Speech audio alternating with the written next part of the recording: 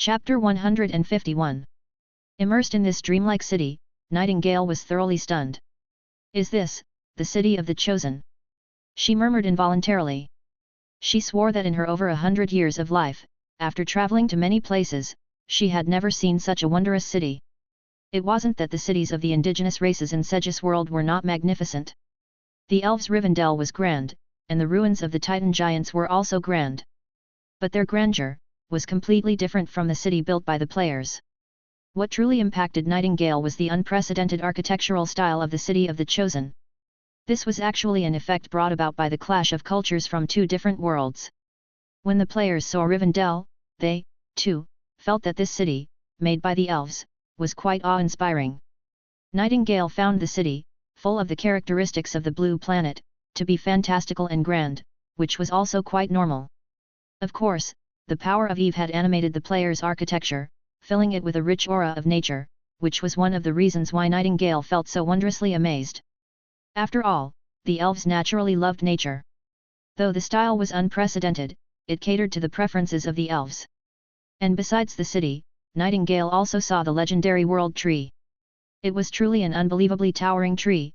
Standing in the town, Nightingale couldn't even see its entire crown.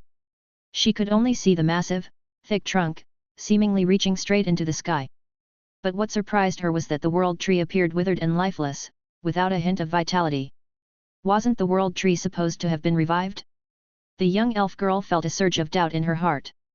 Seemingly noticing her doubt, Li Mu explained with a smile. "Once you return to the faith of nature, you will be able to see the true form of the World Tree." To prevent being discovered by enemies, the goddess had disguised her true form, which could only be seen by believers and the chosen ones. This was something the players and believers were already aware of. The true form? Nightingale's heart was moved, and she developed some guesses. She lowered her head, no longer gazing at the World Tree, but began to look around at the city. And with this glance, she saw more players. Just like before, Nightingale could easily distinguish them from the traditional elves at a glance. Their clothing, their demeanor, everything was different. However, compared to the few crazy ones she had first seen, the elves in the city at that moment were mostly dressed more simply. On the rare occasion that someone was dressed magnificently, it was usually just a passerby, or someone busily engaged in their own work. As for what they were doing, Nightingale looked closely. Building houses. She was slightly taken aback. What she was seeing was, in fact, the construction team of the Meng Meng Committee. As long as there were players with demands, the construction by the Meng Meng Committee would not stop. After all, it was all about contribution points. Moreover, the players who joined the construction team were originally avid fans of simulation management games. As for the other elves in the town, they were either lower-level players or lifestyle-type players. The high-level players and those war-crazy ones had already rushed to Rivendell to explore the new world as soon as the teleportation array was completed. And seeing Li Mu and Nightingale's group, the players all greeted them warmly. "Hey! Brother Mu!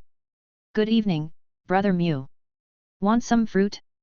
Picked fresh this afternoon. Hey! Is this a new NPC? Hello, miss!" And Li Mu responded to them one by one. "Good evening. No thanks, the guild had a barbecue party earlier in the evening, and I'm stuffed. This is the NPC rescued by Boxed Lunch and the others. I need to take them to see Alice." The players didn't pester too much. Knowing that their group had tasks to attend to, they left to mind their own business. Watching their backs, Nightingale nodded. These elves seemed to be a bit more normal. As she walked, she curiously looked around, eventually arriving at a temple under Li Mu's guidance. Like the other buildings Nightingale had seen, the temple was still not of the traditional elven style, but it faintly resembled the style of human temples. Yet it was more exquisite, filled with the breath of nature. She took a deep breath and stepped into the temple. The temple wasn't very large, but it was solemn and reverent. As soon as she arrived, Nightingale saw a sacred statue of the goddess standing at the center of the temple, and in front of it knelt a golden-haired elf praying silently. She was wearing a holy sacrificial dress, surrounded by a gentle halo of holy light. Feeling the solemnity of the temple and hearing the low murmurs of the prayer, Nightingale felt a sense of calmness, gradually becoming unconsciously reserved. "Lord Alice, I have brought them," Li Mu said. Upon hearing his words, the murmuring prayers abruptly stopped. "Thank you for your efforts. Your task is complete, you may leave now." Nightingale heard a sweet voice. Li Mu nodded. A trace of joy flashed in his eyes as he bowed slightly to the golden-haired elf and slowly withdrew. Only, his steps seemed lighter.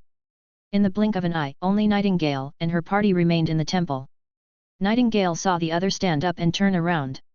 She was an elf who appeared slightly older than Nightingale, with a smile on her face and emerald eyes shining with faith. She pinched the hem of her sacrificial dress and performed a standard elven greeting to Nightingale, introducing herself. Chapter 152. Miss Nighthawk, hello. I am the natural saintess Alice Wind. So, she's from the Gale tribe. Nightingale felt a sense of solemn respect. As a renowned priest tribe, the Gale tribe was always revered by other elf tribes, holding a status second only to the royal family. She pressed her lips together and returned a greeting, though somewhat awkwardly. "You, hello." Alice smiled faintly and said. "I know you have many questions in your heart, don't worry. I called you here to answer them one by one." Hearing Alice's words, Nightingale breathed a sigh of relief. She hesitated for a moment and asked. "Has the true God really returned?" Alice nodded, her expression reflecting a hint of fervor. "Of course." After speaking, she gently raised her hands, and a radiant light emanated from her body. A silver priest. Feeling that holy energy, Nightingale's eyes widened. At the same time, her doubts disappeared entirely. A priest of silver level. It could only be reached by a believer of the true God. Nightingale exhaled a long breath. Following that, a sense of joy and excitement welled up in her heart. The return of the true God, it might change the future of the elves. However, despite her excitement, Nightingale did not become as fervent as the Flame tribe once did. She merely felt a degree of happiness and excitement. She thought for a moment and asked again. "Then, these strange tribes people I saw, who exactly are they?" "They are the Chosen Ones." Alice explained. "The Chosen Ones are warriors summoned by the Mother Goddess from another world, arriving here in the guise of primordial elves. Their purpose is to aid us in revitalizing the elf clan." After speaking, she smiled. "Judging by your expression, perhaps you were a bit startled by some of their behaviors. But don't be afraid, although they have some shortcomings, they mean no harm to us. They are truly the Mother Goddess warriors." "So, that's it." After listening to Alice's explanation, the confusion in Nightingale's heart was finally resolved.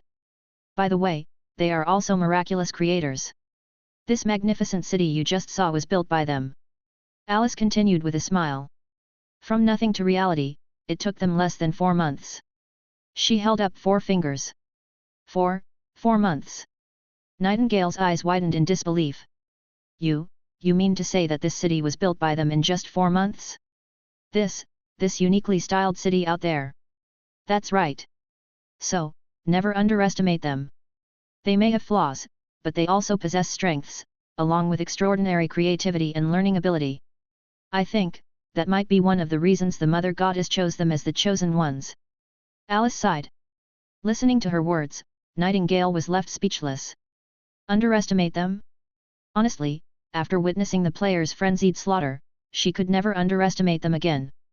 But, learning that even the Chosen City was built by the players, her heart was still filled with shock. So besides fighting, was their ability to build also that formidable? Impressive. Seeing Nightingale's look of profound reflection, Alice sincerely asked. "Miss Nighthawk, the Mother Goddess has returned, would you be willing to stay in the elf forest, embrace your faith once more, and join us in reshaping the elven civilization?" After listening to Alice's words, Nightingale fell into silence. A moment later, she sighed and said. "Holy daughter, forgive my frankness. The return of the true God indeed excites me, but I don't believe that the future of our elf tribe can be revived just because of the true God's return. The true God's departure was the cause of our initial decline, but it was not the only reason. Our tribe's inherent stubbornness and boundless benevolence were the fundamental reasons for our rapid decline over a millennium. If our community does not change its original beliefs, what awaits us will still be decline. I believe, this also applies to our true Lord. As I understand it, the true Lord from 1,000 years ago also fell due to being overly benevolent." Her voice was very serious. These were words Nightingale had long wanted to say. "It's just that, All the elves she knew felt that such thoughts were downright heretical. Benevolence and kindness were the traditions of the elves, the faith of the mother goddess and the elves, how could they be discarded? And after she spoke, Nightingale's heart filled with anxiety. She didn't know if denying her original beliefs in front of the Holy Daughter and the true God statue would provoke the others' anger. However, to her surprise, Alice only smiled slightly after hearing her words. You are correct, we indeed need to make some changes.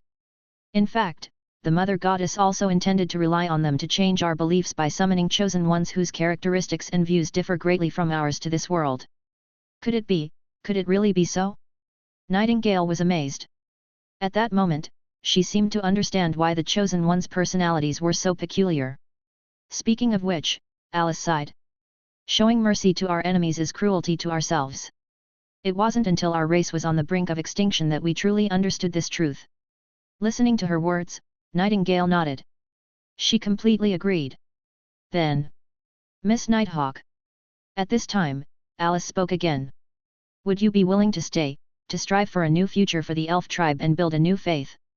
She asked sincerely again. This time, Nightingale was silent. Flashes of the Flame tribe, with their eyes full of hope, went through her mind. Then, she thought of those peculiar elves, thought of their frenzy in battle, thought of that amazing and beautiful city outside.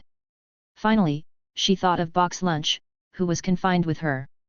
For some reason, Nightingale felt tempted. She looked at her thin younger brothers and sisters beside her and then at Alice, who was smiling at her. Perhaps, change really could come. And, it was also necessary to find a comfortable environment for her younger siblings. A moment later, she sighed and said. In that case, I am willing. After she finished speaking, she approached the statue and respectfully knelt down. At the same moment Nightingale knelt, the Box Lunch squad far away in Felenqui simultaneously received the mission completion message. Ding! Hidden mission, receive new companions completed. Mission goal, gain the recognition of saved elf NPCs and bring them back to Felenqui, accomplished. Extra mission goal, rekindle the elf NPCs' faith in the goddess, accomplished. All participating players received 1000 experience points and 300 contribution points. All players involved in the mission received an additional mission reward, a special title Natural Preacher. The mission is completed. Seeing the floating system notification, all the squad members' eyes lit up. Haha, the exclusive title is in hand. Natural Preacher. But the contribution point reward isn't that much. Be content. This time we barely did anything, it was the Holy Daughter that acted on her own initiative. They checked their status bars, chattering away. Hey? Miss Nighthawk's favor ability also unlocked. Someone's eyes brightened. Is that true? Let me see. What the hell? I only got 20 favor points? Didn't we save them? That's too low, right? Ha ha ha. That's what you get for trying to cozy up when you were covered in blood. Let me see mine. Oh no, I only have 25 points. PFF, man, don't laugh at the second guy. Yeah, it's a bit low. I was thinking of boosting my favor ability to learn skills. I heard Captain Box Lunch said Miss Nighthawk has max lock-picking skills. Hey? By the way, Captain, how many favor points do you have? Probably not high. After all, Captain Box Lunch is always silent and seems a bit intimidating, plus, he's the one who killed the most people. Yet, I remember elf NPCs don't like slaughter. At this point in their conversation, the team members turned to look at Box Lunch, who was checking his status bar. Box Lunch, how much favor ability do you have? They asked. Box Lunch was silent for a moment, then closed his status bar. Captain. The other players urged again. Box Lunch hesitated and said. 100 points. The remaining team members. Chapter 153. With the completion of Boxed Lunch Squad's hidden quest, the new map Rivendell officially came into players' view. A large number of players flooded into this 1000-year-old elf kingdom's manufacturing city to embark on adventures, hoping they could be as lucky as Li Mu and Dimasha and find some great treasures in the new ruins. One must know, ever since the game launched, the best meditation technique in the Exchange Mall was still that set of elemental meditation discovered by Li Mu and Dimasha, the only one to achieve a purple epic rating. Elemental meditation could train magic power and elemental affinity, usable up to silver upper peak, level 70. Elves were inherently magic creatures, and magic power was not divided between spellcasters and power users.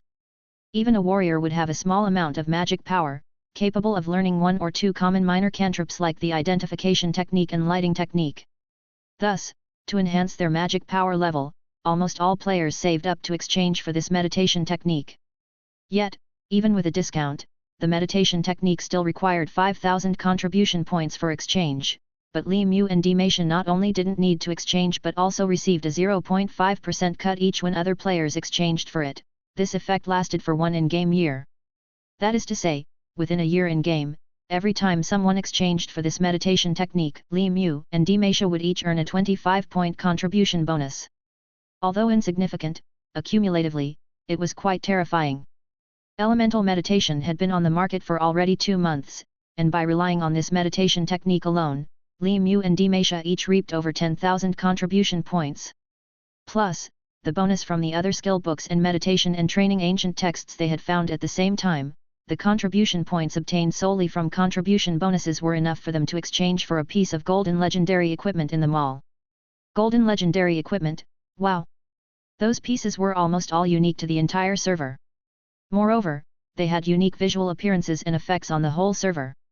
Some even had background stories, like the Devil's Wand, the Night Walker's Space Ring, and so on. Even when players' levels rose and the golden legendary equipment became outdated, they could still be used for collection purposes. While chatting idly, players could bring them out to show off now and then, like some rare attachments in online games.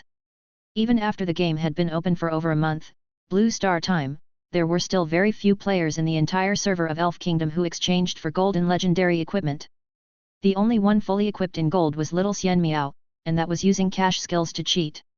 This was a wealthy player, someone you couldn't compare with normally. She even spent enough money to build a Babylon's Air Garden and a private villa. Although, in the end, the private villa almost turned into a place for Meng Meng committee gatherings and for other players to visit and take photos, becoming a famous sightseeing spot in Chosen City. The dream of most ordinary players was still to save enough for a set of purple epic grade equipment. Even Li Mu and Dimeisha didn't have a single piece of gold and legendary equipment, wearing purple epic pieces instead. Of course, the reason they didn't exchange for gold and legendary wasn't the lack of money, but they planned to wait until max level and exchange for max level gold and legendary equipment, doing it all in one go. Li Mu and Dimeisha deemed themselves to have truly struck it rich through contribution bonuses from exchanging ancient texts, gaining contribution points daily even while lying idle, which invoked envy among other players. So, right at the opening of the new map, a large number of players rushed to the ruins, hoping to replicate the success of the two. Of course, quite a few high-level players also intended to explore the underworld via Rivendel's entrance. Especially some players yearning for a quick upgrade. Though NPCs could offer tasks, with considerable experience and contribution point rewards, many players still preferred going on adventures and fighting monsters rather than completing tasks obediently. No other reason than the thrill. At the same time, the changes on the game system leaderboard caught the attention of all players. Leaderboards were a new feature added by EVE following the opening of the NPC task system, divided into 5 major lists: player level rankings, contribution point rankings, combat power ratings, task rankings, and reputation rankings. The player level ranking, as the name implies, ranked players from highest to lowest level, with players of the same level ranked by the amount of experience from high to low. The long-standing dominator of this list was Boxed Lunch. The contribution point ranking was determined by the amount of contribution points players had. The more they had, the higher they ranked. Since contribution points could be traded, players jokingly called this the wealthy list, with Little Xian Miao almost always first. When she wasn't first, players would know that there would be one less piece of gold and legendary equipment in the exchange mall. The combat power rating ranked players based on their level, equipment, the number of battles they participated in, and the amount of experience they gained through battles. The top of this list was still Boxed Lunch, while Fried Tomato with Egg and Little Xian Miao took the second and third spots. The task ranking compiled players' completed tasks and ranked them according to comprehensive evaluation, from high to low. The top of this list was Meng Meng Committee Construction Team's captain, Gu Gu Niao, who consistently took on construction tasks, achieving very high evaluations. The final reputation ranking was based on players' favorability among NPCs, evaluated comprehensively from high to low. As the most ingratiating and funning player among the others, Li Mu was unsurprisingly first on this list. This time, the change was in the player level ranking and combat power rating lists. It wasn't the ranking itself that changed much, but the values. Players noticed that Boxed Lunch's level was no longer 20 but had become 21. Boxed Lunch became the first player in Elf Kingdom to advance to Black Iron middle rank. Level 20 was the peak of Black Iron lower rank, while level 21 was Black Iron middle rank. Though only one level apart, Black Iron lower rank and Black Iron middle rank differed by a tier, significantly enhancing various physical abilities. When Boxed Lunch leveled up to 21, his score on the combat power rating list tripled instantly, reaching 10,000 points, leaving the second place's 1,500 points far behind. This discovery made players feel envious and amazed. As expected of Boxed Lunch, so quickly reaching middle rank. Oh my gosh, a combat power rating of 10,000. I've only got 233 points at level 15. Is the gap really this big? You're a life-oriented player, right? Not much battling, hey? Killing monsters would increase your score. I'm also a combat-oriented player, but my score is only over 800. Boxed Lunch's combat power could probably sweep through players, right? More than players, I heard he single-handedly took down more than 10 Black Iron lower rank human mercenaries while doing a hidden quest. Wow, terrifying. When Boxed Lunch leveled up, Eve also took notice. In fact, during Boxed Lunch's battle, she paid special attention to the entire process. One had to admit, Boxed Lunch was indeed a combat genius. Among the 1,200 beta players, Eve couldn't find another as fierce as him. He had incredibly rich experience in reconnaissance, combat, and rescue. However, considering Boxed Lunch's real-life profession, Eve felt reassured. The 1,200 beta players weren't randomly selected, Eve chose them based on their gaming hours on Blue Star. Additionally, she especially selected streamers, professional players, and even some high-education talents. Of course, Eve was clear about all the selected players' personal information, as the internet in Blue Star world was very developed, allowing Eve to find all the information she wanted through the internet. Boxed Lunch, in reality, was a first-line retired narcotics police officer with a personal history so rich it could fill a novel.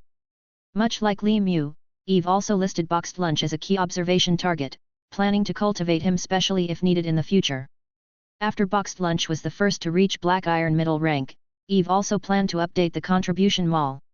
Many high-level players have already saved enough for a complete set of purple epic equipment, and Boxed Lunch has already leveled up, and now there's a new map, so it seems players will gradually have a new wave of advancement soon. To give them more motivation, it's time to update the exchange content.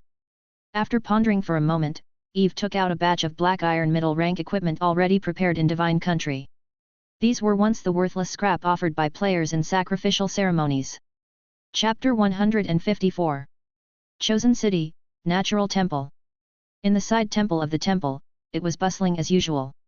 Many players gathered here, earnestly praying in front of the goddess's statue, their praises for the goddess rising and falling. As they prayed, a bright holy light would occasionally flash in front of them. After the holy light, a piece of magnificent equipment would appear out of thin air before them. Then, the players who prayed would quickly put on or pick up the equipment and leave happily. Of course, there were also players who didn't receive equipment after praying, but were instead surrounded by the holy light, their eyes dazed. After a moment, when they came back to their senses, they would check their status excitedly and leave. This was the place where players entered the game's exchange system. Whether exchanging for equipment or skills, or meditation skills and training methods, they all needed to come here. While players could view various items and skill books in the exchange shop interface of the game system, that was just for viewing. When they actually wanted to exchange items, they had to pray to the goddess's statue to receive a response. Additionally, players also needed to come here when changing careers. Only by praying to the goddess's statue could players return to the job change interface. Although with the return of the Flame Tribe, players could change careers through skills taught by NPCs, players didn't really like that job change mode. Because the skills taught by NPCs and the job changes had to be learned bit by bit, which took too long. In contrast, learning skills through the exchange shop and changing careers in the temple were immediate, a direct infusion. Therefore, aside from the most frugal players among civilians, few people chose to seek job changes or learn ordinary skills from NPCs.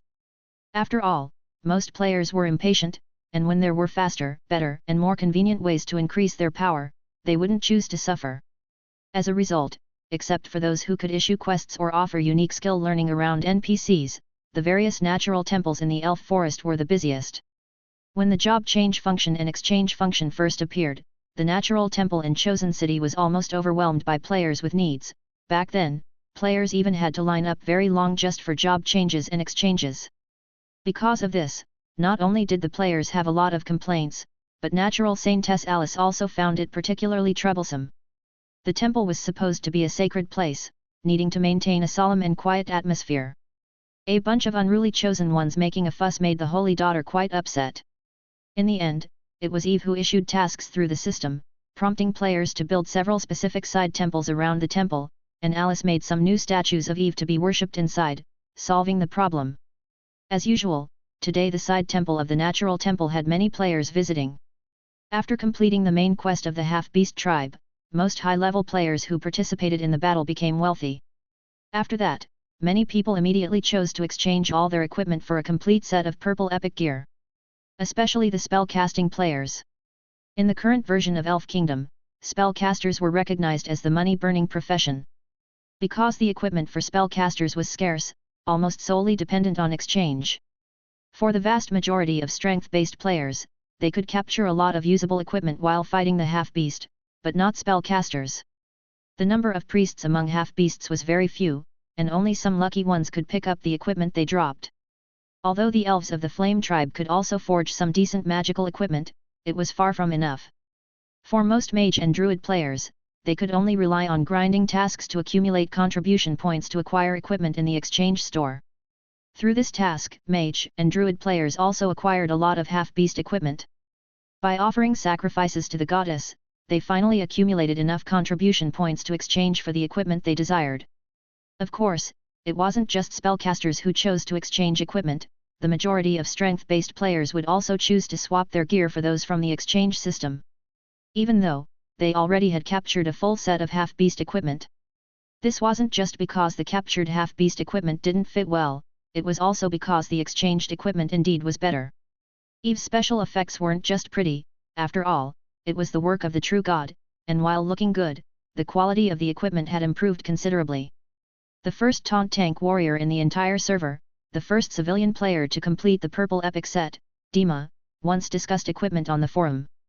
He compared the quality and effects after equipping 4 types of black iron lower rank sets, golden legendary, purple epic, blue rare, and white common, evaluated the needed contribution points, and finally considered the player's upgrade speed, concluding a civilian build.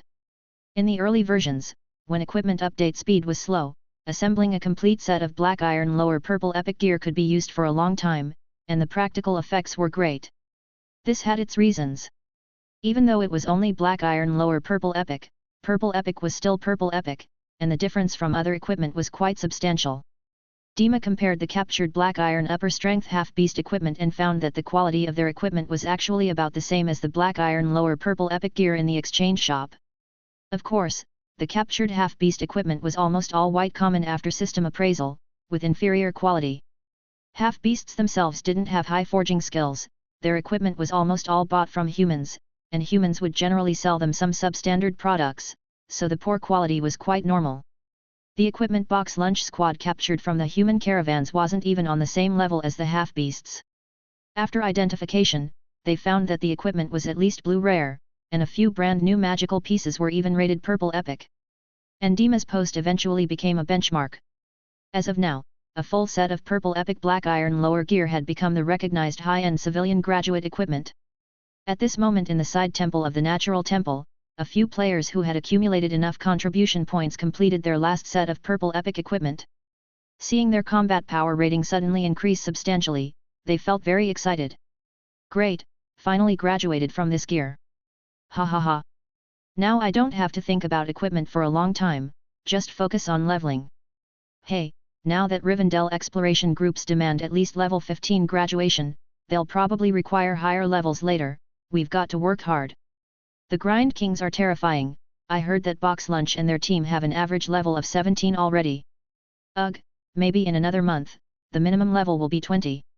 Scary, they're really all grind machines. Luckily, the equipment updates slower, we can breathe a little and focus on leveling up. I heard from Dima that the purple epic black iron lower equipment is comparable to white common black iron upper gear. This purple epic set should last us until level 30. Products from the shop guarantee quality. Except, they're a bit pricey. You get what you pay for. This equipment will serve us for a long time. Just when they were rejoicing, a new system message suddenly floated across everyone's vision. Ding! Player Box Lunch has leveled up to 21, becoming the first Black Iron middle rank player in the game, and has received a reward of 3,000 contribution points. The Black Iron middle rank exchange items are now available, related equipment has been listed in the exchange shop. Ding! White Common Black Iron middle rank equipment has been listed. Blue Rare Black Iron middle rank equipment has been listed. Purple Epic Black Iron middle rank equipment has been listed. Players. Damn, the devs just dropped new gear. Chapter 155. How did new equipment come out so quickly? The players looked at each other in confusion. Is it because of Box Meal Boss's promotion? Damn. Is the equipment exchange system in this game tied to the player's advancement level? New equipment unlocked with each upgrade. Shit, I just exchanged for epic gear, and my contribution points are all gone. Damn, my liver hurts again. Why is the damn developer in such a hurry to update the equipment? Can't even give us a breather. Quick, check out the newly launched equipment. While cursing the damn developers, they opened the exchange mall in the system. Sure enough, a batch of new equipment had been added to the equipment exchange section. There were strength-based and magic casting types, from shoes to armor to robes to weapons, everything you could imagine, all marked as Black Iron middle rank equipment. However, there were only 3 quality levels, White Common, Blue Rare, and Purple Epic. There was no Golden Legendary tier available. Visually, these items didn't look much different from those of the same quality in the Black Iron lower rank, but in the equipment ratings, they scored much higher than the same quality Black Iron lower items. In Elf Kingdom, the weapons and gear did not specify particular attribute details, like the usual merpage stats such as damage plus 5, armor penetration plus 10, defense plus 20, etc. This was absent. This was because Elf Kingdom was full of uncertainties, where pure data sometimes didn't explain the situation, and categorizing gear by specific attributes wasn't suitable. At least that's what the players thought. While there were no specific numbers displayed, Blue Rare and above equipment had some special effects. These effects appeared not only in looks but also in characteristics. For example, toughness. Gear with toughness appeared shinier and was more durable in use. Like the Blue Rare human gear the Box Meal Squad looted, after system appraisal, it was rated as having the toughness feature. Generally speaking, the rarer the equipment, the more special effects it possessed, and simultaneously, the stronger they were. Little Xian Miao's exchange of a gold legendary Black Iron lower Devil's Wand even had 3 enviable features: faster spell casting, enhanced spell effects, and faster meditation. It's not just weapon stats that were fuzzy. Although the player's personal status bar still displayed health points and magic points, and even had 4 major attributes: constitution, strength, agility, and magic power. Players found that in actual combat, these stats were just references and couldn't be relied upon as an actual measure of combat power. With bad luck, if someone stabbed you in a vital spot, your health bar could instantly plummet to 0. And this made players feel that this virtual reality game was more realistic and intriguing. After all, reality was often full of uncertainties too. There were no specific attributes, and instead, there was an equipment rating. Generally speaking, the higher the rating, the better the equipment quality. The equipment rating would also be included in personal combat power scores. Players, after checking out the newly launched batch of equipment, found that their ranking compared to previous gear ratings went something like this. Lower White Black Iron. And the contribution points required for exchange were similarly ranked, roughly like this. Lower White Black Iron. Seeing the Purple Epic Black Iron lower gear was still fairly ahead in ranking, the players who exchanged for it breathed a little easier. At least, it ensured their exchanges weren't entirely meaningless. But, when they saw that the same contribution points could exchange for a higher rated lower Blue Black Iron middle gear, they felt a sudden sense of regret. Damn, if only I'd waited a bit longer, I could have exchanged for the lower Blue Black Iron middle set, and had better ratings. Some players sighed. It's not that bad, at least, our Purple Epic has 2 special effects, while the Blue Rare gear only has 1. Another player consoled themselves. Special features were still crucial, and gear with good effects often received more player favor. However, when Eve initially added effects to the gear, nearly all of them were done randomly. Yes, it was absolutely not because she was lazy, but to increase the player's fun. Before redeeming the exchanged gear from the system, the mall would only display how many features the item had. Only after you retrieved the gear could you find out exactly what special effects it carried. Which meant, whether the special effects on the exchanged gear were good or bad depended on luck. Yes, a European luck-based game.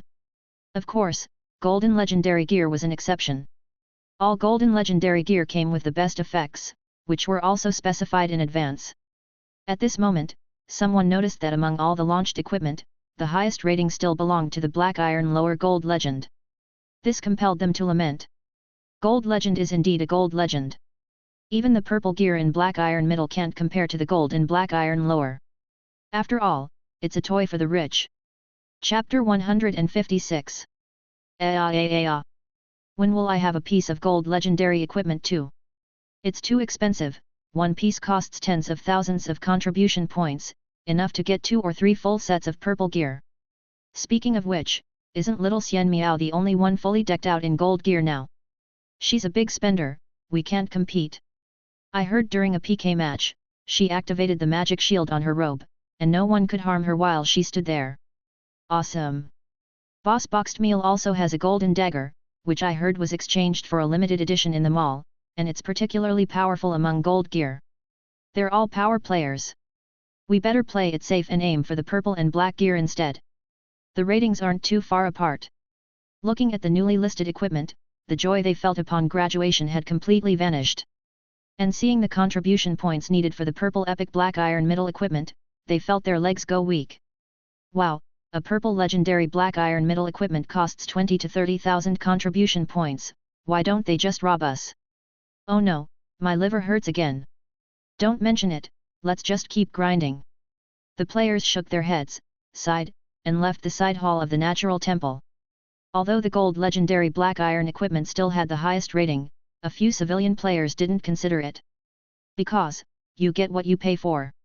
Even if higher level equipment appears, the gold legendary Black Iron equipment's contribution points requirement was still nearly double that of the purple Black Iron.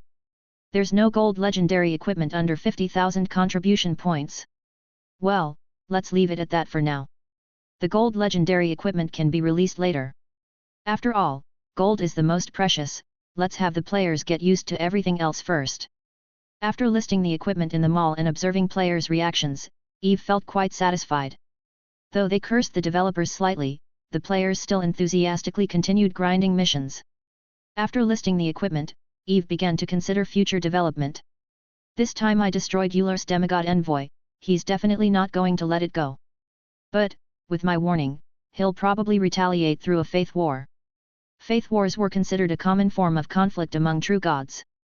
In short, the true gods didn't intervene themselves, but let battles among followers decide the outcome. This rule was to protect the main material plane where the followers resided. After all, true gods were so powerful that a full-scale intervention would cause terrifying damage to the material world, potentially even destroying the plane in the worst cases. The divine power of a true god of faith originated from faith, and faith, in turn, from believers. It could be said that believers were the cornerstone of a true god of faith. When a true god of faith lost all believers in a faith war, her foundation was gone.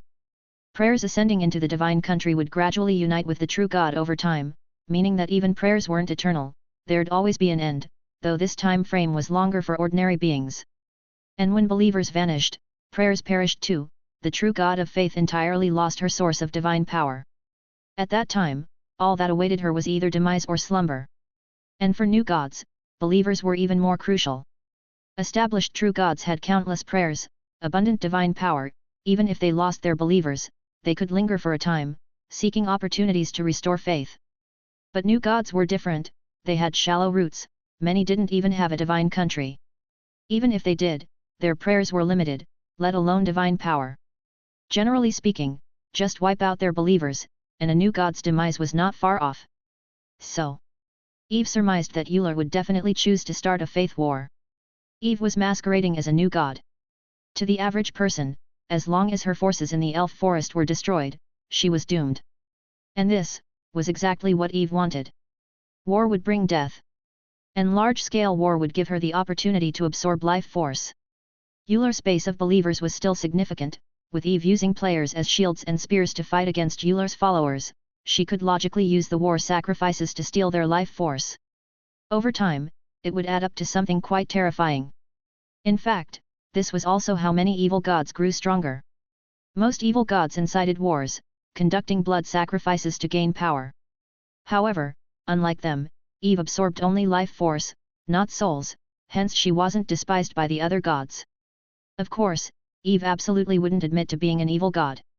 Her actions were merely reclaiming the lost life force during faith wars, without touching others' souls. How could that be considered evil? Besides, is there any evil god this good-looking? Anyway, even if she didn't reclaim life force, it'd dissipate, might as well let her absorb it. However, preparations were needed for faith wars. Euler couldn't send a large army quickly, so Eve now had obtained a precious development period. She could use this time to develop her forces properly. After all, given the players' current strength, without Eve herself stepping in, they surely couldn't win the faith war. Although they could resurrect, they couldn't withstand strong enemies. When the power gap was large enough, infinite resurrection became meaningless. Occasionally stepping in was fine, more than a few times, and someone might start suspecting. So, it was essential to enhance the player's strength and develop the forces of the elf forest. I can consider taking this time to plant some fields well. Chapter 157. Rivendell has already been found. Exploration is definitely necessary, and it would be great if we could find some ancient texts. Additionally, although the elf forest is rich in resources, mineral resources are quite scarce. We might consider having the players rebuild Rivendell like they rebuilt Felenqui and search for ore veins. However, at this stage, we lack manpower, so we can take it slow for now. The underworld can also be explored. I could refrain from intervening as players are naturally curious, they will likely venture in on their own, and then we can decide based on their feedback. Perhaps, the monsters in the underworld could also provide me with some life force. Once the underworld has been thoroughly explored, we can consider launching the public test. However, starting the public test now feels too early because the foundation of the elf forest hasn't been solidified. If too many players flood in at once, everything will undoubtedly descend into chaos, plus I don't have that much divine power to waste. If it really doesn't work, we could limit the number of players. Or rather, keep it a closed test but increase the number of participants. As for the specific number, between 5 and 10,000 should do. At most, it would cost a bit over 30 points of divine power. This number, combined with the player's ability to resurrect, would provide potential for faith wars in defensive battles. Currently, Eve's divine power stood at nearly 400 points, making her wealthy enough to accept spending merely 30 points of divine power. But, that's still for later, not urgent. There is another matter to handle at this stage. Eve sighed, recalling the players' behavior during the attacks on the half-beast tribe and the human caravan. Some of the players' conduct is still too inappropriate. I need to find a way to make them pay attention to their decorum, or rather their image, at least, it should be somewhat presentable. Otherwise, it wouldn't be conducive to cooperation between the players and the native elves. When more players arrive, things will definitely get out of hand.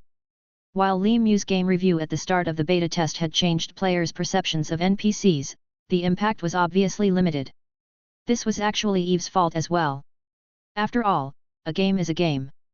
No matter how immersive it is, you can't expect players to treat a game as they would reality. This actually had its pros and cons. Gamifying the world would not only fill players with excitement and motivation but also create many potential risks. Players jumping around was inevitable, as was their impatience. After all, reality was already so harsh, couldn't they just let loose a little while playing games? However, Eve's expectations for the players weren't high either. As long as players behaved like human beings during plot progression, without truly scaring the natives. Otherwise, it would really amount to a calamity. In summary, the key was for players to truly understand how to quickly improve the native elves' favorability toward them, and how to genuinely integrate into this game world. As for how to achieve this, Eve already had some ideas. Among the players, there were already some excellent examples of doing quite well in this regard. One of them was Lee Mew. Chapter 158. In a small garden of Chosen City, Li Mu was undertaking the daily task of looking after the little elf girls and boys. This task was assigned to him by Alice. Initially, the task was just to help Elle with her little sisters. But with the return of Nightingale, her younger siblings also joined in. These young elves would follow Alice and Phil Osier every morning to learn for a few hours, and then have 2 hours of exercise time. During exercise time, it was the chosen ones who were responsible for watching the children. For players, this was a leisurely duty. Because they could easily train themselves while taking care of the kids, and also boost their NPC, especially the little ones, favorability on the side. Unfortunately, not everyone could accept this task. Only players who earned the trust of the Holy Daughter would be assigned this task by her. As one of the few players who had boosted Alice's favorability to 80, only Li Mu and Cuckoo Bird could take on this task. Alice was a unique purple-framed NPC in the entire server, and her task rewards were second only to the goddess herself. So, this was almost like getting free experience points and contribution degrees. Actually, not only with Alice, but among all NPCs whose favorability display was now open, everyone Li Mu had interacted with had their favorability towards him pushed quite high. Even with Nightingale, who he had only met a few times, had a favorability of 40 for him. As for Alice, Berserker, and the little elves he often took care of, many favorability levels exceeded 60. For all believers of Eve, the favorability displayed towards players would be open. And although Elle and Nightingale's younger siblings were quite young, after their older siblings accepted the faith, they became believers of Eve as well, so their favorability would also show.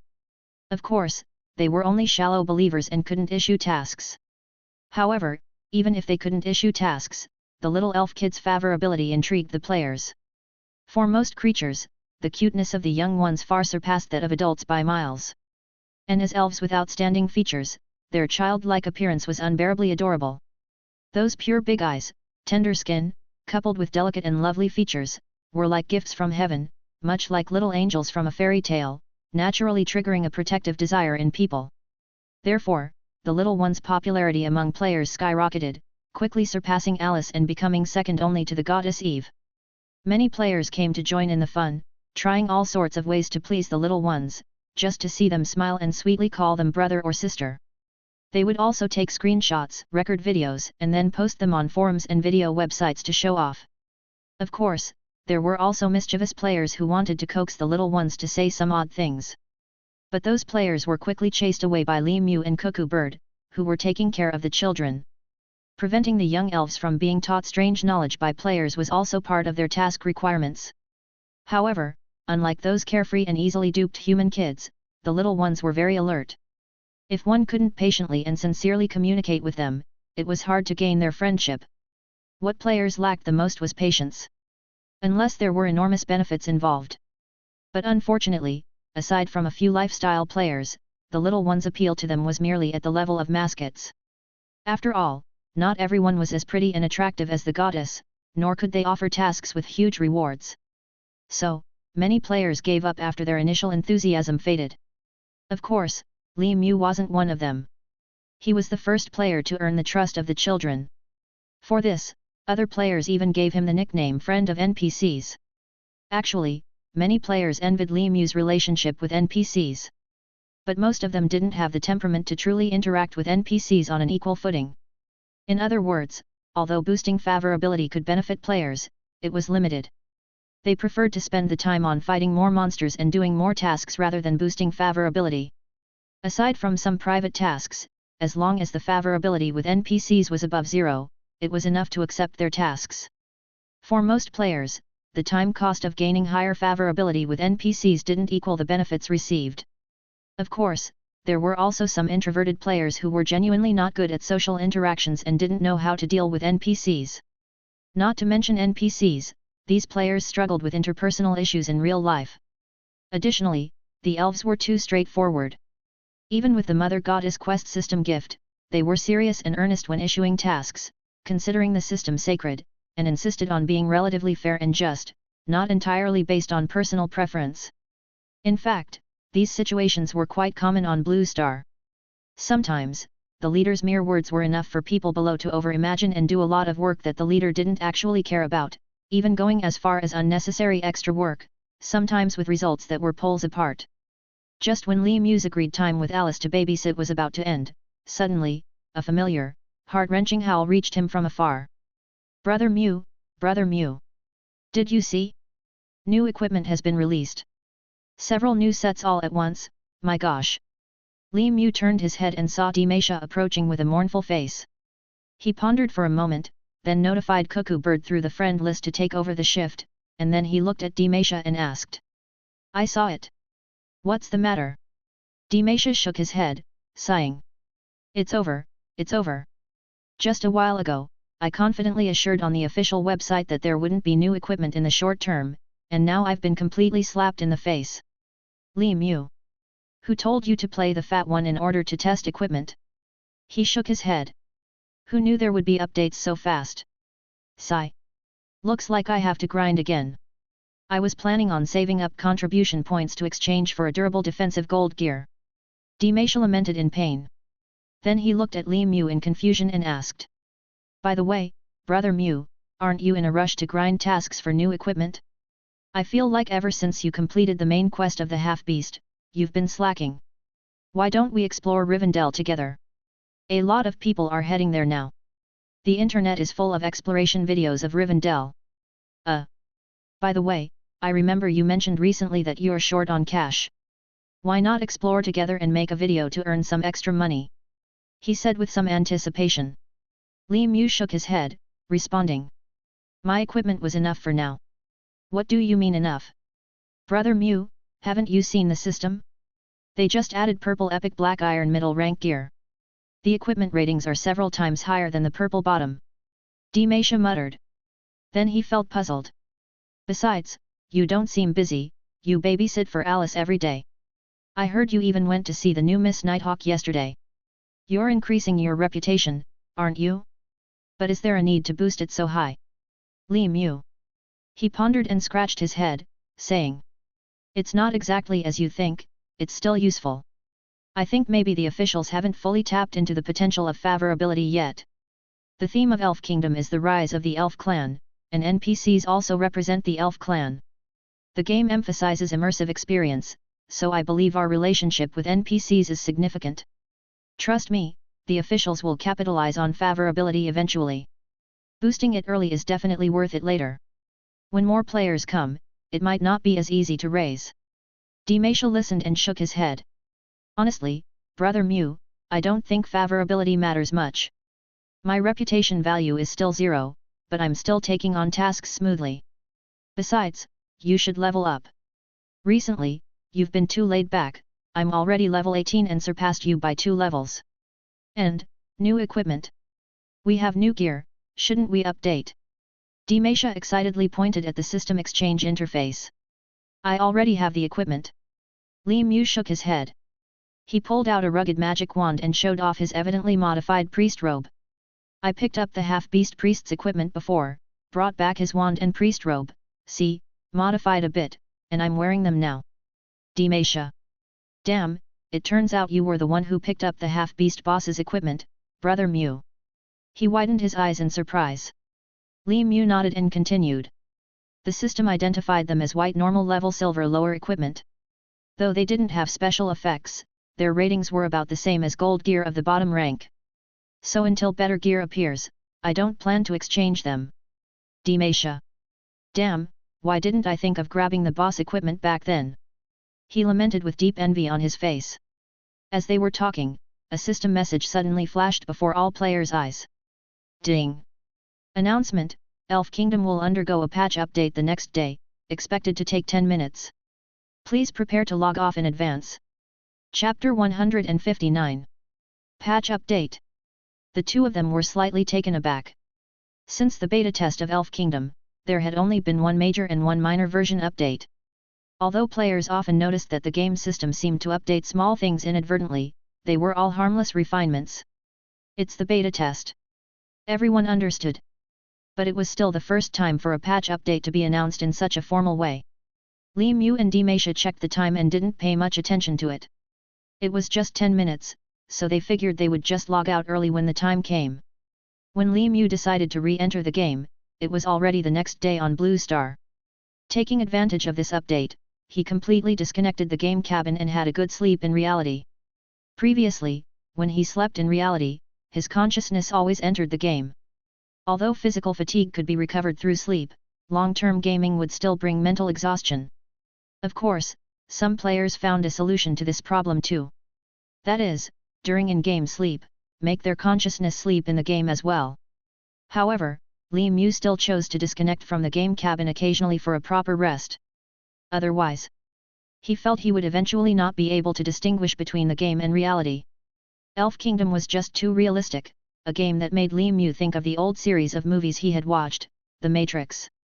As time went on, he increasingly suspected that the developers crafted this masterpiece-level virtual MMO based on the Matrix standards. Honestly, it was crazy, even the act of defecating was there. He wasn't sure if it was about realism or just sheer madness. If it weren't for the system and background music, he feared he really would mix it up with reality. In conclusion, it was confirmed that the technology used in Elf Kingdom differed from other online games. Perhaps, this was the true immersive online game players dreamt of. Li Mu pondered in his heart. And combined with the speed of thought acceleration, if players spent too much time in the game, it might indeed have some influence. Actually, if this game were reality, it would be quite good. But unfortunately, a game is still just a game. Li Mu sighed, started the game cabin, and flipped through the backend of his streaming platform on his phone. It was now July, and the university was on summer break, so Li Mu had more spare time. However, as a streamer, he hadn't gone live in almost a month. These days, he had been cooped up in his room playing games almost every day, doing little else besides eating, bathing, and uploading videos regularly. The uploaded videos were, of course, recorded gameplay of Elf Kingdom, mainly including playback clips of Li Mu's gaming sessions and tips he discovered in-game, such as how to quickly increase NPC favorability. As a game review streamer, since playing Elf Kingdom, Li Mu had been completely absorbed and hadn't touched any other virtual reality games. Due to the sped-up thought processes, Elf Kingdom couldn't be streamed normally on Blue Star, causing his streaming channel to become neglected. Fortunately, recording was still possible. Despite Elf Kingdom not being publicly released, it had already attracted countless fans online. As a result, Li Mu also took on the role of a content creator, barely making a living off the traffic from his recordings. However, as a review streamer, Li Mu's gaming skills weren't particularly strong, and his recorded gameplay videos weren't particularly refined. And he wasn't the only content creator chosen as a beta player for Elf Kingdom, some of whom were very skilled in post-production. So, although his videos had a decent amount of views, they weren't particularly popular among the Elf Kingdom-related videos. Still, when he habitually opened his platform backend, he discovered that the view numbers for his recorded videos had suddenly exploded. Especially for the series he made earlier on how to increase NPC favor in Elf Kingdom. In this series, Li Mu summarized some characteristics of the elf NPCs in Elf Kingdom. He meticulously analyzed the elves' beliefs, personalities, and preferences based on the official elf history to help players communicate better with NPCs. However, when the series was first uploaded, the response was less than great. Even without grinding favor, as long as you were polite when receiving tasks, NPCs would still give you missions. Although maxing out favor might gain NPC trust, leading to some secret missions, most players felt the time would be better spent grinding mobs. Except for the purple NPC, Alice, they didn't think any other NPCs were worth the effort. For the true grind experts, besides the main storyline missions with huge rewards, forming groups to grind mobs was still the fastest way to level up. So, Li Mu had always expected the lukewarm response to his videos. But now, what was happening? Li Mu noticed that the traffic data for his series of videos had increased tenfold. And when he went to bed yesterday, the series was still lukewarm. This left him a bit confused. How did the clicks and comments suddenly skyrocket? He schemed through and found that many comments were left by beta players. Congratulations on discovering the treasure of Elf Kingdom. That was the highest liked comment. Front row luck sucking, awesome 666. That was the second. Damn. Brother Mu, truly impressive. Front row seat for the prophet's spectacle. That was the third. NPC favor is not pointless, the developers will eventually work on the favor system.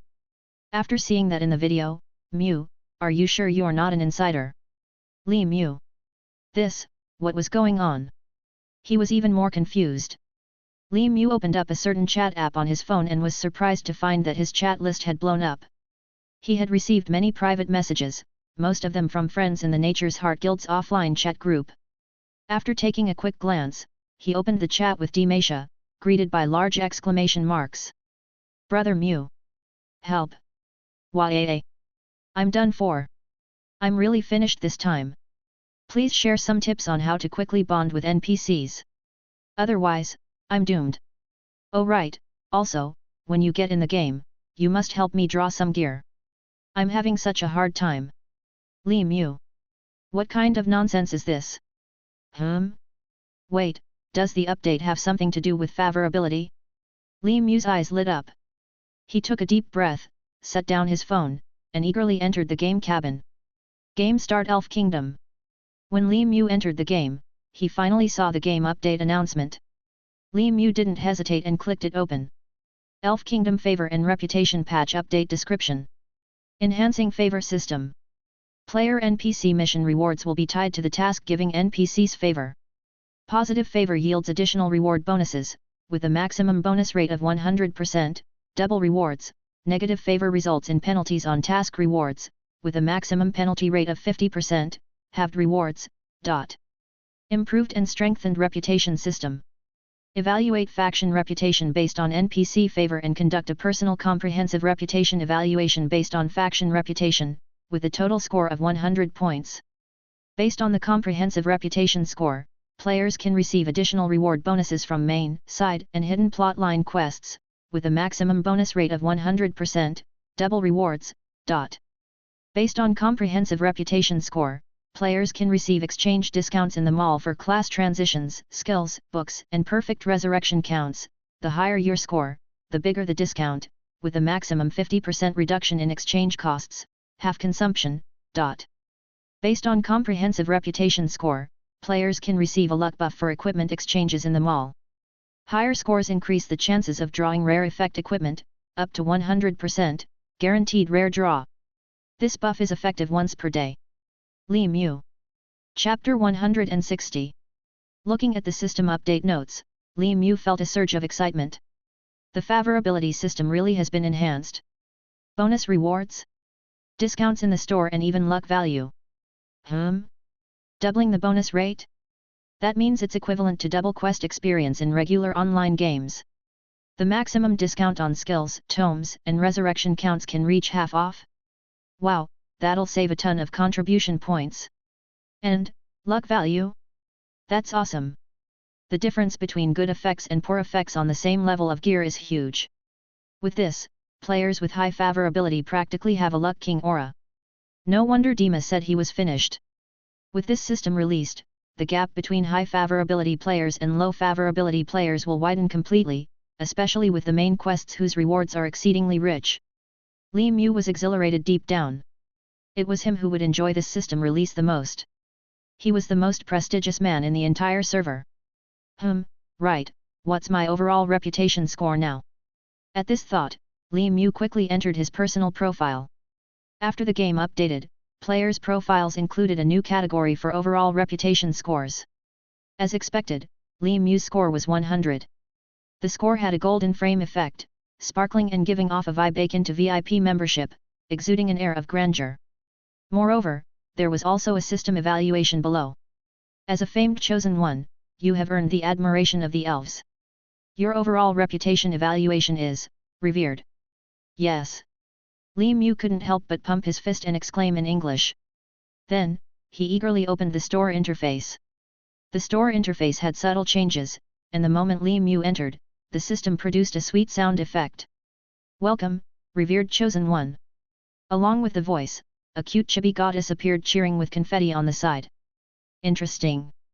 Li Mu's eyes lit up, instinctively taking a screenshot, and then he checked the redemption store.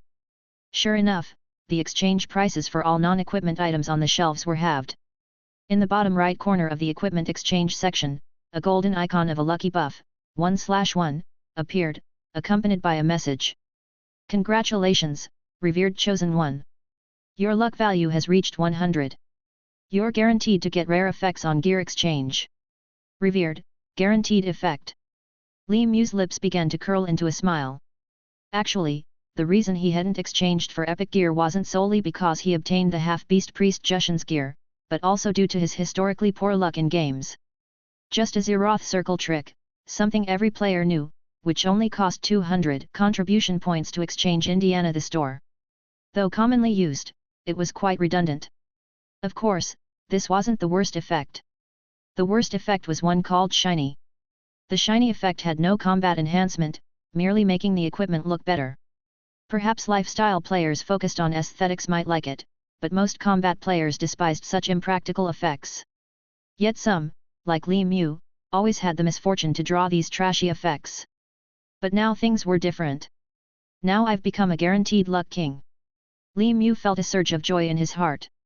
Even though he acquired Jushin's gear, he merely got the magic wand and robe, still wearing the purple piece with the shiny effect he once darkly exchanged for. Thinking of this, he decided to try it immediately. Li Mu jogged to a side hall of the natural temple, prayed to the goddess statue, and entered the exchange system. Afterwards, he gritted his teeth and used his hard-earned 30,000 contribution points to exchange for a purple epic black iron middle-rank mage shoes. Seeing his contribution points vanish in an instant, his heart ached. It's a pity the gear isn't half-priced, otherwise, I could have saved half the contribution points. Before, he had exchanged for purple gear once or twice, but unfortunately, all he got were trashy effects. Others redeemed magic wands with spell acceleration or spell enhancement, but he got the useless spell affix, lighting technique instead. Lighting technique. But, although not half-priced, getting rare effects would be even more incredible. A flash of holy light appeared, and a pair of exquisitely designed boots appeared before Li Mu. He impatiently checked them out. The black iron middle rank purple gear was indeed a black iron middle rank, its score doubled the one he was wearing. And in the effects section, it's actually acceleration. Li Mu took a breath, ecstatic with joy. The acceleration effect was rare for mage shoes, allowing one's movement speed to increase by half. Don't underestimate that half-speed boost. With this speed, a spellcaster's self-preservation capabilities would dramatically increase like never before. Therefore, for spellcasting classes with weak close combat abilities, acceleration was essential for escape, making it a supreme effect. Yet this effect, while powerful, was quite difficult to obtain. Out of 1200 beta testers, only a few drew acceleration boots, mostly from rare blue gear, making it an exceptionally rare effect. Li Mu's purple epic black iron middle rank shoes with the acceleration effect were the first of their kind in the entire server. Ha ha ha! This is awesome! Li Mu felt elated. At this moment, he also noticed his lucky buff had disappeared, turning to 0/1, along with a note, restores in 24 hours blue star day. 24 hours in reality? So, it can be used once every 4 in-game days. Li Mu pondered thoughtfully. After the joy subsided, naturally, one would want to share their joy with others, enjoying more happiness through others' envious eyes. Li Mu grinned, looking around. At this moment, he was surprised to find far fewer players in the temple's side hall, which usually had quite a few players. Moreover, today's players in the side hall were clearly here, like him, to check their luck value or discount buff. However, Li Mu occasionally heard their laments. Ugh, so tragic, my score's only 20. Task rewards only add 20%. You should be content, I only have 10 points. With speed boots and the skill cat's grace, a spellcaster's speed could reach a terrifying level.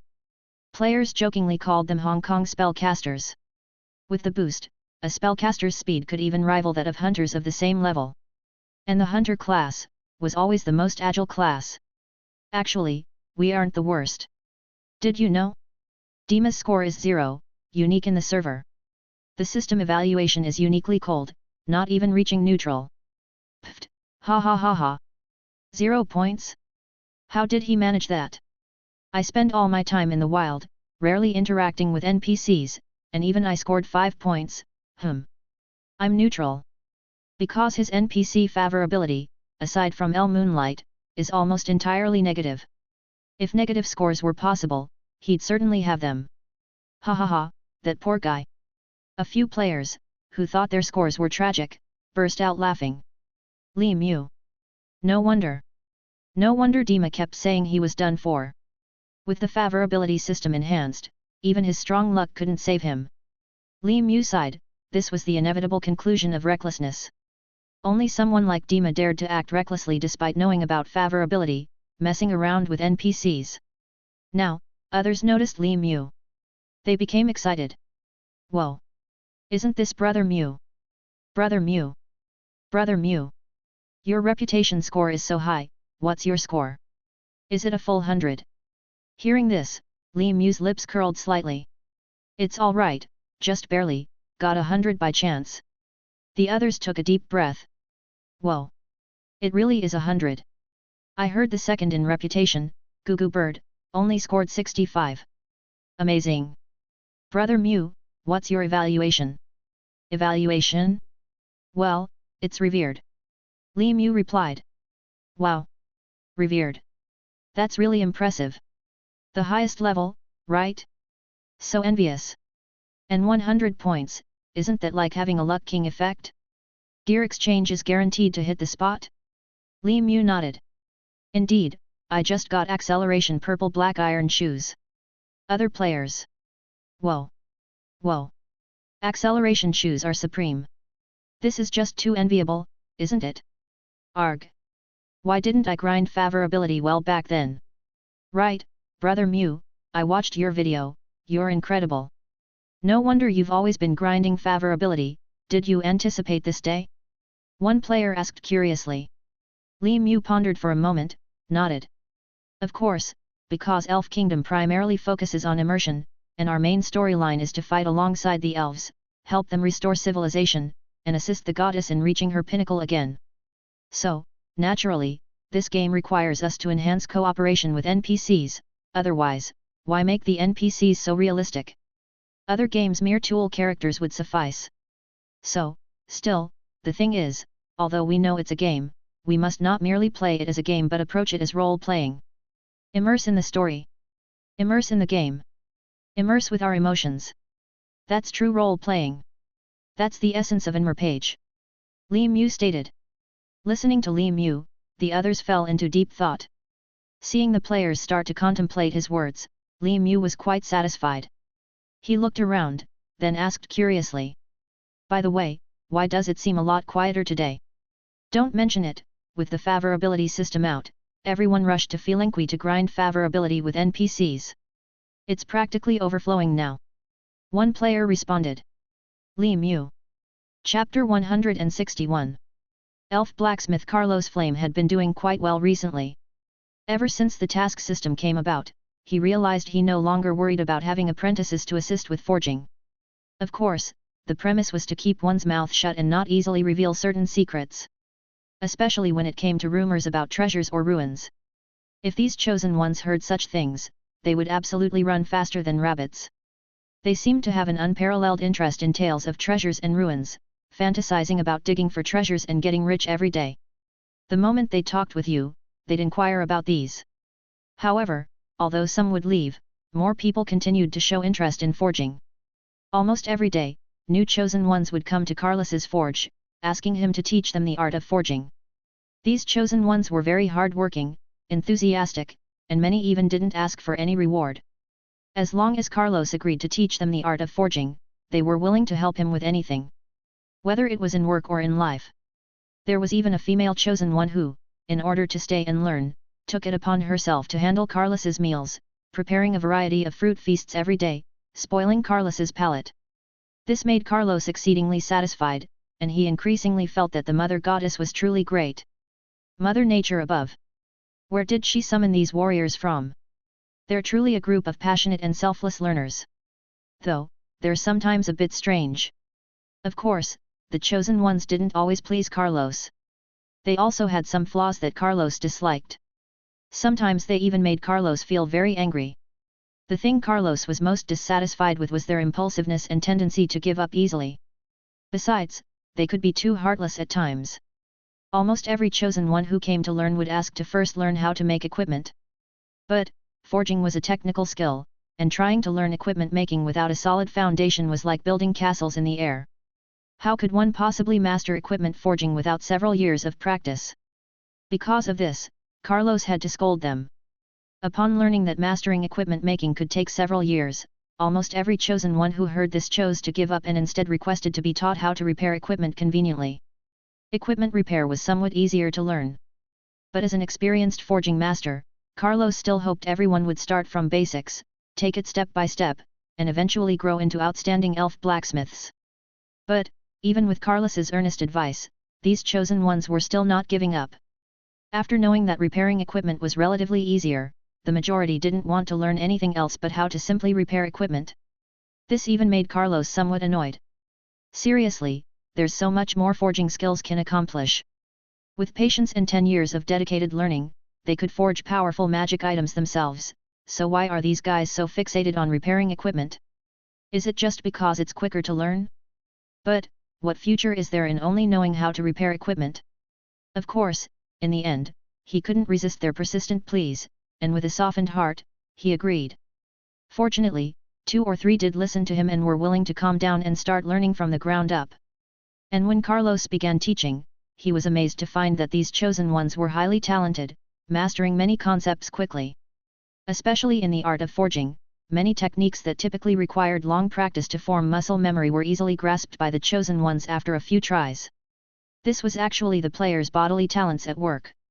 Although Eve couldn't change their intelligence, their physical potential was enhanced, allowing them to learn skills much faster than the natives. After all, the talent that rivaled the primordial elves was no joke. However, what followed deeply disappointed and disheartened Carlos. Every time a chosen one learned the ability to repair equipment, by the next day, they wouldn't return. Basically, they'd learn one skill and leave right away. The polite ones would at least say thank you before departing. The less courteous ones would leave without a word, happily. Once they left, they almost never came back. This made Carlos feel as though he were merely a tool for teaching forging skills, used and tossed aside. This left the old elf feeling a bit wronged. Why did they never return? After all, it should count for something, being a teacher-student relationship. Am I that unlikable? At least, could they bid a proper goodbye before leaving?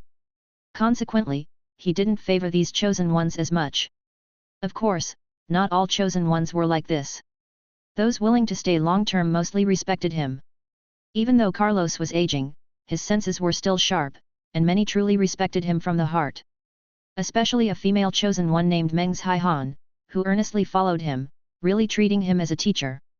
So, for those chosen ones, he opened his heart, sharing his knowledge freely, genuinely treating them as disciples. Oh well, each has their own ambitions. Those who leave without a word can leave. Since they don't like me, I don't like them either. You treat me as a tool, then I'll treat you as a tool. Carlos shook his head. With this mindset, he opened his door.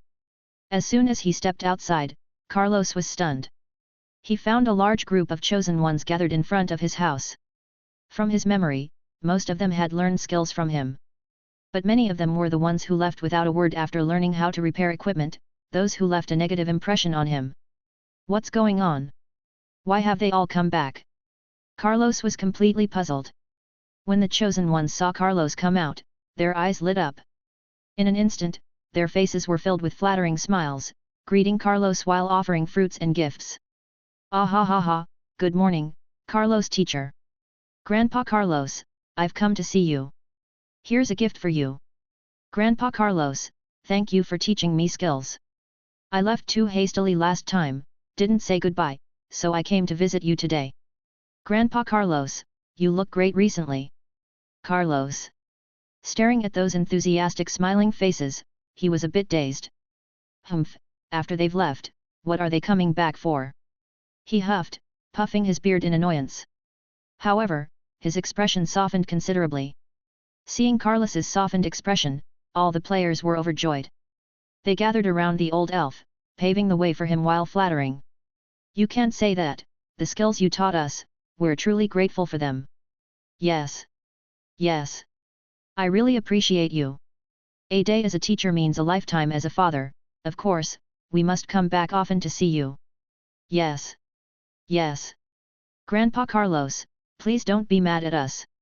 Listening to their words, something in Carlos's heart softened. He looked at the players complicatedly, sighed, waved his hand, and said, all right, all right.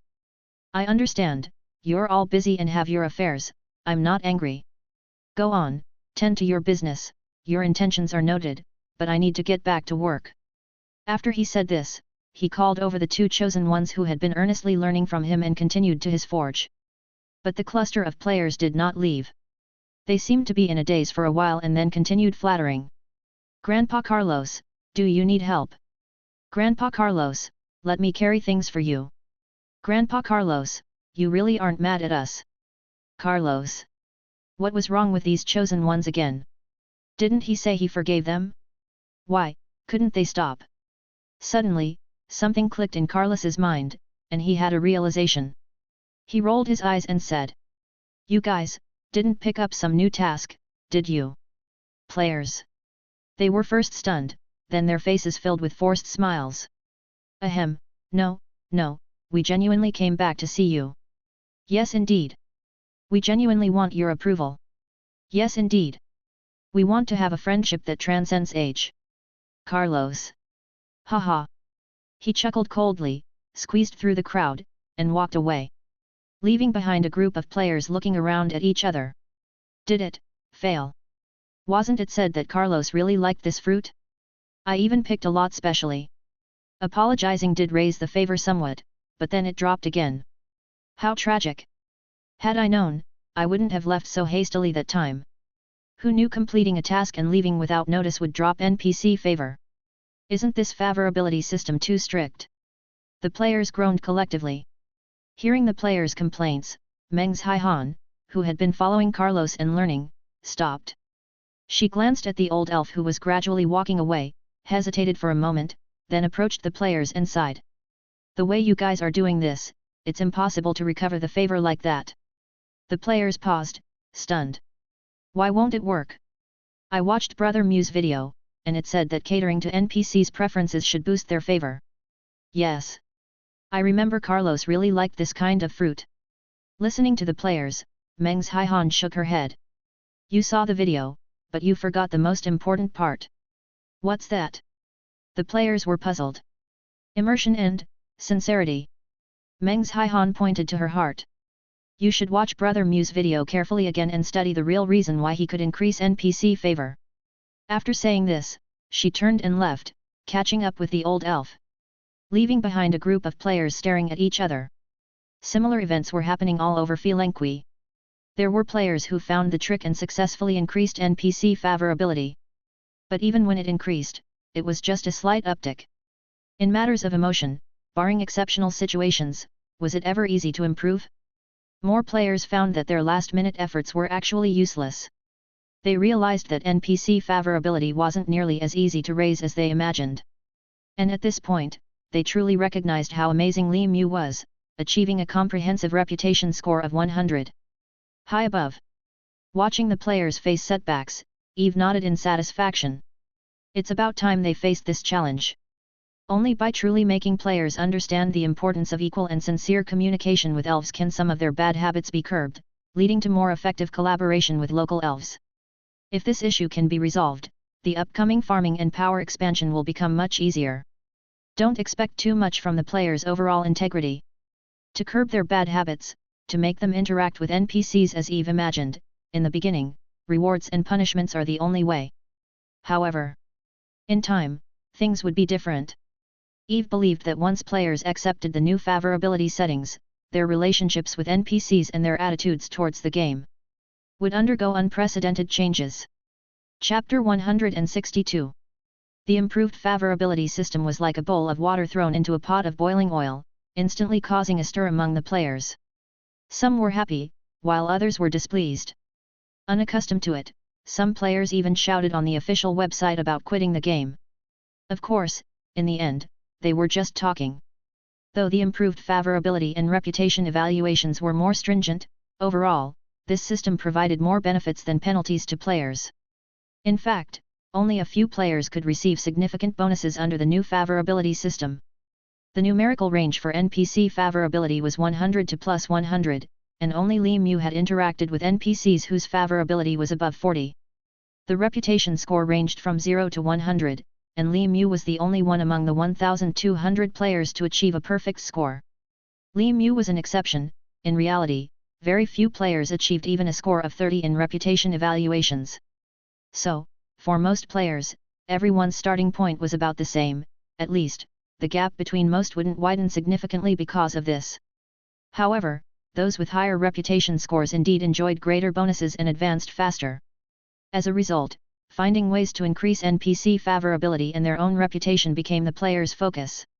Yet, with further exploration, players discovered that the starting point of each person's comprehensive reputation evaluation was not actually zero. The game system would periodically evaluate the player's overall reputation and come up with an average score. This average score served as the player's initial reputation evaluation, akin to an NPC's overall impression of a chosen one. Even if you did nothing, you could still get an average reputation evaluation. Currently, the player's overall evaluation was 5 points, neutral. On this basis, adjustments would be made based on the player's personal and overall NPC favorability. The minimum was 0, cold. This discovery relieved those players unaccustomed to grinding favorability. At least, as long as they didn't stir up trouble, they could still enjoy the player's average reputation evaluation. This meant that even if some players received higher bonuses, they, as the average, wouldn't fall too far behind. Of course, those who messed around were really pitiful. Not only were they unlucky, but they also had to endure the disdain of other players. After all, no one liked a drag. Humans were highly adaptable creatures. And players had an even greater capacity for acceptance. After initial discomfort, gradually, players also accepted the system of comprehensive reputation scoring. Those with high scores became the targets for recruitment by major guilds. The benefit of a high probability of drawing equipment with rare effects alone was enough to excite most players. As players got used to the comprehensive reputation scoring, EVE also issued new main quests. Unlike previous single missions, this time there were 3 main quests: develop powers, explore Rivendell, and explore the underworld. And under each main quest were many sub-quests, some of which were turned into daily tasks that could be received every day. Players could repeat different tasks according to their needs and preferences. The main quest develop powers included sub-quests such as crop planting, poultry and livestock breeding, resource collection, and main city construction, many of which were daily tasks. The daily tasks that had been part of building the chosen city were included in the main city construction sub-quest. Regarding the many new daily main quests, EVE also selectively chose some native elves as new daily task NPCs, making them responsible for task distribution. The NPC for poultry and livestock breeding was Black Dragon Merrill. Although the elf forest was abundant in resources, it couldn't withstand the players' enormous appetites. Whether for the sake of ecological balance or for the perception of believers, developing the farming industry was necessary. Upon learning the goal of this quest, little Black Dragon's eyes lit up, and it instantly became excited. It pledged to EVE, with a hand on its heart, that it would ensure the players worked hard. As long as it could occasionally snack afterward. The appearance of the Develop Powers series of tasks immediately attracted the interest of life players who didn't enjoy fighting all the time. Additionally, because this series of tasks was quite safe, it became the first choice for players with lower levels. Many tasks in this main quest sub-quests involved cultivation gameplay, which was precisely what life players loved. In no time at all, many players chose to stay in the elf forest, dedicating themselves to the development and construction enterprise. Especially the Meng Meng Committee, which was predominantly composed of life players, took the lead. After completing the human caravan quest, little Xian Miao obtained some crop seed-like items, and some interested druid players took them to begin cultivation and planting. A few players also started scouring different places in the elf forest with Black Dragon Merrill's help, searching for young demon beasts, especially those that grew quickly, had a lot of meat, and were easy to take care of. They planned to explore animal husbandry, etc., etc. The Develop Powers main quest attracted life players, while Explore Rivendell and Explore the Underworld attracted players who loved adventure and combat. This portion of players was the largest among the 1,200. They eagerly took up quests, embarking on their adventures.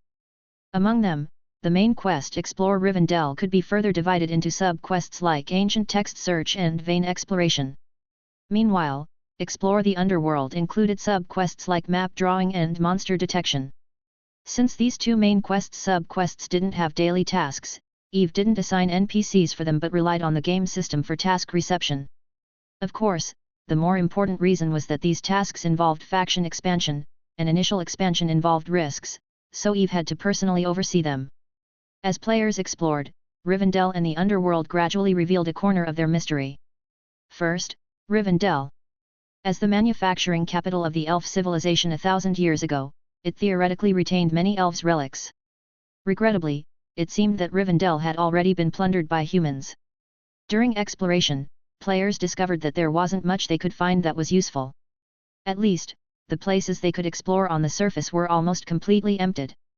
However, as players delved further, they began to discover new worlds. Rivendell was built in a valley, and when it was split in half by some unknown great power 1,000 years ago, part of the city was buried under rocks. After 1,000 years, this section of the city was long buried underground. And during exploration, players were delighted to find that these areas hadn't been plundered by humans. They discovered a large number of abandoned pieces of equipment buried deep in the ruins, and players speculated that it was likely because they were almost all damaged that human adventurers hadn't taken them. Additionally, players gradually found more elf artifacts, even some ancient forging equipment and tools. Though mostly damaged after 1,000 years, some seemed relatively intact and were all transported back by players. Those that could be used were used, those that couldn't were sacrificed to the goddess for contribution value recovery. During exploration, players finally encountered monsters living there. Contrary to their expectations, they initially thought that Rivendell, connecting to the underworld, would also harbor many strange underground creatures. But in reality, players only encountered one type of monster. Spiders. These were spiders entirely covered in a pitch-black armored shell, incredibly tough like metal, with legs densely covered in steel pin-like bristles. They varied in size, with small ones about the size of a basin, their strength comparable to goblins. And larger ones nearly as big as adults, bearing scythe-like fangs, their strength even reaching the black iron grade. These spiders resided deep within Rivendell, and the further players went in, the more they encountered. After identification, players learned that these spiders were called earth cave spiders, dark attributed underground creatures with extremely sticky webs and sharp fangs, with the larger spiders even being poisonous. They fed on other weaker underground creatures or minerals, their entire skeletons mineralized and exceedingly sturdy. Unlike goblins, which barely counted as semi-intelligent creatures, these spiders were complete demon beasts. Aside from their tough shells, their actions were entirely instinctual. However, because of their tough shells, players faced many difficulties when dealing with them. Ordinary physical attacks were almost ineffective against them. The fortunate part was that, through exploration, players discovered these spiders were afraid of light and fire. Then, players found a good way to eliminate them. They would lure them into a pre-dug hole, throw in a light source to temporarily paralyze them, and once players jumped out of the hole, they would frantically throw fireballs down. Burn them to death. However, this method only worked on small spiders. For the larger spiders, there was nothing they could do. The larger spiders were fast and had venomous stingers, although afraid of light and fire, they had a certain resistance and resilient vitality. Additionally, they could drive small spiders to charge. One large spider would generally attract over 10 small spiders. Encountering them, unless players had strength in numbers, they had no choice but to run. As players continued to delve into Rivendell, the number of spiders they encountered increased. This led players to suspect that humans hadn't explored deeply, possibly because of the presence of the earth cave spiders. Nonetheless, this did not dampen their enthusiasm. Because killing spiders also yielded considerable experience points. There were experience points and treasures. Rivendell had fully become a paradise for adventure players. However, unlike Rivendell where exploration quests were in full swing, exploration of the underworld faced setbacks. Rivendell had a massive cavern connecting to the underworld. It was also where players launched their expeditions into the underworld. Upon entering the cavern, players immediately faced a big problem. They encountered a giant spider measuring 5 or 6 meters wide.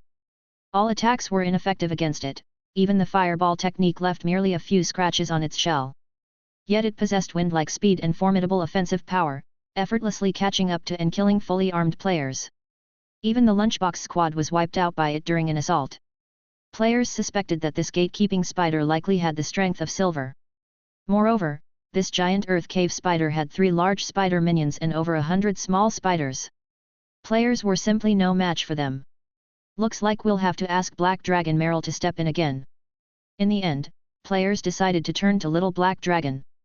However, when they found the Black Dragon, busily leading a group of players around the elf forest searching for demon beast nests to rob young ones, Little Black Dragon refused.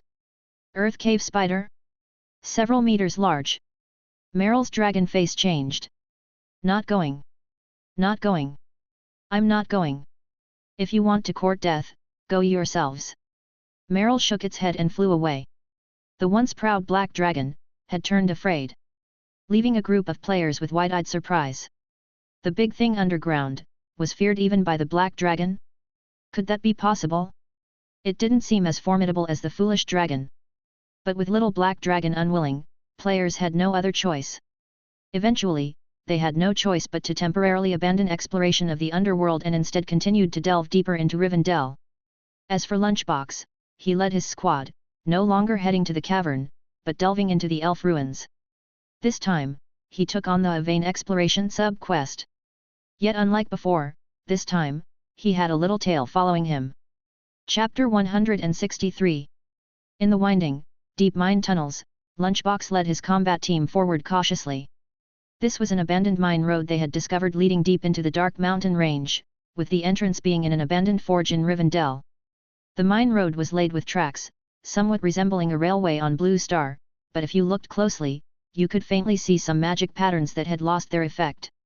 The walls on both sides of the mine road were smooth rock, and every so often, there was an old magical lamp, long destroyed over a millennium. Occasionally, they saw some skeletons on the road, still wearing tattered clothes, those who did not escape when Rivendell was destroyed overnight 1,000 years ago. Such pitiful elf remains were not uncommon in Rivendell. And every time players discovered elf remains, they would excitedly go forward to scavenge their belongings. But today, the Lunchbox team held back a lot. Even if they saw elf remains, they would first gather collectively in front of the bones and mourn for 3 minutes. Afterward, they would pray in a seemingly sincere manner, saying something like, "Rest in peace, my friend. I will take your belongings back to the elf forest." Or something like that. Then, the players put on a sad face as they collected the belongings of the elf remains, putting them into the backpacks woven for them by the elves of the Flame tribe. In any case, the team members were much better behaved, as if they really were elves themselves. The entire mine road was dark and deep, terrifyingly silent, and the players could only hear their own footsteps. The system's background music had been completely turned off by Lunchbox's order because they were near the deepest part of Rivendell and it was not safe, often seeing small, solitary earth cave spiders. "Lunchbox, are you sure following this path will definitely lead us to the veins?" While marching, the elf mage in the team, a player named Hu Lu, asked curiously. "Definitely, it's a mine road. The end must connect to a vein." Before Lunchbox could answer, another player replied. But, others thought the same before, following the mine road only to find it blocked or to reach an exhausted vein, with nothing there. Hu Lu continued to grumble. Lunchbox listened, fell silent for a moment, and then said. "There's a lot of spiders in this vein." "Lots of monsters means there are veins?" Hu Lu asked again. This time, even before Lunchbox could answer, a crisp voice with a bit of disdain said. "Dumb. Ore is also a kind of food for earth cave spiders. Since there are many spiders here, it clearly means there are still veins." Hu Lu. His mouth twitched a little. The one speaking was none other than the elf NPC they had rescued, Nightingale Shadow. After knowing that the Lunchbox team was going to explore Rivendell, this elf girl chattered insistently about tagging along.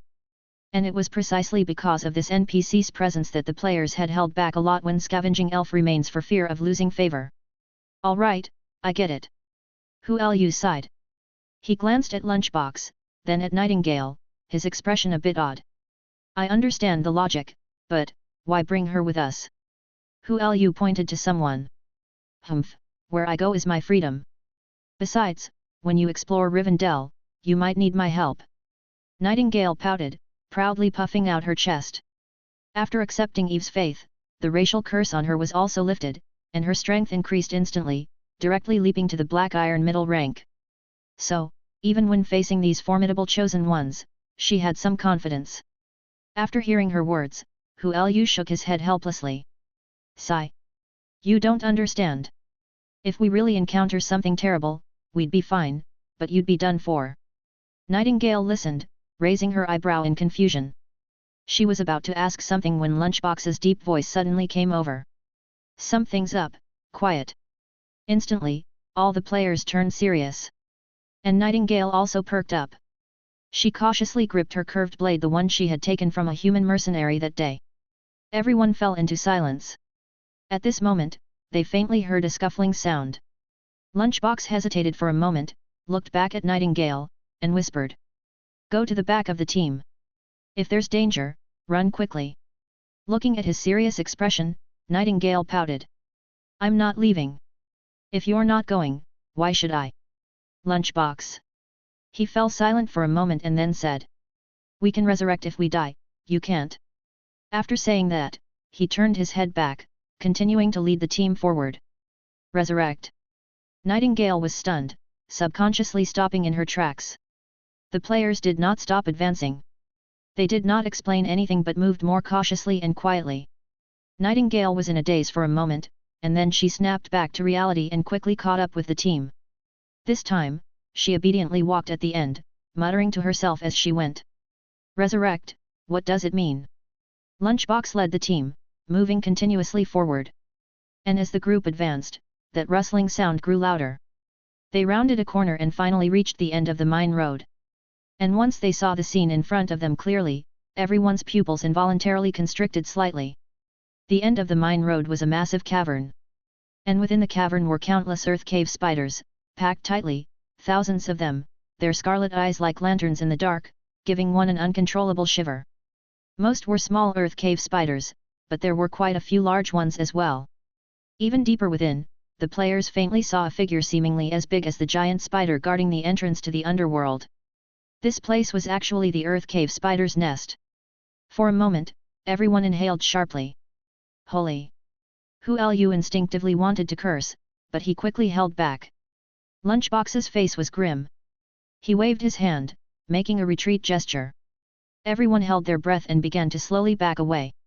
At this point, a player accidentally stumbled on a stone while retreating, causing a spider leg from his backpack to fall out. The metallic spider leg clattered on the ground, making a crisp sound. The ding-dang sound was incredibly clear in the mine road. Uh-oh! The players instantly turned pale. Meanwhile, the rustling sound behind them diminished significantly. In the cave, pairs of scarlet eyes turned their way. Chapter 164. Run! Boxed Lunch's expression turned serious as he spun around and dashed off.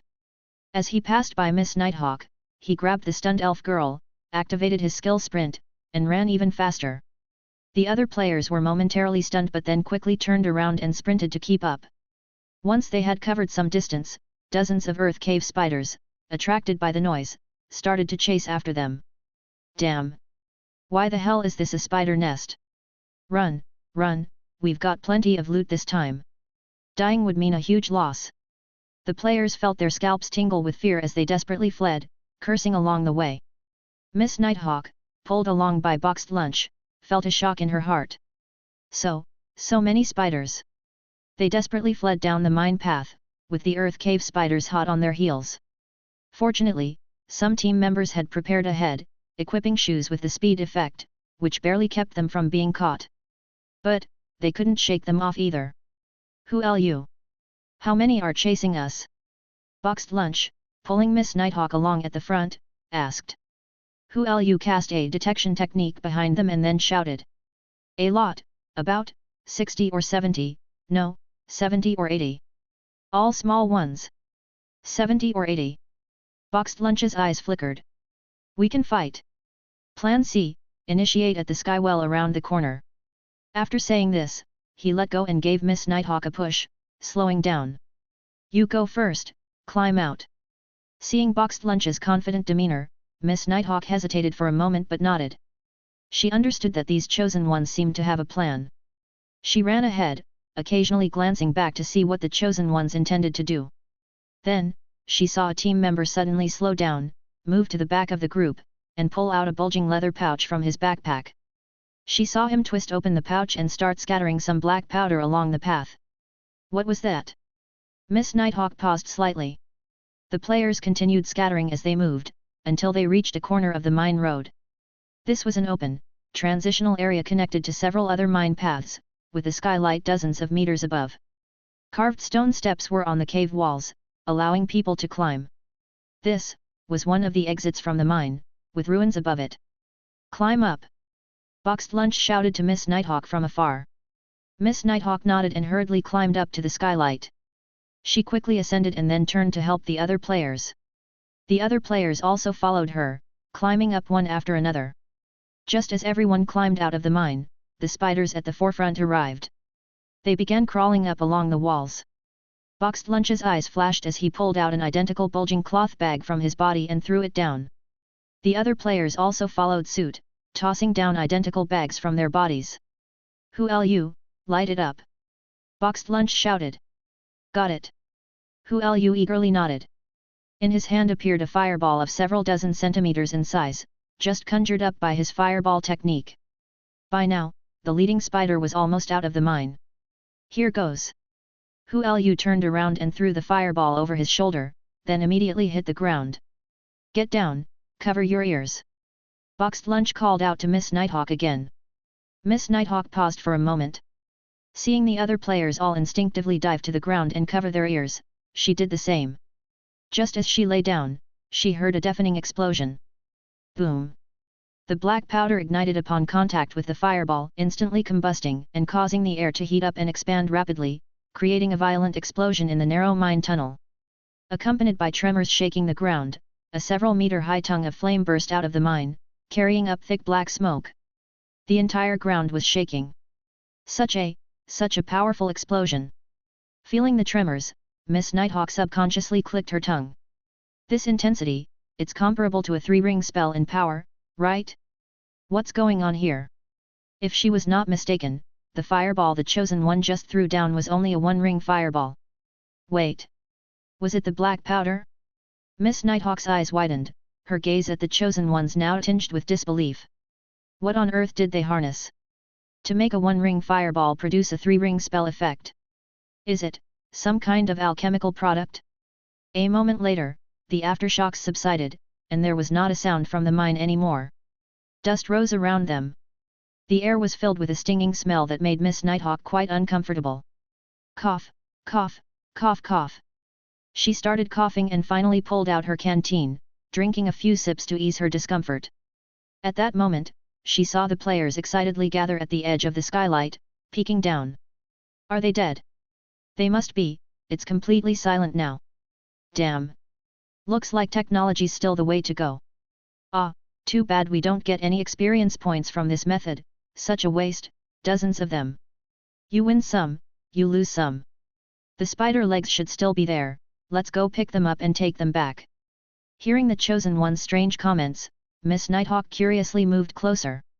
Below the skylight, the mine path was still smoking, but no more sounds could be heard. The spiders, are all dead? Miss Nighthawk was stunned. After a moment, as the smoke cleared, Boxed Lunch called everyone to climb back down the mine. Miss Nighthawk also climbed down. The scent below was still strong, causing her to frown slightly. When the young girl arrived at the bottom of the skylight, she found that everything had changed. The nearby mine paths had been completely destroyed, and earth cave spider corpses were scattered everywhere, some still smoking. Almost no intact corpses could be found, all the earth cave spiders had been blasted to pieces. Such power! Miss Nighthawk covered her mouth in shock. At that moment, the players began excitedly harvesting the spider legs. These earth cave spiders, often feeding on minerals, had exoskeletons on their legs made of mineral deposits, which the elf blacksmith Carlos claimed to be excellent forging materials. So, even though they couldn't gain experience points by indirectly killing the earth cave spiders, gathering these materials offered some consolation. How did you do it? Was it those powders just now? Looking at the spider remnants all around, Miss Nighthawk couldn't help but ask. Heh, never seen it before, hey? That's gunpowder. The players answered proudly. Gunpowder.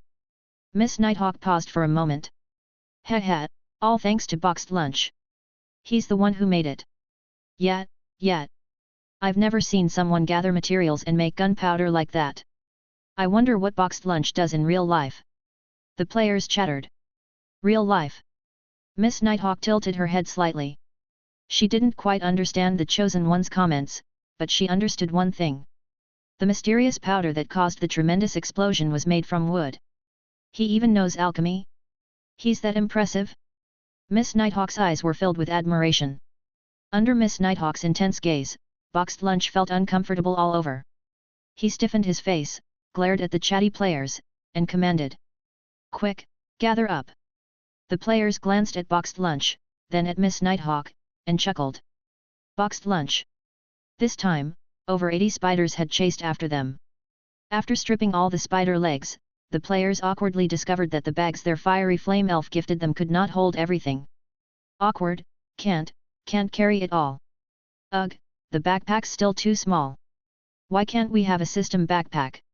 Why don't we make 2 trips to bring it back? Would it be unsafe to leave it here? What if someone else comes and takes it?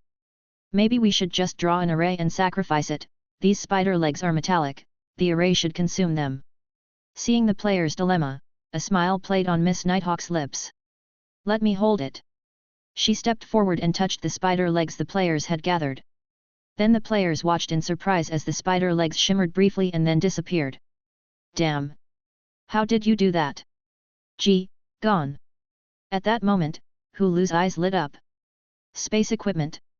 Miss Nighthawk lifted her chin triumphantly, her lips curling. Hat. See? I can still be of help, right? Hearing her words, all the players became thrilled. Amazing! You have space equipment. Boxed lunch. You've recruited a walking storage room. Boxed lunch. Then the players excitedly emptied their gear, eagerly handing it over to Miss Nighthawk. Miss Nighthawk, Miss Nighthawk. Can you store these for us too? Yet. It's too heavy to carry. Miss Nighthawk. Boxed lunch didn't join the players' chatter, instead frowning in thought. His contemplative look caught the attention of others. Boxed lunch, what's up?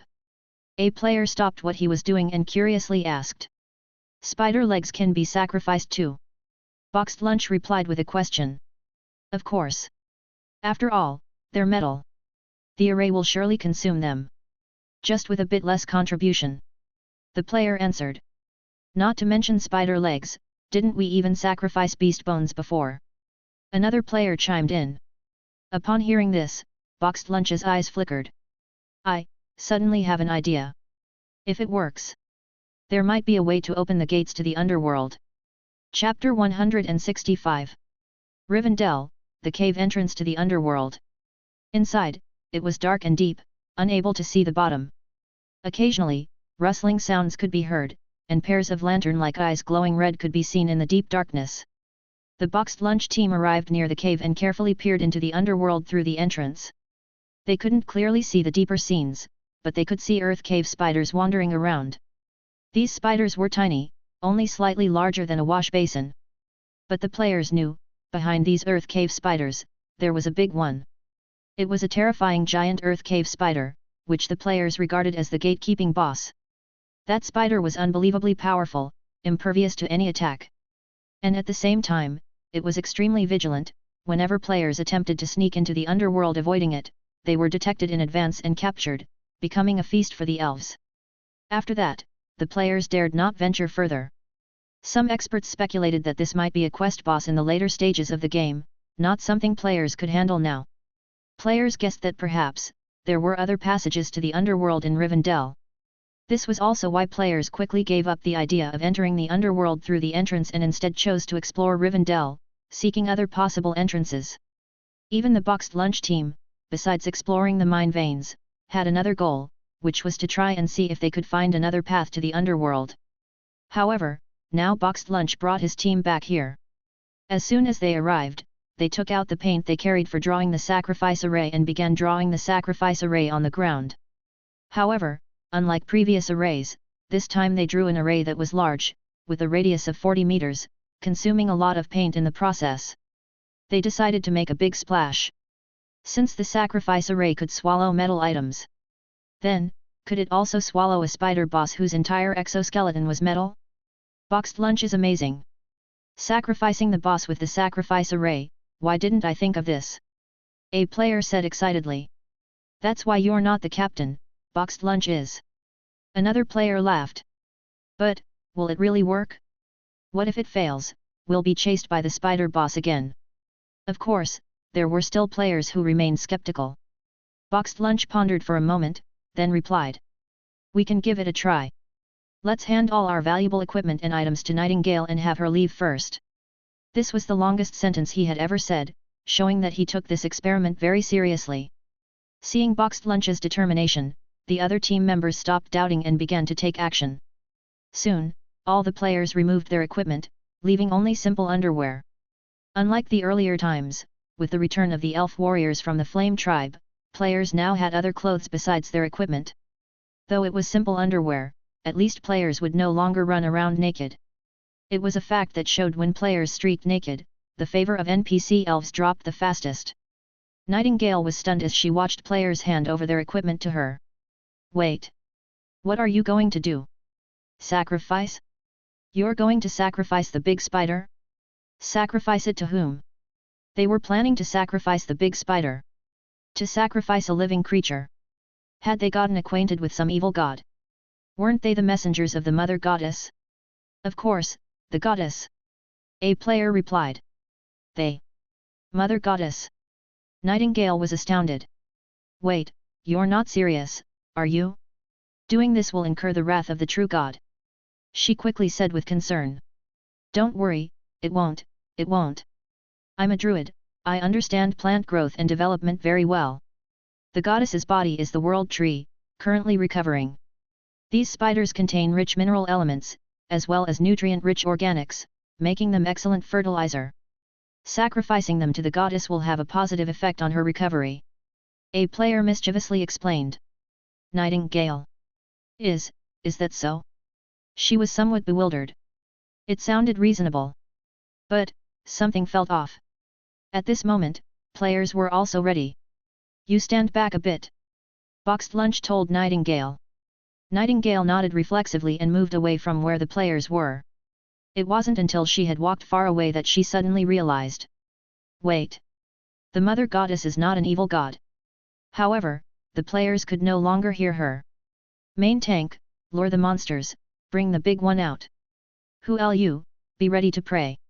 Druid, prepare to control. Seeing Nightingale had moved away, Boxed Lunch commanded. Upon hearing his orders, the elf tank warrior in the team nodded solemnly and stepped forward. The other players were visibly tense. Hu Lu looked excited, kneeling before the array, holding his breath, ready to recite the sacrificial words at any moment. Soon, the elf warrior player reached the cave entrance. He took a deep breath and roared loudly. Spider Son Thief! Grandpa's here!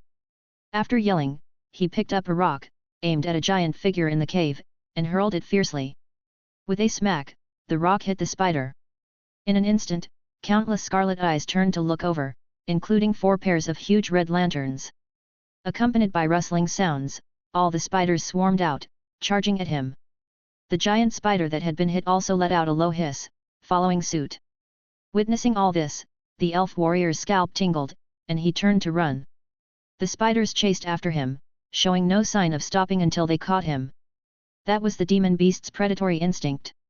Seeing the monsters being lured out, all the players were excited, hearts pounding. The elf warrior looked solemn. He ran to the center of the sacrifice array and stopped.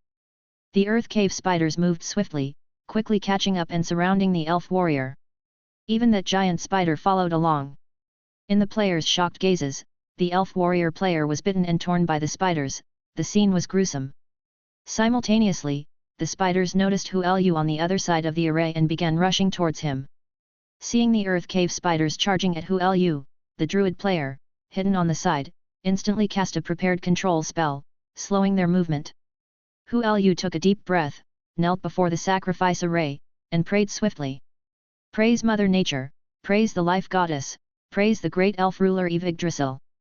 Beautiful and noble goddess, we have found exquisite offerings and wish to sacrifice them to you. After the words were spoken, the entire array suddenly emitted a bright glow. Chapter 166. Chosen City, Dream Manor. Here was a private garden estate built by little Xian Miao, the president of the Meng Meng Committee, adjacent to the Babylonian Hanging Garden-style guild residence of the Meng Meng Committee. Dream Manor and the Babylonian Hanging Gardens were already recognized as the pinnacle of infrastructure within Elf Kingdom by players, with the construction of both buildings taking players nearly 3 months to complete. This time frame was quite quick, considering the players always seemed to have endless enthusiasm during construction, enjoying even the most monotonous repetitive work. Throughout the entire construction process, the architects were tirelessly working. Of course, this rapid construction speed was only possible due to the assistance of various magics and a significant reduction in the original design specifications and standards from the blueprints. If it followed the original design by Gugu Bird, not to mention the estate, the Meng Meng Committee's hanging gardens would need to expand several times over. However, that would likely require even more time. These two completed structures had become landmark attractions in Chosen City and were classic spots for players to take group photos and commemorate their adventures.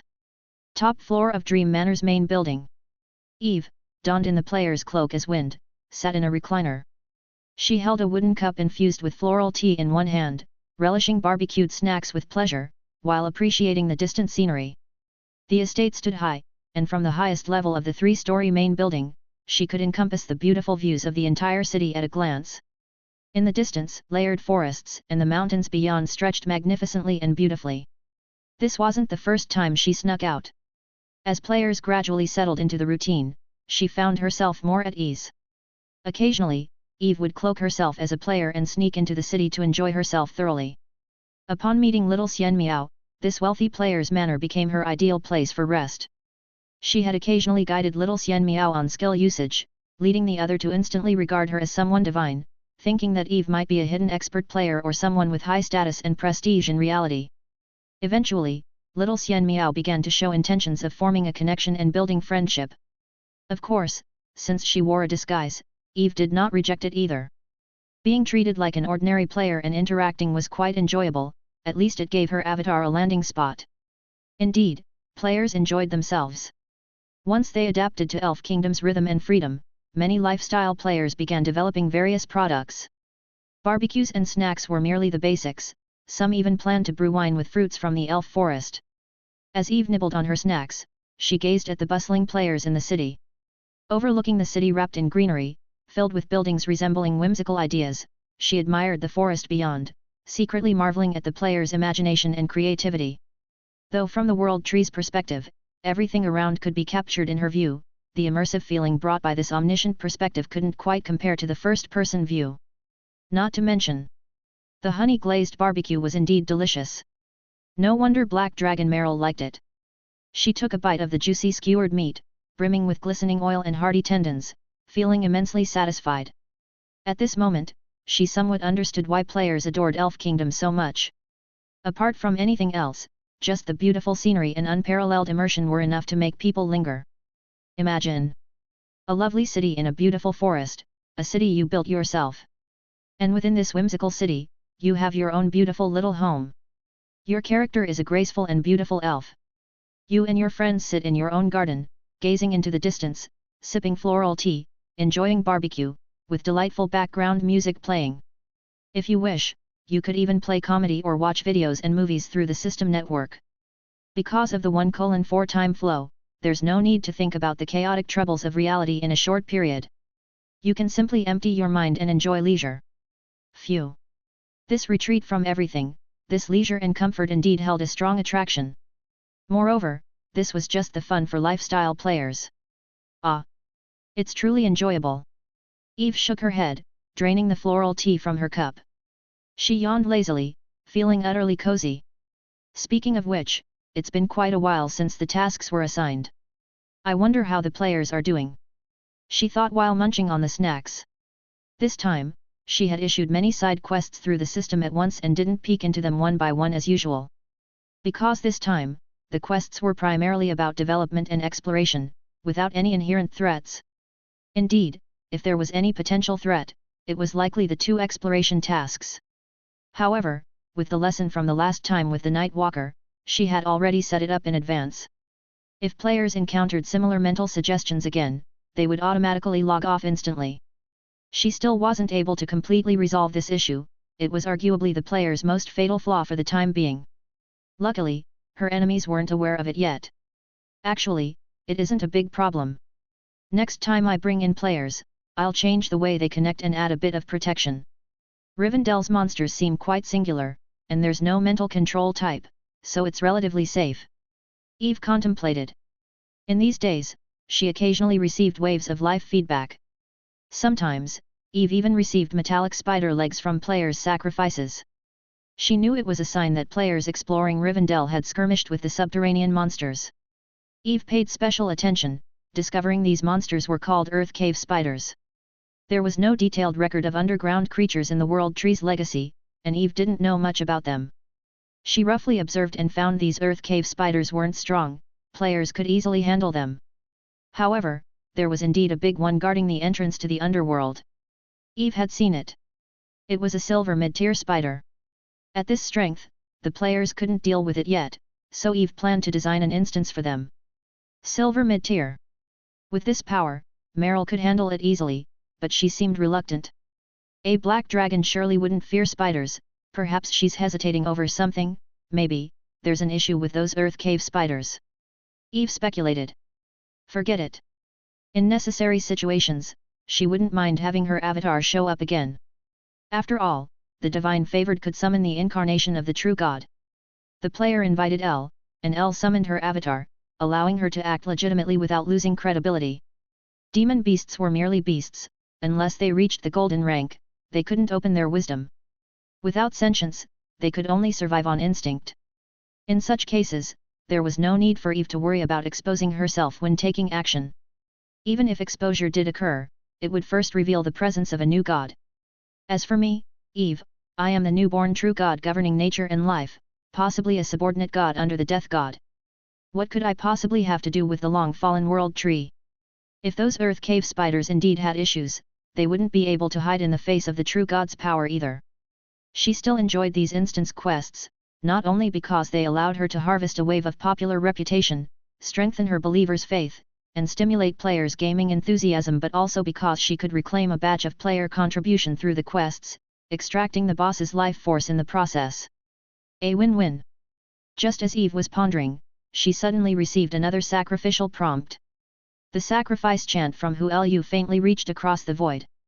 As usual, after realizing a player was involved in discovering the sacrificial item, Eve casually agreed. She had made arrangements within the game system for relevant sacrifices, automatically identifying the items players offered. Only items useful to her could pass through the sacrificial array. As for what the sacrifices were, Eve had some guesses. Either it was old equipment, antiques found in ruins, or broken scrap iron that players had worn out that couldn't be used anymore. Or it was basic materials like metal, ores, etc., which could be used to merge gear. And Eve accepted all of these, repairing them and listing them for sale again. Not only that, but Eve also made game system settings that would automatically appraise players' sacrificial items, rewarding them with corresponding contribution points. Of course, the amount of contribution wasn't much. However, what happened next took Eve by surprise. In her perception, she suddenly felt an influx of foreign life forms entering her divine country. What the hell? An invasion? Eve was startled, quickly dispelling her avatar and returning to her original consciousness. When she focused her attention on the divine country, she was shocked to find a large group of Earth Cave Spiders had appeared. The spiders varied in size, numbering at least 200, including that gigantic gatekeeper from the underground world that Eve had in her memory. They flailed around, panicked, and ran wild in the divine country like a swarm of ants picked up and set down by humans, seeming to lose all sense of direction and judgment in an instant. What? What the hell? Eve was utterly baffled. But more surprising events unfolded before Eve. After running for a while, the Earth Cave Spiders' bodies suddenly twitched, then one by one, they lost their vitality and fell dead. Eve's interest was piqued. She focused her attention on the Earth Cave Spider corpses, beginning to curiously investigate. And as she examined, her curiosity grew. These Earth Cave Spiders don't have complete souls. Could this be hive mind life forms? Chapter 167. Hive mind, also referred to as swarm thinking or insect consciousness. This kind of mind is a collective consciousness, frequently seen in various science fiction novels on Blue Star. Creatures with hive minds are all group organisms. In this group, each individual entity had its own thought consciousness, but their thought consciousness was not independent, sometimes even incomplete. Above them, there was an even more powerful mind controlling them, like a monarch. And the supreme mind that controlled the thought consciousness of all independent entities was the hive mind. In many science fiction works about the insect race on Blue Star, the devouring insect race was considered a kind of swarm-thinking life form, and their supreme mind was their insect queen. And when Eve examined the earth cave spiders' corpses, she also found some similar characteristics. Unlike other independent creatures, these earth cave spiders did not have complete souls, their souls were unformed. In the strictest sense, they were fundamentally unable to sustain the normal operation of a living body independently. This indicated that above them, there was also another more powerful consciousness or soul controlling them.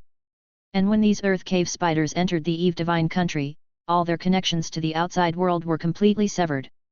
Relying only on their own incomplete souls, they could not survive normally. So, after struggling for a moment, they naturally experienced soul collapse and death. Moreover, when these earth cave spiders struggled, Eve could even vaguely sense that some unknown being from afar seemed to be trying to emit some sort of thought signal to reconnect with them. And the source of that signal was located in Rivendell.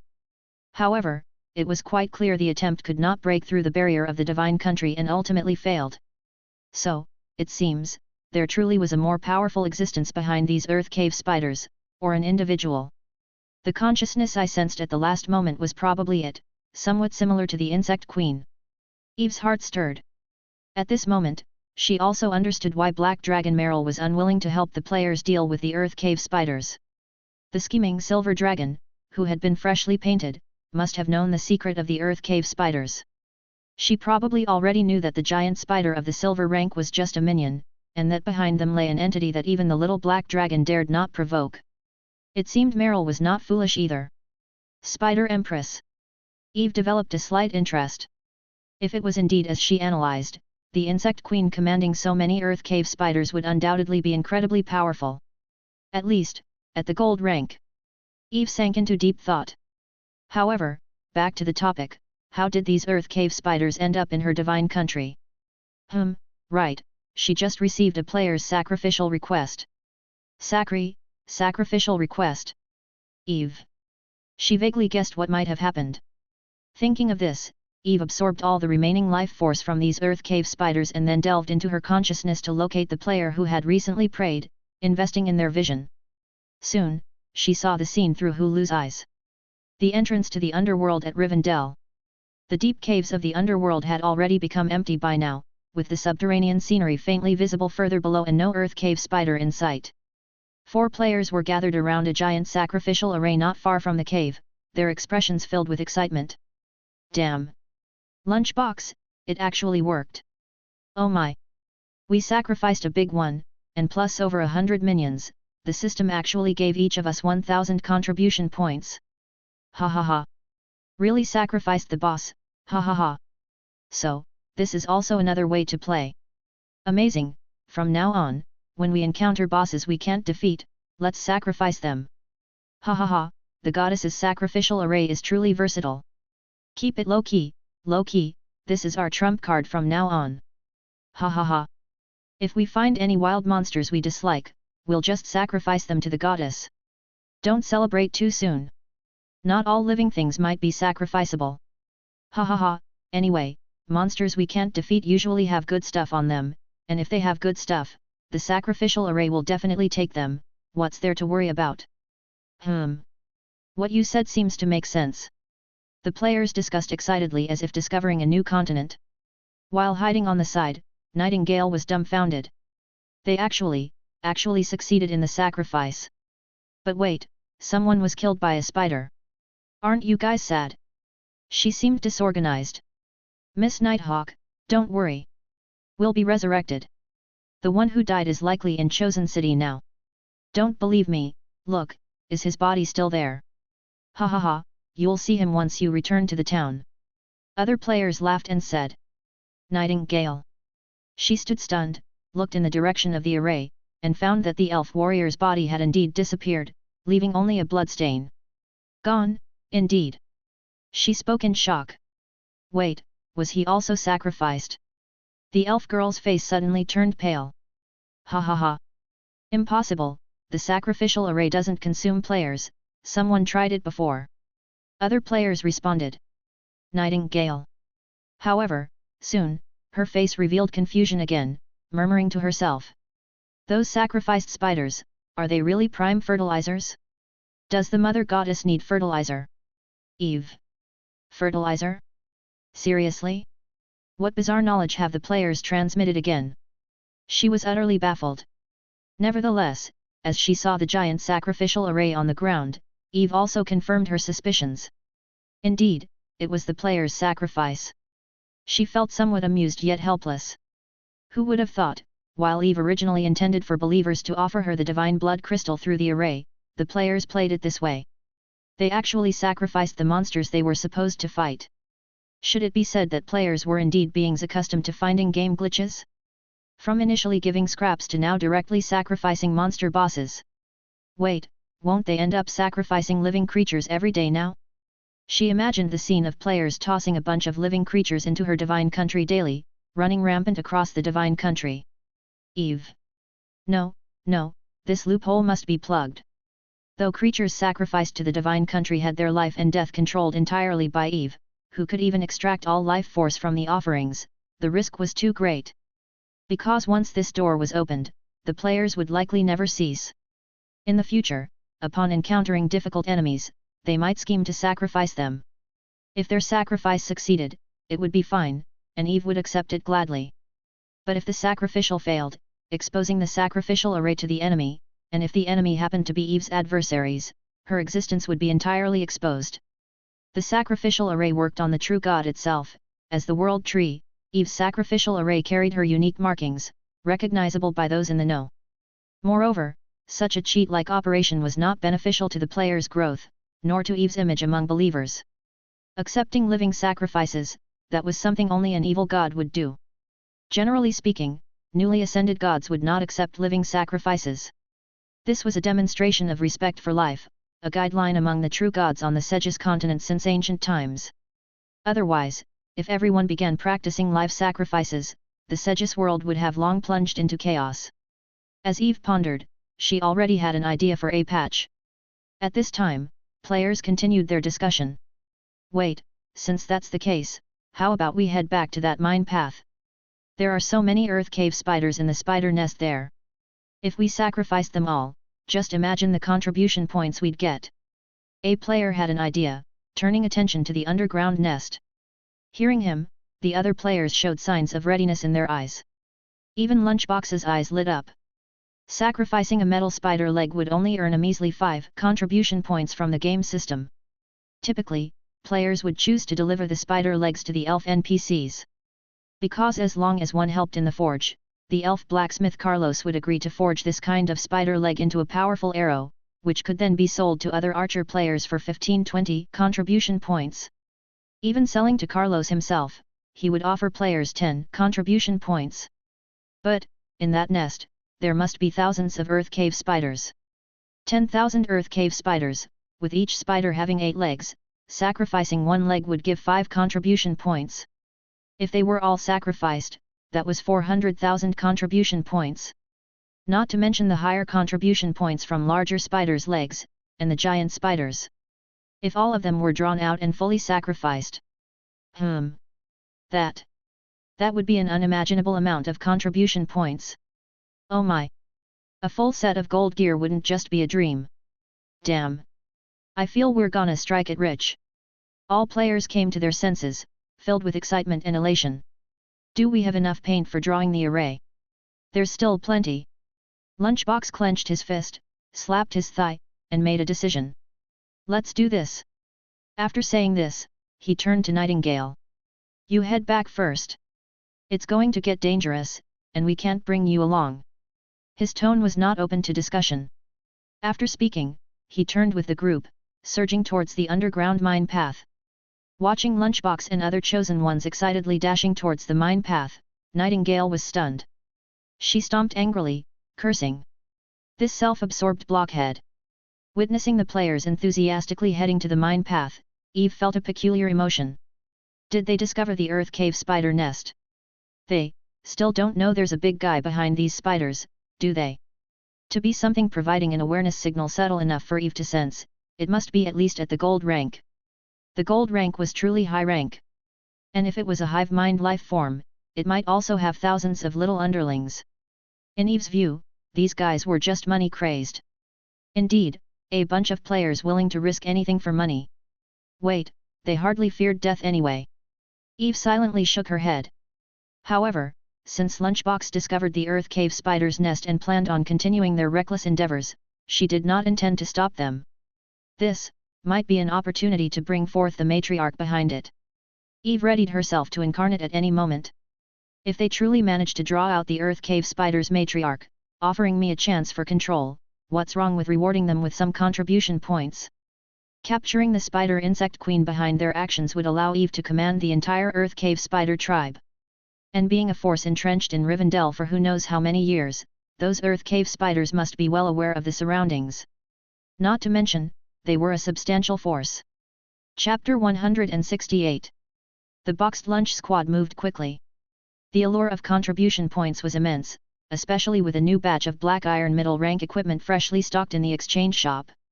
If they chose to grind the quests normally to accumulate contribution, they might only manage to earn a set of purple epic gear after a week at most. But now, they saw hope for making money fast. To prevent delays and out of fear that the official developers might discover the bug at any moment, the group swiftly sprang into action. They quickly navigated the winding and complex ruins of Rivendell and returned to the mine tunnel they had detonated before. It had to be said, the mine tunnels constructed by the elves in the ancient era were very sturdy.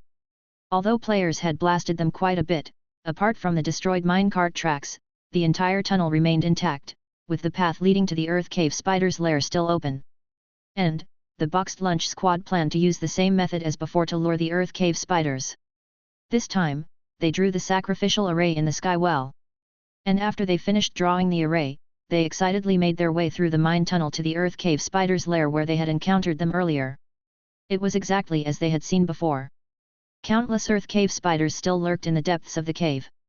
The spiders were so dense, it was impossible to count how many there were, one could only hear the rustling sound of their metal-like legs moving over the rocks. It sounded quite creepy. Looking around, they could only see rows upon rows of blood-red eyes, some large, some small. It was an image that could drive someone with trypophobia insane. Even Boxed Lunch, who had quite a strong psyche, felt a chill down his spine while looking at the scene within the cave. "We'll take turns drawing them out." Taking a deep breath, Boxed Lunch ordered in a low voice. The mine tunnel was relatively narrow. For small and large Earth Cave spiders, it was all right, but a giant spider about 7 or 8 meters tall could probably only pass through one at a time. The players didn't think they could draw all the spiders out at once, so they planned to do it in small amounts repeatedly, just like they used to lure the goblins, building it up bit by bit. However, given the speed of the Earth Cave spiders, this might be a life-for-life change. Hearing Boxed Lunch's words, the other players nodded. "I'll go first." Hu Lu stepped forward, volunteering.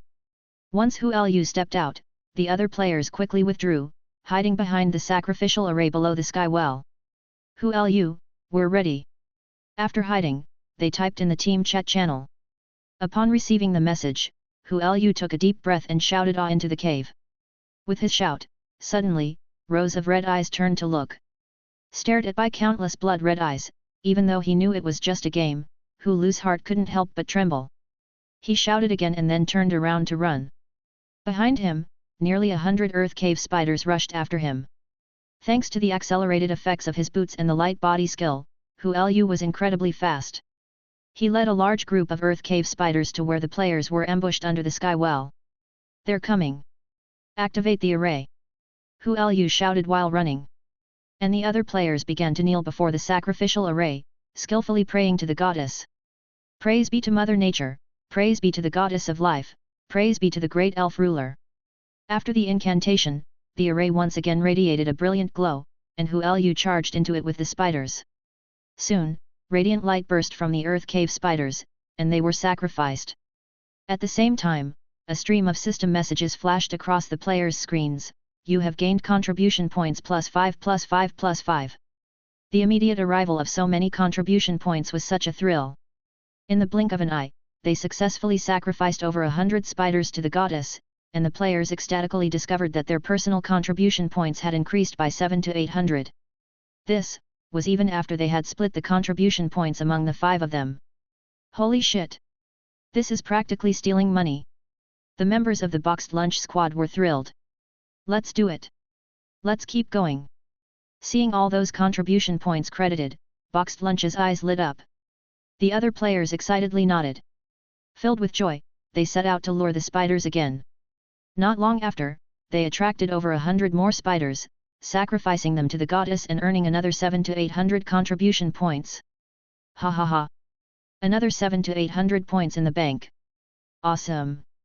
Do this a few more times, and it'll be equivalent to the contribution from a main storyline quest. TCH, you think too small. I bet if we keep farming here today, we might rack up tens of thousands. Dang! Bug! This is definitely a points farming game bug. Shush, we need to lay low. If the developers catch on, we might be in trouble. Stop talking and keep pulling. I feel the golden legendary gear calling me already. Excitedly and eagerly, the players continued their cycle of luring the earth cave spiders. But, starting from the 4th time, their success rate at luring spiders greatly decreased. This time, Boxed Lunch personally stepped up, but he only managed to lure a few dozen. The number is a bit low this time. Did we lure all the ones on the outskirts? Is it because you ran too fast, Boxed Lunch? The earth cave spiders couldn't keep up. Boxed Lunch. How about we try going in a little deeper? I'll go, I'm slower. The players discussed for a while and tried again to lure the spiders. But this time, they managed to lure even fewer, just a handful. Players. Why can't we lure them out anymore? Could it be that we've drawn out all the earth cave spiders from the outskirts? No way, judging by the number of eyes we saw earlier, there must be thousands just at the cave entrance, and the spiders inside aren't just a handful. The players were puzzled. They had already accumulated nearly 3,000 contribution points after several successful lures. That was almost as much as the reward from a main storyline quest at the current stage. However, the players' appetites had grown, and now a mere few thousand contribution points no longer satisfied them. There must be tens of thousands of spiders in that cave, and if all of them were sacrificed, they could be flooded with gold gear. Still skeptical, the players attempted to lure them again. But this time, the team member stationed at the cave entrance yelled several times, only to be met with the gaze of countless blood-red eyes, and not a single earth cave spider chased him out. Players. Weren't these demon beasts supposed to be low in intelligence? Why aren't they coming out? Have they gotten smarter? Do they know that their companions who came out all met their end? Can they realize this? But, their behavior is too coordinated. They all saw us, all those eyes staring, yet not a single one comes out. Could it be a game system mechanic? Impossible, the mechanisms in Elf Kingdom all follow a certain logic. It doesn't make sense that just because we lured some, the others won't come out. When we used to lure the goblins, it was one lure after another, and they're officially stated to be smarter than these spiders. The players were deeply puzzled. Eve, who observed everything from their perspective, was not surprised. These earth cave spiders were being controlled by a higher consciousness, which surely realized something was wrong, stopping the spiders from chasing the players further. Did they think they could gobble up tens of thousands of contribution points at once? There is no such easy thing in the world. Maybe, we can try something bigger. One player suggested. Damn it, let's go big. I can't believe we can't draw them out today. I'm waiting to exchange for that golden legendary armor. At this point, the first elf warrior player who had sacrificed himself gritted his teeth and said. Having made his way back from the elf forest after being revived, he had brought along some extra items. He pulled out bulging bags from his backpack. Seeing those familiar bags, the other players were startled. Holy shit! You brought all of Boxed Lunch's explosive packs. The elf warrior nodded. Yeah, I thought we might need them for luring, so I brought them all. Other players. You're not planning to blow up the cave, are you? They twitched at the corners of their mouths. What's there to be afraid of? Just a few explosive packs, they'll definitely lure them out. The elf warrior player laughed. Other players. You're poking a hornet's nest. But I like it. We can try it. But, since you proposed the idea, you can be the one to throw the explosives. Elf warrior. As the hard currency of Elf Kingdom, the allure of contribution points was infinite. After some discussion, the players finally decided to do something big. To directly blow up the Earth Cave spider's nest. Although, just a few packs of explosives might not kill all the spiders in the cave, it should surely lure them all out. If their nest was blown up, those Earth Cave spiders shouldn't stay put any longer, right? A wave of anticipation swept over the players once more. Soon, they sprang into action. This time, after a democratic decision by the whole squad, with a 4-to-1 vote, they decided to let the Great Elf Tank Warrior player take on the glorious task of luring once again. Under the admiring gaze of other players, the Elf Warrior dutifully carried the explosive packs to the mouth of the cave. He took a deep breath and hurled a few explosive packs into the Earth Cave spider's lair. Then, he threw a lit torch aimed at the location of the explosives. The torch entered the cave and instantly illuminated the entire cavern. Endless Earth Cave spiders were everywhere, and the terrifying amount of them made the Elf Warrior's skin crawl. In the deeper part, he spotted several familiar giant spiders. They were crouched in the depths of the cave, surrounding a massive spider leg that spanned dozens of meters. Wait a minute! Giant spider leg? Upon seeing the illuminated section, the Elf Warrior froze for a moment. Holy shit! He widened his eyes, unable to suppress an expletive. Before he could say more, the torch ignited the explosives, and the explosion followed. Boom! A thunderous explosion rocked the entire cave. Dazzling light and fiery tongues erupted into a massive fireball in the Earth Cave spider's nest, ripping countless spiders to shreds. It's blown! It's blown! The players at a distance were elated. However, after the explosion, instead of attracting the spiders, they were met with an enraged scream. Screech! The ground began to shake as if some immense being had awakened. We're in deep trouble. Run! The Elf Warrior player's face turned pale green as he dashed past the others. Hearing the screech, Boxed Lunch's expression turned serious. Escape! He tossed the words over his shoulder and took off running. What's going on? The other players were stunned. Then, the entire world began to tremble, and an immense force shattered the stone ceiling of the mine tunnel above. They looked up to see a colossal, terrifying being. The players' smiles froze on their faces. Chapter 169. In the darkness, 8 colossal blood moons illuminated, casting a sinister crimson glow, hanging high in the sky. No, those weren't moons. They were 4 pairs of blood-red eyes. The gaze was indifferent, fierce, mad, furious, staring directly at the players. In an instant, several players felt a piercing chill sweep from head to toe, their minds going blank. Shit! Shit! What the hell is that? They were stunned. Suddenly, the giant eyes moved, accompanied by a thunderous roar, a massive shadow enveloping their tiny bodies. An overwhelming pressure descended upon them, causing several players to instinctively shiver, their movements sluggish.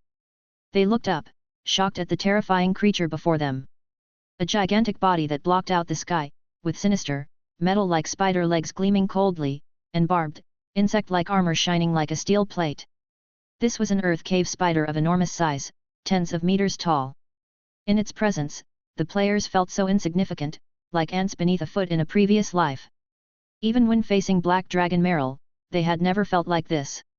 Beneath it, countless small, numerous large, and several gigantic Earth Cave spiders began to gather. They clustered around the colossal spider, as if guarding their master. All the spiders stared coldly at the players. Their movements were synchronized, their gaze icy, sending shivers down one's spine. We've really messed up this time. Run! Several players, shocked in their hearts, turned and fled. As they escaped, the colossal Earth Cave spider let out an enraged howl once more. Screah! Its voice was filled with uncontrollable anger. Upon closer inspection, one could see scorched marks on its carapace, left by the recent explosion. Following its command, an army of countless spiders instantly chased after the players. The colossal spider also moved its massive, slender legs, following them. As it moved and collided, the entire mine shaft began to collapse, the ground shaking as if an earthquake had struck. The array drawn by the players also shattered as the shaft collapsed. Shit! The array's destroyed. Move! How could there be such a giant creature? This size is so broken. Stop talking, just run. Several players reached the skywell and began desperately climbing up. However, under the oppressive pressure, their speed was still too slow. The spider army quickly caught up, overwhelming them. The colossal spider let out another screech. At the same time, all of Rivendell began to tremble. What's happening? An earthquake? I think I just heard something. All players exploring within Rivendell became alert. Then, they were shocked to find countless earth cave spiders surging out from various places. The earth cave spiders, eyes bloodshot, started attacking the players frantically, as if they had lost their minds, startling them. What's going on? What's driving these spiders mad? No way, there are too many. Pull back outside the ruins. Players exploring in various relic buildings fell into chaos and began retreating under the threat of the spider swarm. Screeah! And just then, everyone heard an enraged roar once again. Players retreated from the depths of the ruins, reaching the surface of Rivendell. By then, the tremors in the ground had become even more intense. Suddenly, someone saw Hu Lu and a team member awkwardly scrambling out of a mine shaft, fleeing frantically. The players were momentarily stunned. As the server's most powerful battle team, it was the first time they had seen Hu Lu in such a sorry state. Hu Lu, what happened? The players asked curiously. Run! The big spider is coming! The elf warrior player fleeing with Hu Lu shouted. Big spider? The other players were momentarily stunned. Was it another giant spider guarding an underground cave? Rivendell also has a guardian spider. They asked. No, it's even bigger. The elf warrior shouted back as he ran faster. Bigger? Just how big? The players were dumbfounded. They still wanted to ask more, but saw the ground suddenly split open, and amidst scattering rocks, a metallic spider leg several dozen meters long protruded. Shit! Shit! Upon seeing the spider leg several dozen meters long, they all instinctively exclaimed with the classic Tian Chao people's phrase. With the spider leg, countless small earth cave spiders crawled out from the ground fissures. They gathered on the ground, densely packed, their numbers quickly breaching 100, then 1,000 in an instant. Like a swarm of locusts covering the sky. They just couldn't fly. At the same moment, the ground shook once more, and an awe-inspiring figure broke through the earth. It was a gigantic earth cave spider standing dozens of meters tall. Similar in appearance to ordinary earth cave spiders, but with a much larger belly, a more menacing look, and a shell that gleamed with a metallic sheen, its 8 red eyes hung like blood moons. Gazing at the enormous figure, the players were all stunned. Where was this a big spider? It was supersized. They thought. Compared to this, the spiders guarding the underground cave were nothing. They shivered and then sprinted off in terror. As they ran, they continued to exclaim. Is this the real boss? Was the underground world's guardian just an elite monster? Could the plans have been wrong? This difficulty doesn't seem like it's for the black iron level. Did a player provoke it early? But the spiders were even faster. Screeah!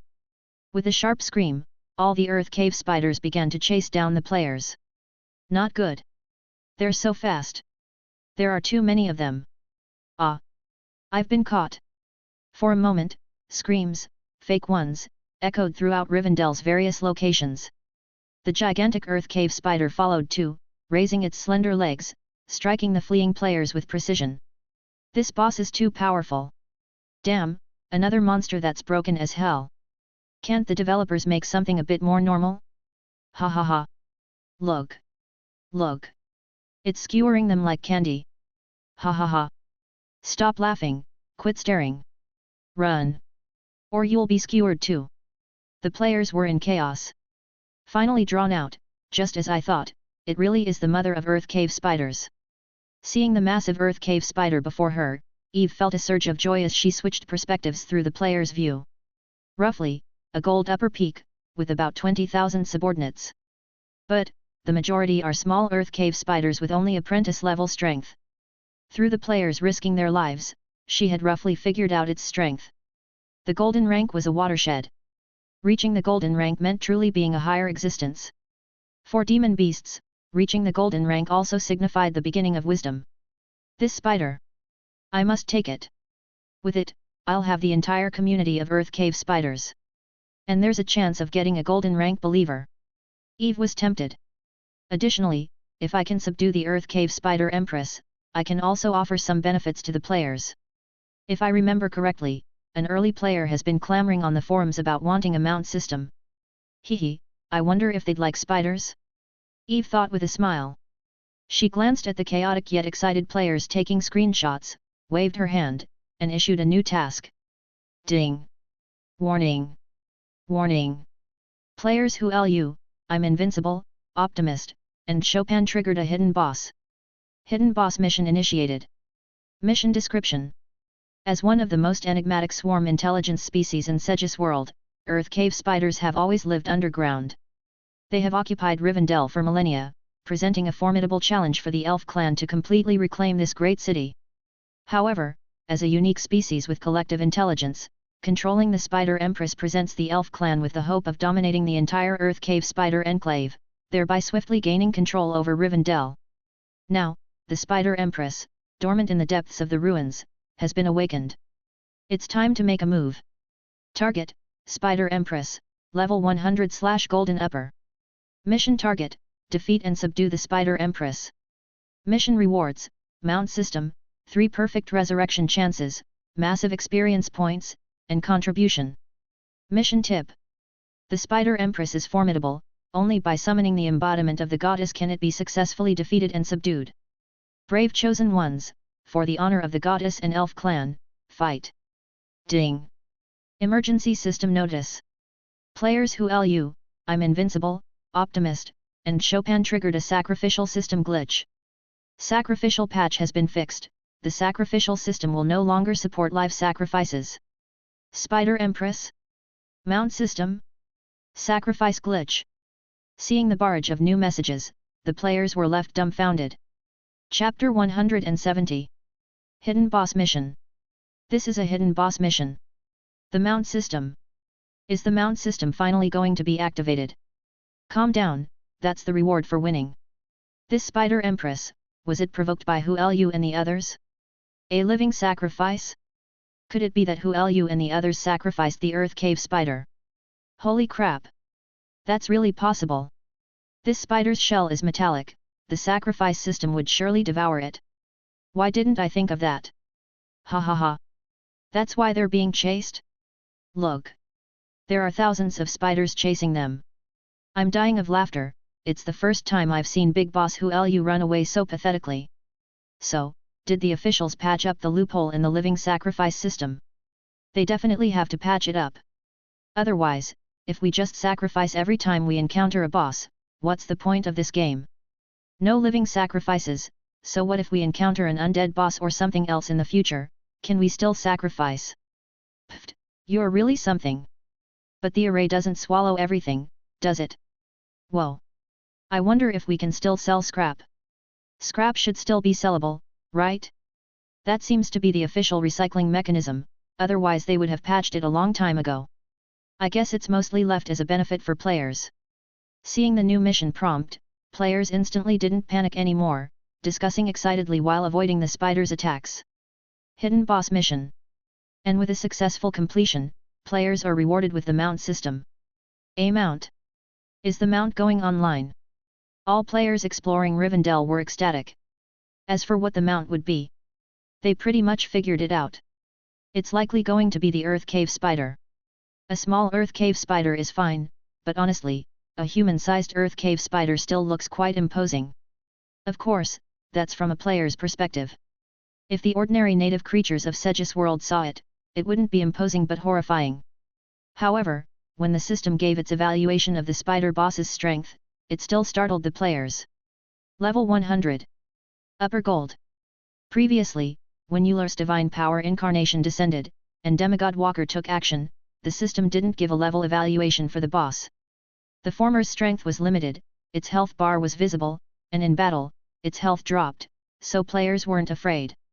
As for the latter, it didn't have a health bar indicated either but didn't engage the players directly, instead being directly taken away by the goddess's binding play. In such circumstances, although players knew they were definitely strong, possibly even stronger than the Spider Empress, they didn't have an intuitive sense of level difference. But this time, they truly experienced the terror of a higher echelon existence directly. This enormous earth cave spider was like a Godzilla giant monster with a group of minions, rampaging forward, crushing unfortunate souls underfoot or stringing them together.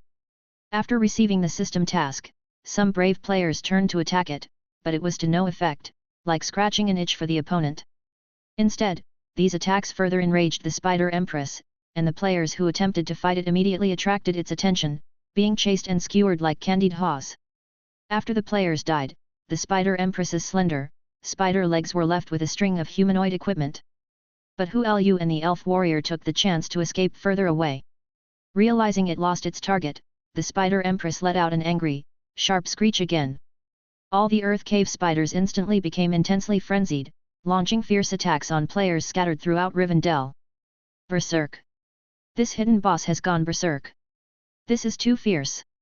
Soon the entire Rivendell will be turned upside down.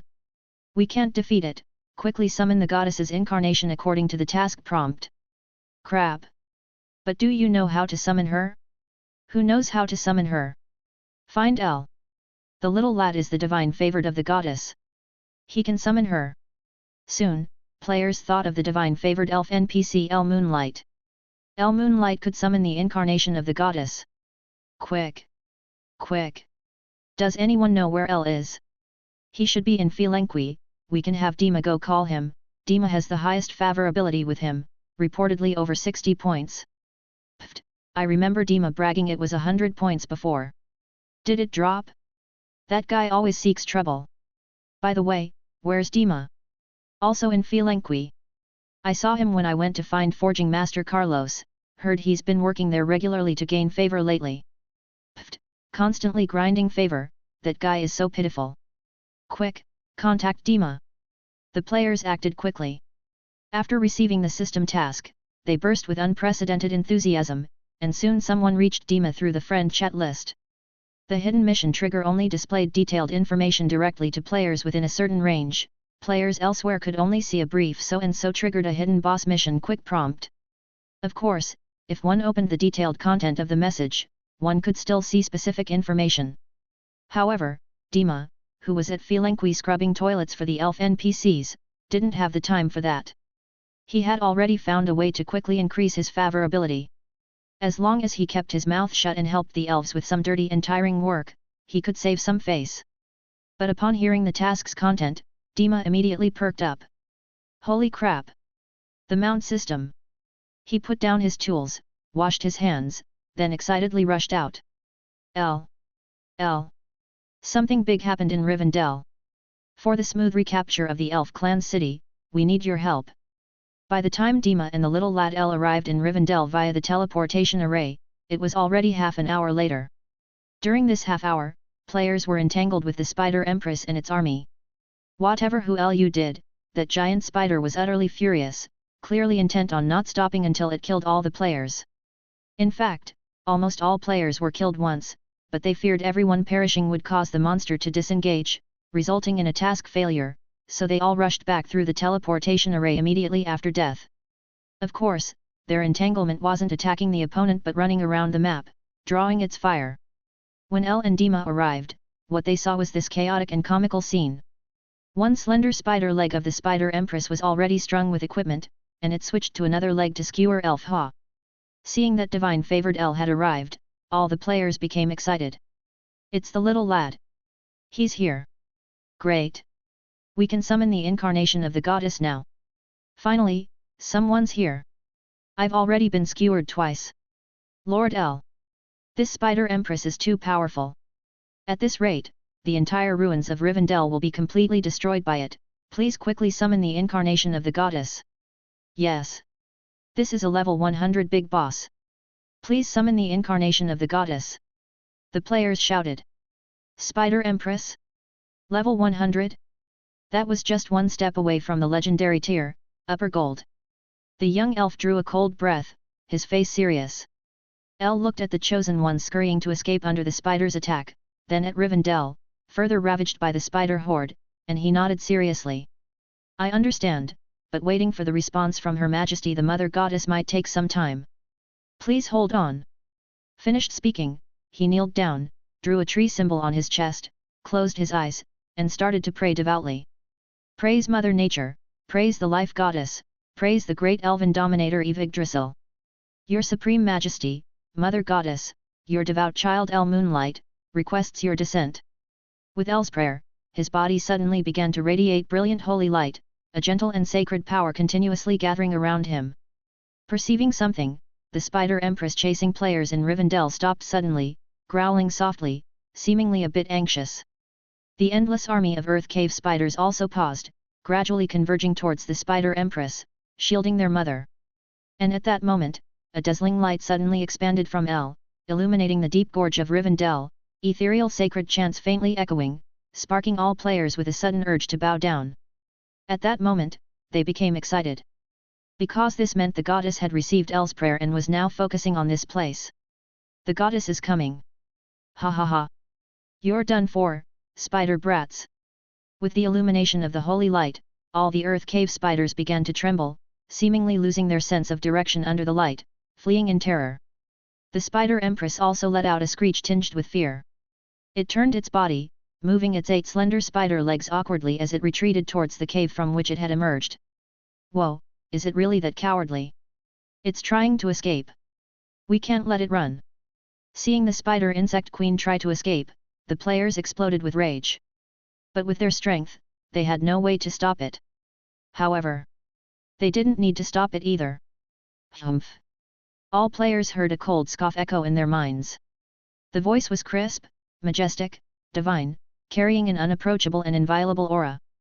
They recognized it. It was the voice of Eve, the goddess. 2 golden divine locks suddenly appeared out of nowhere and wrapped tightly around the Spider Empress just as it was about to escape into the cave. Then, the radiant light converged in front of it, finally forming a figure clad in the holy divine dress, adorned with a crown of flowers and plants, wielding a magnificent scepter, her entire being enveloped in glistening holy light. It was the goddess. Her visage was as peerlessly beautiful as always, further exuding a divine and inviolable majesty under the blur of the holy light. All players widened their eyes, excitedly admiring the goddess's heroic posture. The incarnation of the goddess has descended. These effects are as glorious as ever. Haha! We're going to win! As expected of the goddess, even just an incarnation instantly controlled the boss. Eve Goddess is the best! They cheered enthusiastically. Under the illumination of the light, the Spider Empress huddled into a ball, trembling while letting out low growls of fear. At this moment, the goddess lightly raised her slender arm, placed her fair palm on the Spider Empress's massive head. Submit, or die. Her majestic and divine voice was calm. As if she were stating something natural, with no concern for the outcome. Chapter 171. Eve floated in midair. The holy light accompanied her, enhancing her unparalleled appearance with nobility and mystery. An ethereal and melodious voice echoed through the canyon, majestic and grand. Holy crap, badass! The goddess is truly like no other, her moves are unparalleled. I really love the goddess's incarnation. When will we be able to summon her too? Seeing Eve instantly subdue the giant spider insect queen and hearing the calm superiority and indifference in her words, the players became more and more excited. On Blue Star, Elf Kingdom had been open for over a month. If you asked which NPC was the most popular in the game, it was undoubtedly the Eve Goddess. The flawless character modeling, effects more spectacular than a movie, combined with the camp leader's buff, and a voice from who knows which celebrity so perfect it enchanted the players, almost turned all of them into fanboys and fangirls of the goddess. Even when they planned to log into the Elf game, they wouldn't say they were going to play the game or play Elf Kingdom, instead they would jokingly say, "Bye, I'm going to guard the Eve Goddess," or, "Bye, I'm off to guard the World Tree." Of course, it was just a joke. The players knew that although Goddess Eve wasn't in her best state, she was still the pinnacle of combat power in Elf Kingdom. The enemies she faced were almost always killed in seconds. Moreover, if the plot got tough, the goddess would almost always appear, serving as a strong backing for the players. Well, now that I think about it, if we're really talking about who protects who in the game, it might not be so certain. Who knows? After all, assisting the elves in expanding their forces is assisting the goddess in expanding her forces. Assisting the goddess in expanding her forces is protecting the goddess, right? No problem. Of course, if it were really the goddess herself protecting them, it wouldn't feel bad either. The goddess was not only beautiful and powerful, she could also issue tasks, help players defeat bosses in key plots, and besides, she could be admired. Moreover, Big Bro Lee Mew said that every NPC in this game has its own independent emotion and memory system, so there's no reason the camp leader Eve goddess wouldn't have it. The goddess was not merely a background or a symbol, nor an emotionless tool. She was the camp leader NPC with a personified character. How awesome is that? Ever since players found out that Divine Favored could summon the goddess's incarnation, many had privately asked El Moonlight several times how they could become Divine Favored.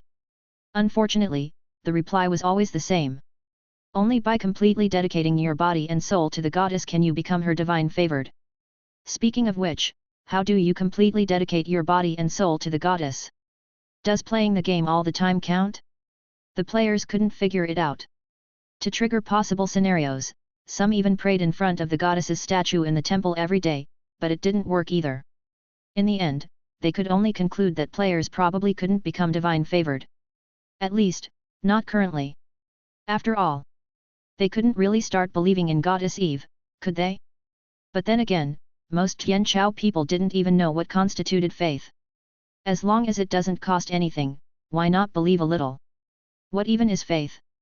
However, even if they couldn't become Divine Favored, that didn't stop the players from idolizing the goddess. The goddess didn't act often.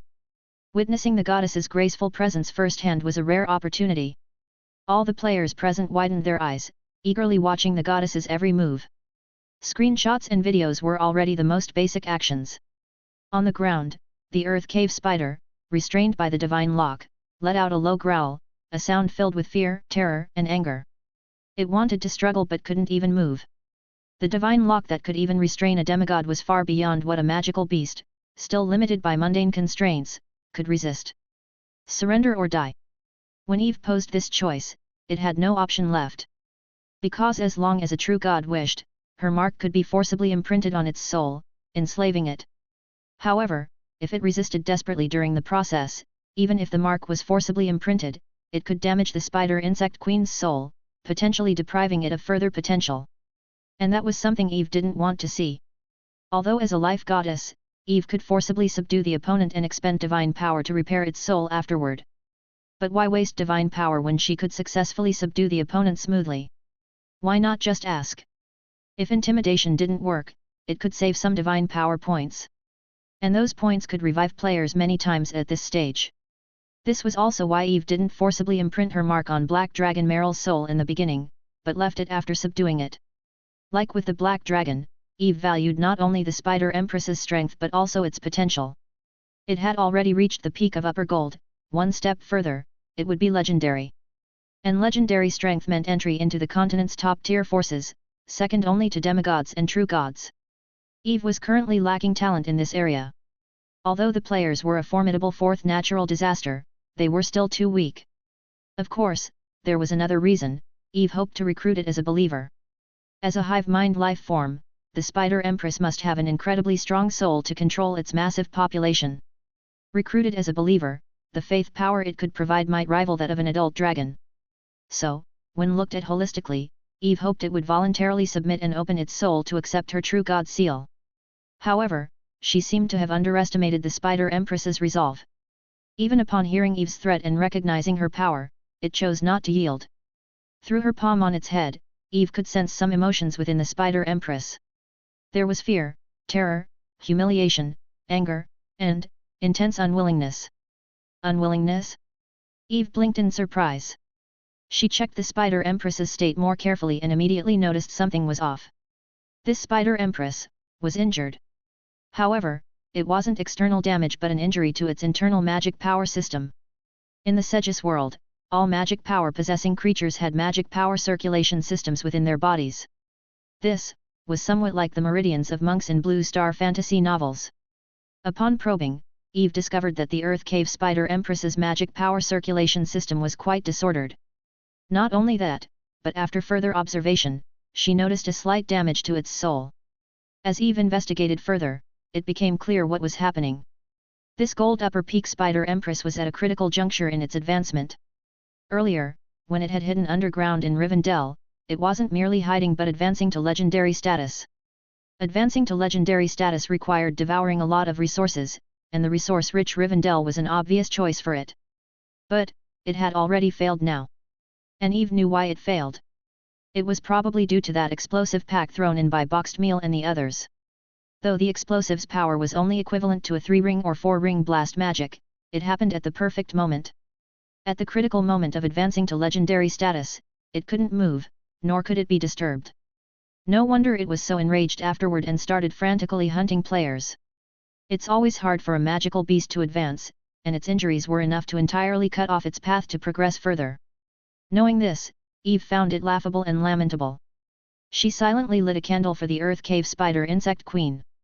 This was, truly too tragic. Eve could imagine how unwilling it felt inside. After all, once advanced to legendary status, it would be a different world. Looks like I'll really need to expend some divine power points, but perhaps this is for the better. Eve thought, having made up her mind. She pondered for a moment, using divine power to engage the Spider Empress in a psychic conversation. If you submit to me, I can help you heal your injuries and assist you in advancing to legendary status. The majestic voice resonated in the Spider Insect Queen's mind, and its body trembled slightly. In an instant, Eve felt the emotions in her palm change to surprise and doubt. Still quite cautious, Eve smiled inwardly and continued the psychic conversation. I am the World Tree, the ancient god Yggdrasil, who controls nature, life, and elves. Submit to me, become my clansman, and I'll give you the opportunity to advance further. This time, the Spider Empress's body no longer struggled. Eve sensed that its emotions seemed to calm down, and its anger gradually dissipated. Simultaneously, all the surrounding Earth Cave spiders suddenly crawled toward Eve's direction and prostrated themselves. Tens of thousands of Earth Cave spiders bowing in worship created an awe-inspiring scene. Whoa! The spiders are all kneeling. Is this them submitting to the goddess? Amazing! The goddess just said one sentence, and they surrendered. The players exclaimed in wonder. Because the dialogue between Eve and the Spider Insect Queen was telepathic, they did not know Eve's promise. Upon sensing the Spider Empress's submission, Eve smiled slightly and left her true god seal on its soul naturally. Very well, since you chose to submit, I will grant you the power you deserve. This time, Eve spoke aloud. With the words spoken, Eve removed the divine lock and extracted 5 points of divine power, converting it into life energy that ordinary creatures could absorb and injected it into the Earth Cave Spider Empress's body. As the life energy was injected, the Spider Empress's body suddenly began to emit a green radiance. The life energy quickly healed its injuries, nourished its wounded soul, and then, gathered toward its demon crystal.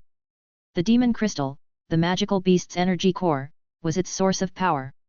The advancement of a magical beast was essentially the sublimation of the demon crystal, which then propelled the advancement of the body and soul. As the life energy accumulated, the influx of energy into the Earth Cave Spider Empress's demon crystal was like the final push that opened a large door. Its presence suddenly soared. All players felt a terrifying power surge from the Spider Insect Queen. What's happening? The goddess seemed to have injected something into it. In everyone's astonished gaze, the body of the Earth Cave Spider Empress began to shrink rapidly, quickly reducing from dozens of meters to several meters. However, its aura was far more formidable than before, as the ferocious insect armor was tinged with golden patterns, adding a sense of nobility. In an instant, the players realized. This Spider Insect Queen had advanced. Oh wow, the goddess just touched it and it upgraded. Oh my god, I wish the goddess could touch me too. Wait, what's the rank above gold upper again? They chatted animatedly. Then the players watched in astonishment as the Spider Insect Queen began to shrink further, beginning to change. Eventually, it transformed into human form. Every legendary magical beast had the ability to transform into humanoid form. Chapter 172. Under everyone's watchful gaze, the Spider Empress's body shrank further and transformed into a humanoid shape. However, her transformation was incomplete. Her body's main form still retained the appearance of a spider, with only the upper half resembling a humanoid female, quite fitting for a monster girl.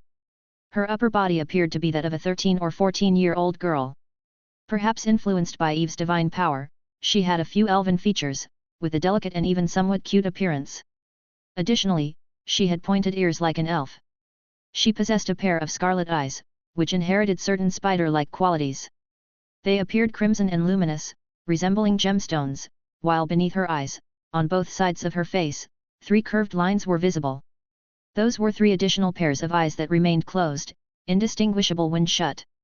Her hair was black, matching the color of her chitinous armor, reaching her shoulders and draping down her back. Her skin was very pale, almost translucent, creating a stark contrast with her black chitin armor and hair.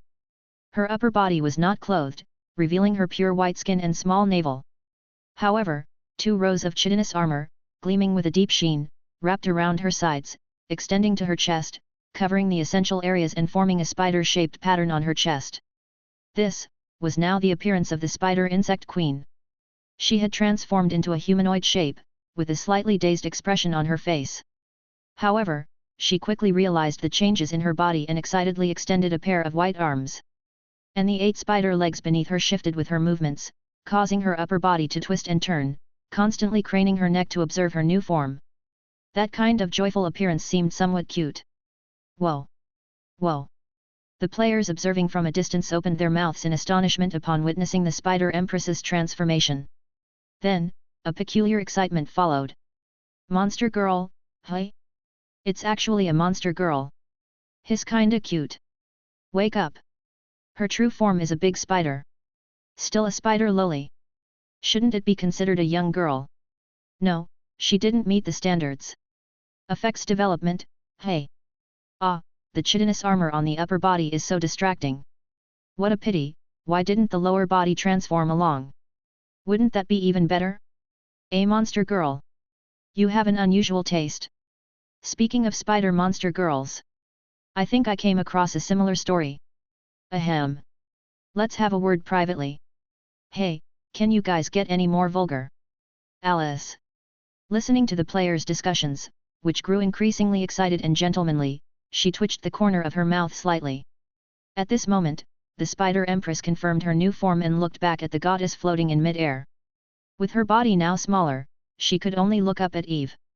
Of course, the equipment strung together by her legs had long since scattered to the ground with her transformation. The Spider Empress knelt deeply before Eve in the air. Along with her, thousands of earth cave spiders also bowed once more. Their heads were lowered even further. At this moment, Eve suddenly sensed that a star in the sky of her divine country lit up once again, incredibly bright. That was the faith of the Spider Empress. In just an instant, Eve received feedback of 3 divine power points from the Spider Empress's belief, and the intensity of that belief leaped from minor believer directly to devout believer status. Legendary rank was an existence that transcended mortal ranks. Becoming legendary meant an ascension of the level of life, making a substantial increase in lifespan, and gradually accessing the world's essence, the power of laws. For every high-level magic beast that awakened intelligence, legendary rank was the realm they yearned for in their dreams. Eve's gift solidly won over the Spider Empress's heart in an instant.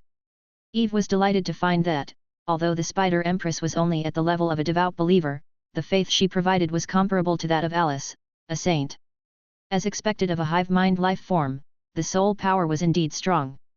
Eve was very satisfied. Hiss, ah!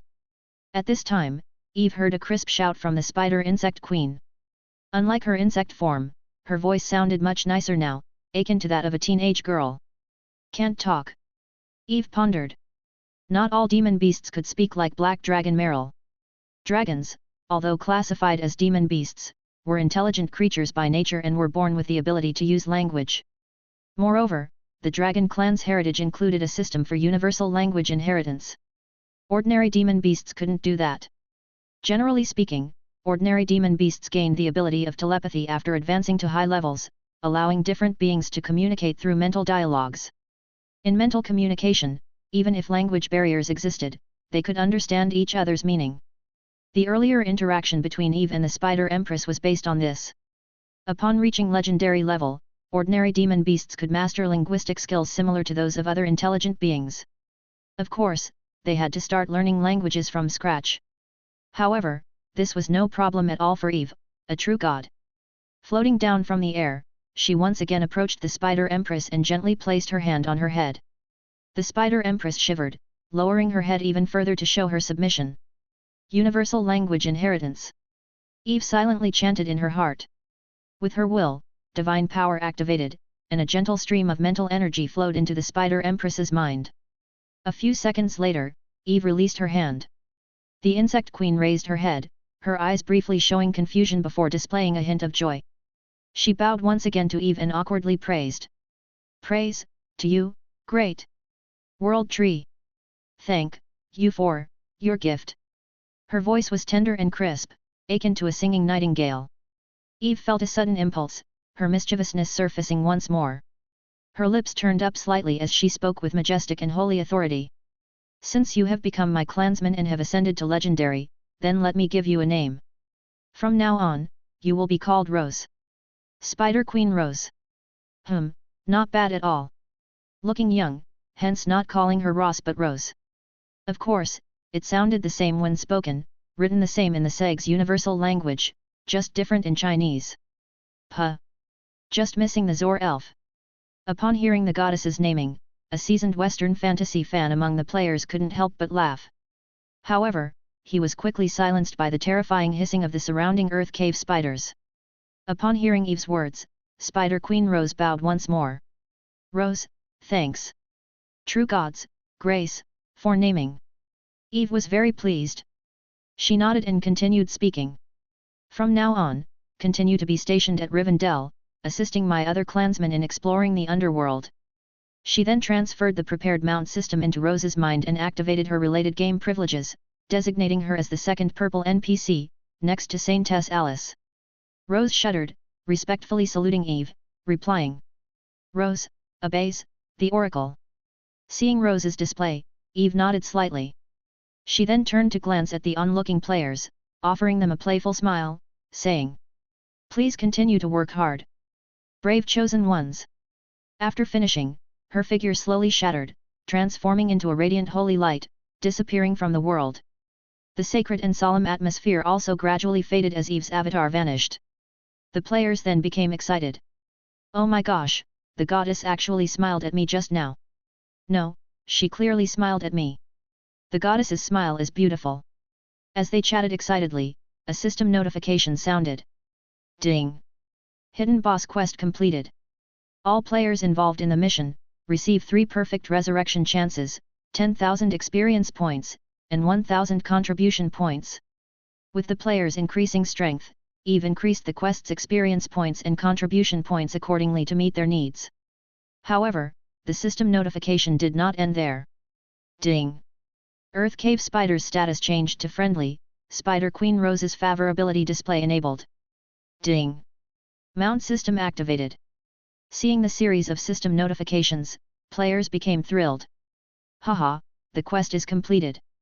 10,000 experience points and 1,000 contribution points, not bad.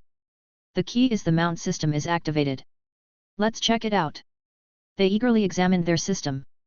As expected, a new mount feature appeared in the system menu.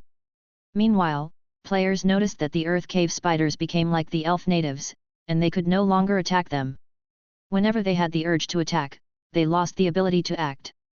Currently, the first mount available in the system was the earth cave spider.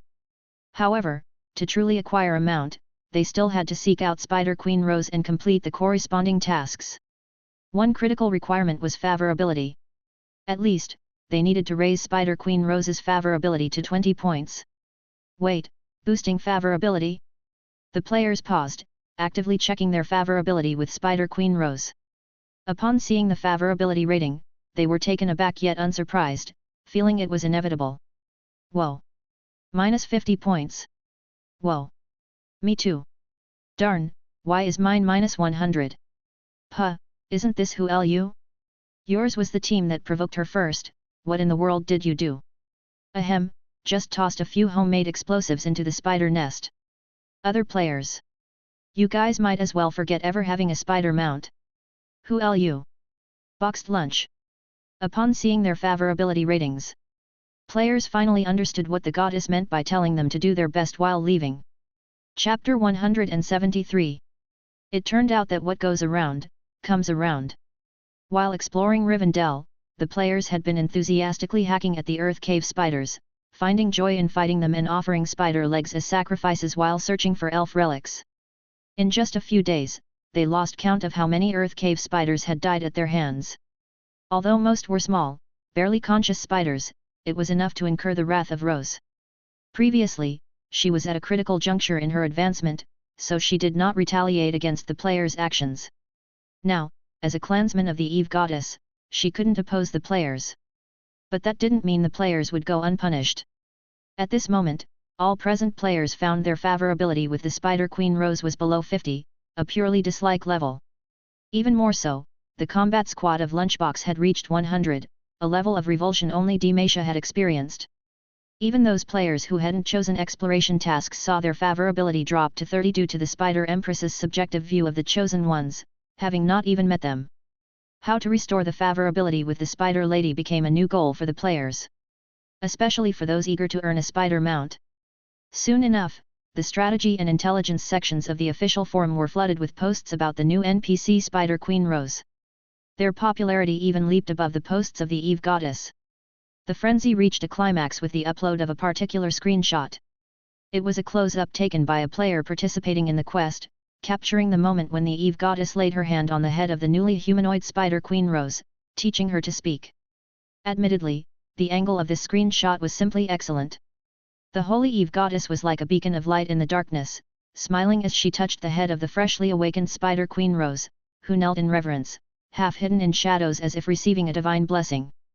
The imposing and holy goddess, the hideous and mysterious yet beautiful Spider Queen Rose. Half in light, half in darkness. The perfectly executed light and shadow effects made this game screenshot instantly a memorable scene in Elf Kingdom. Even as Eve browsed the forum, she stumbled upon the screenshot shared by the players. She felt a stirring in her heart and saved it instinctively. These players have captured a nice angle. This screenshot is quite good. Later, I'll issue an oracle to have a relief made based on it for the temple. The true god of sagas had a habit of creating reliefs of the true god's history in temples or holy sites, which could not only extol the true god's epic and spread the true god's power but also attract believers and consolidate faith. Local customs naturally influenced Eve, so she planned to give it a try as well. After all, such a classic scene of converting a legendary magical beast was simply a powerful tool for evangelism. With further exploration, gradually, the players also discovered how to mend their favorability with the Spider Queen Rose. Upon becoming a monster girl, the intelligence of the Spider Queen Rose increased further. Although she still chose to hide in Rivendell under the influence of the goddess's oracle and the habits of earth cave spiders, she showed more curiosity toward civilization. If players could find her and present items from the civilized world or tell interesting stories that piqued her interest, they would find their favorability with her slightly improved. Additionally, like Black Dragon Meryl, Rose also showed an interest in cuisine. The earth cave spiders had two types of food, ores and other creatures. When hunting other creatures, the earth cave spiders would wrap them in silk, forming a large cocoon which they would dissolve with acid into a liquid form before consuming it. But after some experimentation, players found that cooking demon beast meat into a rich, delicious broth was very much to Rose's liking. Moreover, she retained a taste for eating ores. If players managed to find some rare ores to feed her, it would also help in repairing favorability. Of course, the latter method was too expensive, and almost all players chose the former. As favorability was restored, gradually, some players managed to lower Rose's guard enough to be allowed into her lair. Upon entering the earth cave spider's lair, players found a new treasure. That was the silk left behind by the earth cave spiders. This silk, once dried, was extremely elastic and had a great texture. Upon appraisal by the elf blacksmith Carlos, it turned out to be a superb material for magic equipment, combining toughness with excellent magic conductivity. They could be used to weave beautiful garments and craft magic equipment. In no time, more players flocked to the underworld, trying to improve their favorability with Spider Queen Rose to gain permission to treasure hunt in the earth cave spider's lair. Especially a bold group of female players. However, even the fastest progressing players were still far from meeting the conditions for earning a mount. As for the unfortunate members of the Lunchbox squad, they found their favorability was beyond repair. Whenever they tried to enter Rose's lair in Rivendell, mimicking other players, they were harshly thrown out by a gang of large earth cave spiders. If Rose hadn't also become a clansman of the Eve Goddess, their treatment might not have been so gentle. When they attempted to improve favorability, they were similarly kicked out by the earth cave spiders. Seeing this, Eve shook her head in the shadows. The players from the Lunchbox squad really shouldn't count on getting a spider mount, they should honestly wait for the next race that she conquered. The grudge of disrupting a high-level magic beast's advancement to legendary, Spider Queen Rose would remember it for a lifetime. The ones feeling just as downcast as the Lunchbox Squad were the Black Dragon Meryl's players. The Black Dragon, considering himself a noble silver dragon, suddenly noticed a sharp decline in the number of players coming to him. Even when issuing quests, few players turned up to roast meat for him. All those players had gone to increase their favorability with the new purple NPC Spider Queen Rose. Upon discovering the truth, Little Black Dragon was nearly furious. These cunning long-eared ones. Humph. You all can stop hoping to get Meryl's quest rewards. Humph. But soon after, he hesitated. Or, should I increase the rewards a bit more? The days without roasted meat were truly tough. It's easy going from frugal to extravagant, but from extravagant to frugal was hard. Meryl, already accustomed to honeyed roasted meat, could no longer stomach other demon beast meat. With the Earth Cave Spiders becoming clansmen of Eve, the players' exploration of Rivendell became smoother. Without obstruction from the Earth Cave Spiders, they discovered a wealth of elf artifacts deep within Rivendell, including various equipment, crafts, and even crafting and magical tool-making equipment from the elf civilization millennia ago. Many of them were still well preserved. All these items were brought back to the Chosen City by the players. Destroyed items were sacrificed for recycling, exchanged for contribution points. Equipment and crafts were auctioned among players and bought by the wealthy ones. As for the crafting and magical tool-making equipment, they were bought by a few guilds at high prices. To increase the attractiveness of their guilds, they had begun training their own forge masters, and this equipment came just in time. As the interactions with Spider Queen Rose deepened, Eve also became more aware of the underworld. The entrance to Rivendell's underworld connected to a relatively remote part of the underworld. In the past, it had been home to a large number of monsters, but decades ago, when Spider Queen Rose and her species arrived to advance to legendary, most were scared away. To find them, one would have to venture deeper into the underworld. Additionally, there were settlements of intelligent beings near the entrance to Rivendell's underworld. These were settlements of subterranean dwarf tribes living underground. Subterranean dwarves are a branch of dwarves, typically standing less than 1.5 meters tall, weighing about as much as an average human adult, with grey-black skin. Unlike their surface-dwelling kin, although subterranean dwarves are skilled in mining and forging, their faith wasn't in dwarves and the god of forging, but in the master of darkness and shadow holder, an ancient true god of the netherworld. Of course, some subterranean dwarves didn't believe in Holder but in the death god and lord of the underworld Hela. Generally speaking, more subterranean dwarves worshipped the former, mainly the elders. In contrast, the latter were fewer, largely younger individuals. The subterranean dwarf tribe residing near Rivendell was of medium size, reportedly believing in both true gods. They settled in the area after Rivendell's fall, when passages between the surface and the underworld opened, and they signed a non-aggression pact with the migrating Spider Queen Rose. Moreover, they often engaged in dealings with surface human smuggling caravans. It was thanks to the non-aggression pact between the subterranean dwarves and Rose that human smuggling caravans were able to safely establish a small outpost in Rivendell. Upon learning of these matters, Eve became instantly wary. I didn't expect to encounter followers of Hela so soon. Looks like I need to be more cautious, and use the Shroud of Death gods favored less, at least, not underground. It was foreseeable that with the underworld's entrance thoroughly opened, players would undoubtedly come into contact with the subterranean dwarves next. This was not the time to let her shroud as the death gods favored slip. As Eve pondered, she was suddenly drawn to a surge of vibrant life energy from her core. The source of the life force was a humanoid light cocoon on the world tree. This was Eve's attempt to actively create the primordial elf. Feeling a surge of emotion, she returned her consciousness to her core. Eve knew. The first true primordial elf was about to be born. Chapter 174. The Elf Forest, atop the world tree. On the massive branches, natural Saintess Alice Wind, Oak Guardian Berserker, Divine Favored El Moonlight, and the clan leader of the Flame Tribe, Phil Osier Flame, who had long received the divine prophecy, gathered here, looking excitedly at a cocoon of light that flickered continuously on the branch. They were to personally welcome the birth of the first primordial elf. Besides them, Li Mu and Cockatoo were also brought by Alice. They were the only two players completely recognized by the Holy Daughter, to witness the birth of the primordial elf as representatives of the Chosen Ones. Though other players didn't have this opportunity, Li Mu and Cockatoo had long started a live stream in the game system for other players to watch the plot animation. In Chosen City, below the World Tree, nearly 200 elves of the Flame Tribe also gathered, excitedly awaiting the arrival of their new family member. Even most of the online players gathered, curious and expectant, looking at the direction of the World Tree while waiting for the live stream in the game system. The World Tree was the Elf Mother. Elves were the long-lived, wise species born from the World Tree. The significance of elven birth was widely debated. But the most well-known and easily accepted reason was only one: during the Dusk Era, the World Tree, to create and maintain the overseers of the world, developed the ability of self-birth. Since the birth of the Segis universe, this ancient plane universe had experienced 6 major eras. Namely, the Creation Era, the Age of Giant Dragons, the Titan Era, Giant Era, the Dusk Era, the Silver Era, and the Eternal Era. In the remote past, during the Age of Giant Dragons and Titan Era. At that time, the inhabitants of the Segis world were still uncultivated, and the ancient gods active in the Creation Era had all retired, while the 2 golden races, the ancient giant dragons and Titan giants, ruled the world. They waged wars for years, turning the Segis continent into a wasteland, causing severe devastation to their own races.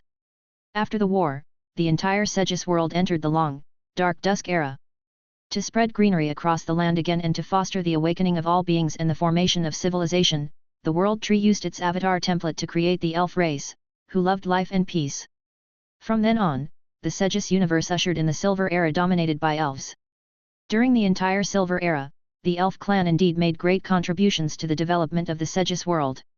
It was also in this era that the belief in the divine gradually appeared and rose, while the ancient gods, present since the Creation Era, gradually diminished through several eras, either perishing or falling into slumber. Of course, all this had become history. With the arrival of the Eternal Era, the wise species standing center stage in the world had become the human clan, who excelled the former, and the true god of faith ascended to the summit of the entire plane universe, while the defeated elves could only hide across the continent. But now, the World Tree had returned. After recuperating, she could finally give birth to a true primordial elf once more. Unlike the summoned chosen ones, this was a true primordial elf in the truest sense.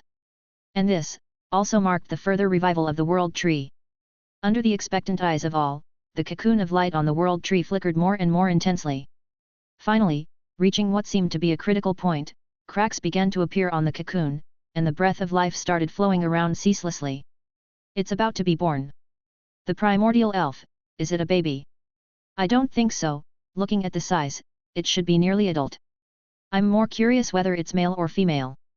He, I hope it's a girl. Humph, why can't it be a cute boy? The players in the live stream began discussing as well. Especially, the male players and female players even started betting on the gender of the soon-to-be-born primordial elf. The cracks on the cocoon grew more numerous.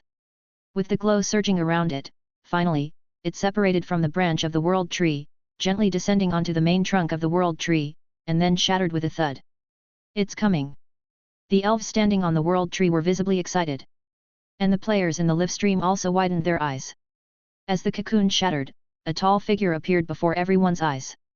It was an elf who looked about 17 or 18 years old, male. He had his eyes closed tightly, his arms crossed over his chest, with long silver hair hanging down his back, and skin as fair as a maiden's, enough to make all the women on Blue Star jealous. He possessed the handsome and beautiful appearance typical of male elves, and as the primordial elf closest to the mother goddess, he inherited certain traits of the true god, with a visage even more outstanding than that of ordinary elves. Even the few elves standing on the World Tree showed traces of amazement when they saw him. He wore a white traditional elven robe that Eve had prepared long ago, embroidered with exquisite patterns. That was what Eve had put on him the moment he broke free from the cocoon, just like when players were born. The source of the robe was the scraps once sacrificed by the players. After breaking free, he slowly opened his eyes. His eyes were icy blue, resembling those of divine favored ale, but if looked closely, you'd find a faint hint of purple, a hue only the elf royal family possessed.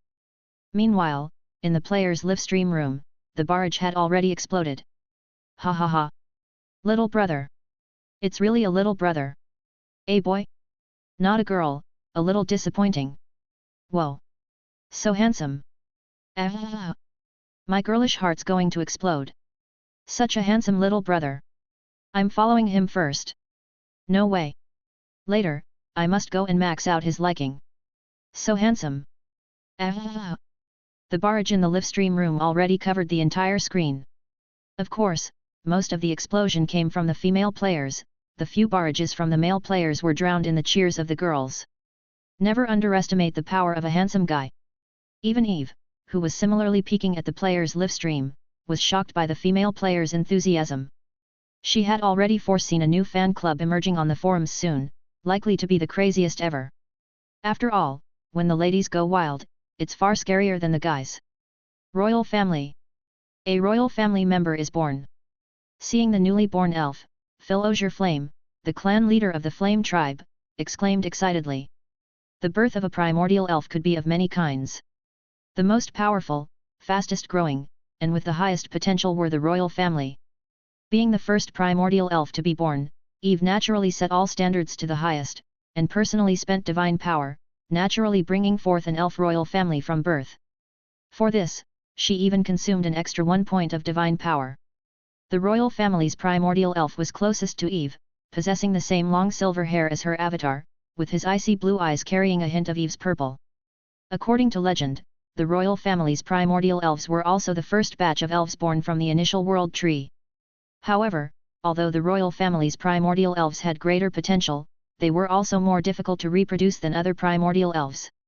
In the Segis world, the longevity of creatures was inversely proportional to their ability to reproduce. As one of the most famous long-lived species, elves already found it challenging to produce offspring, and for the royal family with even greater potential, it was even harder. Historically, the elf civilization's royal family was sparse and thin. Because the elf royal family found it difficult to propagate, the previous world tree birthed later primordial elves with relatively lower potential but much greater reproductive ease.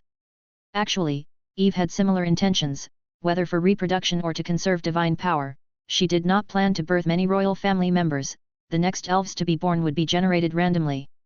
Of course, the lower potential of other primordial elves was merely relative. Each primordial elf, to the current elves, was still a genius-level existence. The players' bodies were of the same type as them. Also observing this, Eve clearly perceived the state of the newly born primordial elf. As expected, level 40, the peak of black iron upper. Just one step away from silver. She was very satisfied. However, I can only impart a certain amount of knowledge, now he's just a blank slate, possessing only innate loyalty to me. As for his personal worldview and personality, it would have to be nurtured over time. Eve did not choose to instill heritage and beliefs.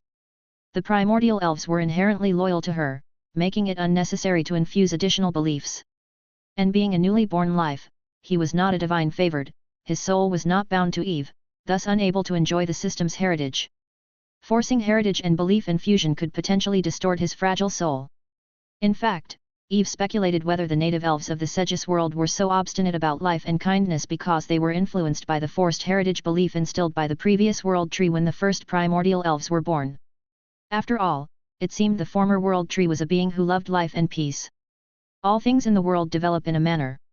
Ideas are, beliefs are too, this is inherently a process of continuous change. They should learn themselves, to adapt to the changes of this world.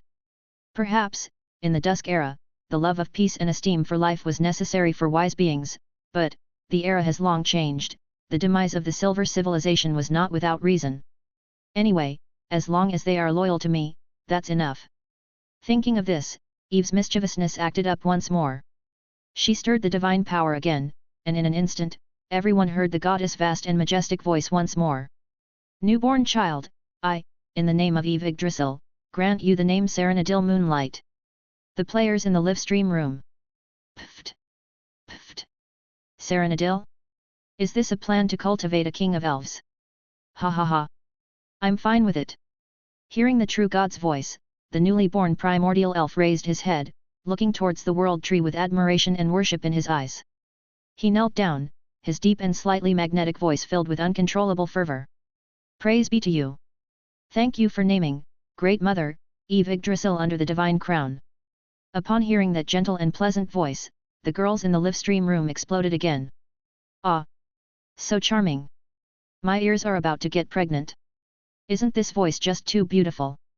Eve. She glanced at the livestream, then continued to deliver the divine prophecy to the natural saintess Alice.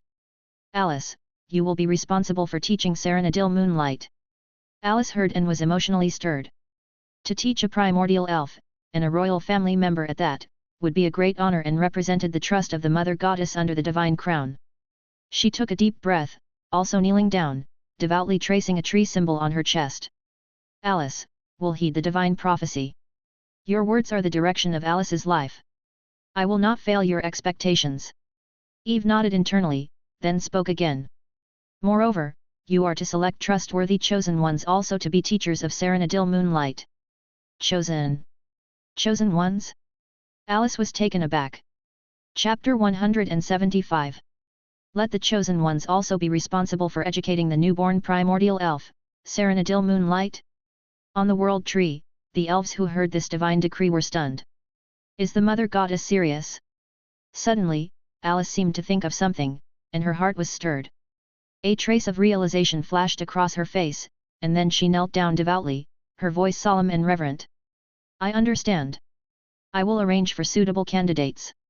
The Mother Goddess wants the elves to learn some of the chosen ones' strengths, perhaps? Although these chosen ones are crude, often greedy and rude, and even brutal in battle, they possess decisiveness and straightforwardness that the elves lack, along with some novel knowledge.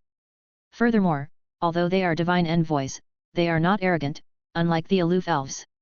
It seems, the Mother Goddess truly wants the elf clan to change.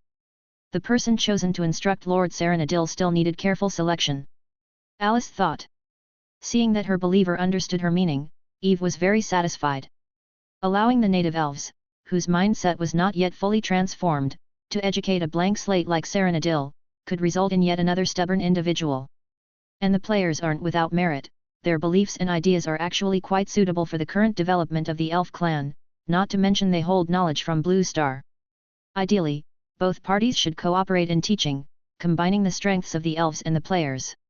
What sparks could arise from the collision of two worlds with different cultures and ideologies? Eve looked forward to it. She trusted Alice with this matter, believing it would go smoothly. Of course, Eve didn't completely let go. She also added a new side quest under the main task of developing forces instructing the primordial elf. The teaching content was clearly outlined as imparting knowledge from Blue Star, anything and everything, but it must be positive. However, unlike other tasks, players needed Alice's approval before taking this task, earning the qualification to accept it, and the outcome was subject to Alice's evaluation. Furthermore, Eve also stipulated in the task that no bizarre knowledge was to be taught to Serenadil, nor any bad habits imparted, otherwise, it would be deemed a task failure, and failing would result in no rewards and severe penalties. Of course, if the instruction was successfully completed, the rewards would be generous. Additionally, Eve secretly instructed Serenadil that whether it was the elves or the chosen one's lessons, he must not believe them blindly. He needed to think for himself, differentiate between right and wrong, develop his own beliefs, and report them to her.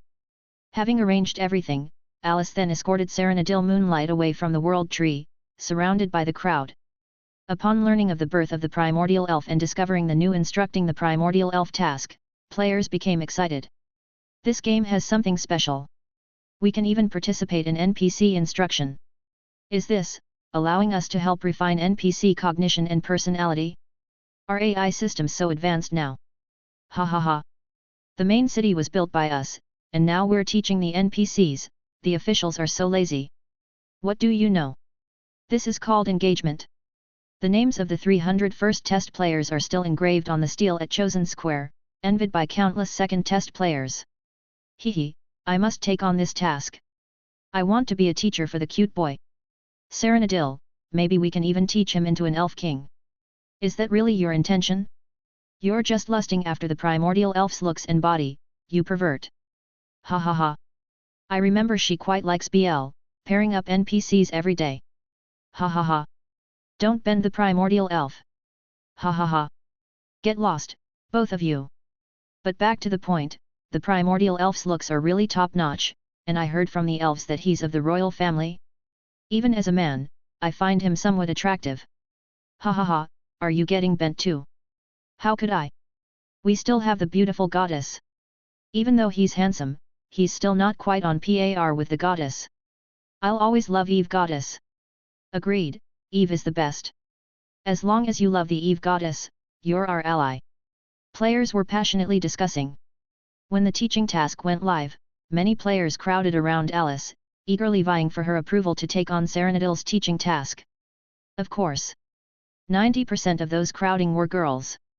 Seeing this gaggle of female chosen ones crowding around noisily, Alice was both surprised and a bit flustered. But she also felt a sense of relief. At least, in her impression, female chosen ones were generally more reliable than their male counterparts. The ones who got into mischief were mostly male chosen ones, whereas the females were much more well behaved. But after sorting and selecting, not many passed in the end. Ultimately, it was Li Mu and Gu Gu Niao who were tasked with the instruction.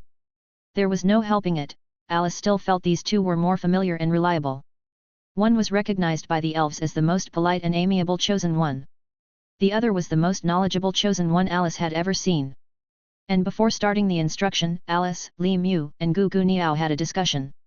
Alice's requirement was to train Serenadil into an upright, noble, brave, fearless, learned, and versatile king. After this, in addition to watching over Serenadil, Li Mu and Gu Gu Niao also had the task of instructing him. This result made other players extremely envious. However, despite being unable to teach, many players still gathered around to try to befriend or impress him, aiming to gain Serenadil's favor. Especially, the female players. And this gave Li Mu a headache. Without the constraints of the teaching task, these players let loose completely. The variety of tactics they used opened Li Mu's eyes, yet their rapport and teasing were such that he couldn't find fault with them. He felt a bit envious of Serenadil, even though, the latter was just an NPC. Looks really made it easy to become a winner in life. Being surrounded by girls, they could hardly instruct well, and in the end, they had to relocate the teaching to Li Mu's home, hang a no admittance sign, and ask Divine Favored Ale to stand guard outside. This finally brought some quiet. Their division of labor was also very clear. Gu Gu Niao was in charge of imparting knowledge from Blue Star, while Li Mu was responsible for personality development. For this, Li Mu even went online to look up what ancient emperors studied. Serenadil deserved to be the royal family's primordial elf, possessing extraordinary talent. During the instruction, they found that no matter how difficult the content, Serenadil learned it almost after one pass, even able to infer other things from it. Serenadil displayed an exceptionally strong ability to accept and curiosity about everything. Sometimes, he even asked questions that left the two speechless. For this, Gu Gu Niao felt a bit disheartened because she finally met someone with a greater learning ability than herself. Seeing her like this, Li Mu teased afterward. Why are you getting competitive with an NPC? No matter how realistic, it's still a game. It's normal for AI to learn quickly, isn't it? Hearing Li Mu's words, Gu Gu Niao realized, then sighed. You're right. It's just that, after so long, I've almost forgotten this is a game. Almost forgotten it's a game? Li Mu deeply agreed.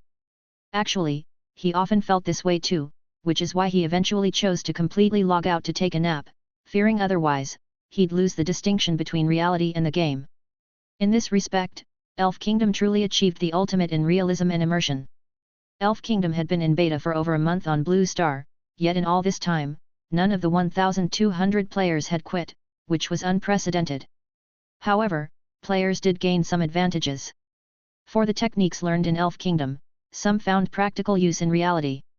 Players focused on physical skills noticed improved reflexes in the real world, and although spellcast players didn't gain this benefit, they generally found their memory had improved. Even if only their consciousness descended, consciousness could still be strong or weak. After training, players' consciousnesses became far stronger than ordinary people on Blue Star, even benefiting their souls. Moreover, the 4 times accelerated thinking was fully utilized by the players, with little Xianmia regularly receiving tutoring from Gu Gu Niao in-game, which became the norm, and some college students even doing their homework in-game. The variations were endless. Of course, the reason they did this was because the game time encroached on their real-world time. To save more time for gaming, they had little choice but to complete tasks in the game. Serenadil's education took off on the right track. However, there were some small incidents. Outside of his studies, Serenadil enjoyed wandering around Chosen City and socializing with players. During his leisure moments, he was often surrounded by female players. When wandering, sometimes players would even coax him into trying barbecue, or engage him in light-hearted chats. Upon learning of these things, Alice was worried about Serenadil being led astray. She wanted to sever Serenadil's interactions with other chosen ones besides Gugu Niao and Li Mu, at least, until his worldview was properly developed. However, the Mother Goddess didn't stop Serenadil from interacting with the players. So in the end, Alice gave up on her idea. But at the same time, she became more vigilant, remembering how Aile's two sisters had developed a penchant for sneaking meat due to getting too close to the chosen ones. Alice did not want Serenadil to fall into the same trap.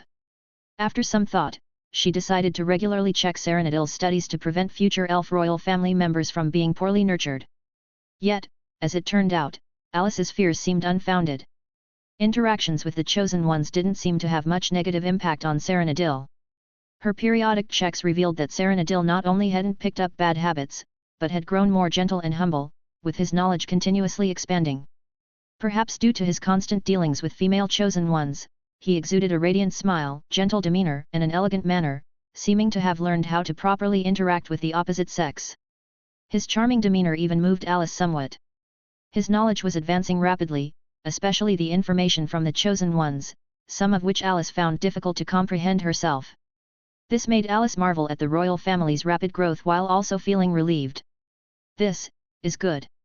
Though, for some reason, she still felt unsettled, with the sense that something was not quite right. And as Serenadil's growth was set on the right path, Eve's developing forces task also had new breakthroughs. Chapter 176. The core area of the elf forest was about 4 kilometers from the chosen city. There used to be a grove of high-quality timber here, perfect for construction material. The trees grew straight, had good texture, and emitted a faint fragrance that calmed the mind. When completing the daily task of collecting timber, players who submitted this kind of wood would receive additional experience points and contribution from Alice. Therefore, after the location was shared by those who discovered it on the official strategy forum, many players came here to gather timber. And over time, the players stripped the place bare. Even on the day Eve revived, when everything was growing and many saplings sprouted, the second test players dug them all up to be used as roadside trees in Chosen City. However, although the trees were gone, there was now a large open space. Since it had been a forest, the soil was extremely fertile, and the players chose it as an experimental field for crop cultivation. Elves were magical creatures by nature and were among the wise species of druids. Perhaps for ordinary humans, crop cultivation was a long and unpredictable process, but for players with nature magic, everything could be accelerated. After obtaining some crop seeds from a captured human caravan, Little Xian Miao handed them over to the living guild players, allowing them to take on related side quests and attempt cultivation. The players received a total of 3 types of seeds, which, after identification, turned out to be Mania plain wheat, Mania rapid rice, and Aries potato. Plain wheat and rapid rice were primary agricultural products in human society within the Segis world, each with a long cultivation history. The smuggled seeds, identified by Elf Nightingale who once lived in human society, were thought to possibly be the latest high-quality crop varieties recently bred and widely discussed in human society by the official Magic Association of the Holy Mania Empire. The third type, Aries potato, was a bit like potatoes on Blue Star, but grey in color and a bit sweeter. It was said to be an introduced crop from another plane, brought into human society 1,000 years ago when the plane channel was still open by legendary mage Ares of the Ares kingdom. Since this crop had a high yield, it quickly became widely cultivated in human society and was well received by the common folk. However, unlike potatoes, Aries potato had to rely on seeds for reproduction. The potato seeds acquired by the players were also recognized by Nightingale and thought to be improved varieties from the Ariel kingdom. Thinking about it, if they were not high-quality seeds, how could they have attracted the attention of the Soren caravan for smuggling? After all, the profit from magic items was much higher. Wasn't smuggling magic items more worthwhile? Only such precious high-quality varieties would catch the eye of smugglers. Of course, these things were now available to the players at a bargain. In the game, Tianchao players were quite interested in growing vegetables. Besides, although the elf forest was rich in resources, it was mostly fruits and vegetables, lacking staple foods. For Tianchao people, the most uncomfortable thing was not having staple food to eat. So, players had high expectations for these seeds. Moreover, unlike reality, magic existed here. The land in the elf forest was extremely fertile, and the air was rich in magic power, allowing for plant growth to be significantly accelerated without prolonged waiting. In just a few days, the players saw results. In fact, the outcome was even better than what the players had imagined. Now, the land had turned into farmland, growing plain wheat, rapid rice, and potatoes. Thanks to the effects of magic, the players also brought in Black Dragon Meryl's manure, and with the support of the silver-level druid, Oak Guardian Berserker, the crops seemed to have undergone some kind of mutation. They grew sturdier, the fruit was plumper, and even the potatoes seemed to sprout more tuberous roots. In the players' experiments, they found that with various enhancements, the growth speed of these crops could be elevated to a terrifying level. The quickest rapid rice matured in 3 days, while the slowest plain wheat took just a week. You had to know, in human society, even the fastest growing rapid rice took at least 4 months to mature. Of course, this was because ordinary humans couldn't enjoy the magical enhancements, nor did they have the fertile land of the elf forest and the abundant magic power, not to mention the dragon manure. Not to mention anything else, due to the resurgence of the world tree, the magic level in the core area of the elf forest had long surpassed that of the outside world. Under these conditions, anything planted grew well and grew fast. Now, the farmland was already on the second or third batch of crops, with players selecting better seeds after harvesting the first batch. After harvesting the crops, identified by Great Druid Oak Guardian Berserker, perhaps due to the abundant magic of the elf forest and the use of dragon manure by the players, these crops were subtly surpassing the realm of ordinary crops, having a hint of magical plant characteristics. After consuming these crops, they could even aid in the absorption of magic power. Although the effect was weak, it was still quite remarkable. Chapter 177. This made the players sigh once again. The black dragon really was a treasure trove. Of course, only the players had the opportunity to use the black dragon's droppings as fertilizer. And this further ignited the players' enthusiasm for experimentation. After successfully growing the crops, the new seeds quickly spread among the players.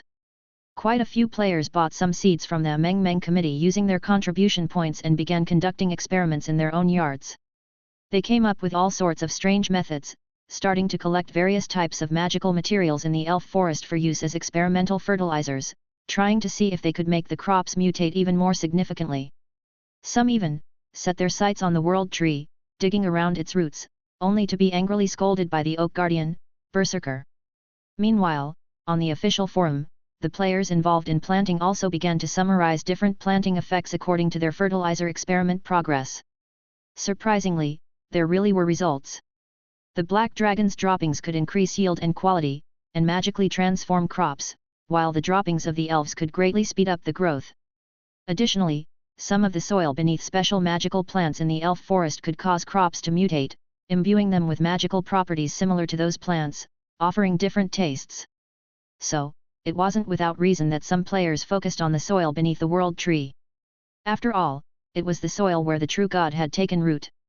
It could be called divine soil. In fact, some managed to secretly obtain a bit of it while the NPCs were unwatched, and after using it, they were surprised to find the crops grew wildly. Its effect was even better than the elves' droppings. After that, more players began to stealthily dig the soil under the world tree while the NPCs were not paying attention. This situation made Eve feel both amused and helpless. In the end, she set up a magical barrier beneath herself to make the soil immune to the players' digging, which finally put an end to these peculiar players. The players' performance in crop cultivation also pleased Berserker, the Oak Guardian. Except for those few who wanted to dig around the world tree's roots. Berserker was selected by Eve as the NPC for the crop cultivation task, overseeing the entire process of players planting. Due to his sensitive identity, he couldn't join in the expansion of forces, so he stayed honestly in the elf forest, assisting the elves and players with development, essentially doing his druid duties. However, Berserker's appearance had changed somewhat from the beginning. To avoid his exposure leading to the detection of the revival of the Mother Goddess, he specifically prayed to Eve, requesting the inheritance of the transformation spell. Now, he transformed into the form of a 2-meter-tall bald elven strongman. He looked somewhat intimidating. However, because the transformation spell limited magic power, he couldn't use his full strength while transformed, so he honestly took up logistics work. Berserker was very pleased with the players' enthusiasm for planting. Though he was puzzled as to why these chosen ones liked planting like humans did, considering that native elves mainly consumed fruits, and the elf forest was so abundant that the fruits could never be finished. Even if they were, by casting a spell, they could grow back. But at least, with crops available, the chosen ones hunted much less frequently. In fact, it wasn't just much less, but there was almost nothing left around to hunt. Now, the players ventured further out to hunt demon beasts. He couldn't see this happening while he stayed in the core area. The crop cultivation side quest was completed excellently by the players. The related processed products quickly found their way to the players' tables with the help of convenient magic. The spices collected from the human caravans also inspired the players, who began searching for similar substitutes in the elf forest to use as seasoning. In no time, players uncovered their cooking talents, and various common dishes from Blue Star started appearing in Sedge's world. Some vegetarian dishes even piqued the curiosity and welcome of the native elves. However, unlike the remarkably smooth planting industry, the livestock industry under the leadership of Black Dragon Merrill suffered setbacks.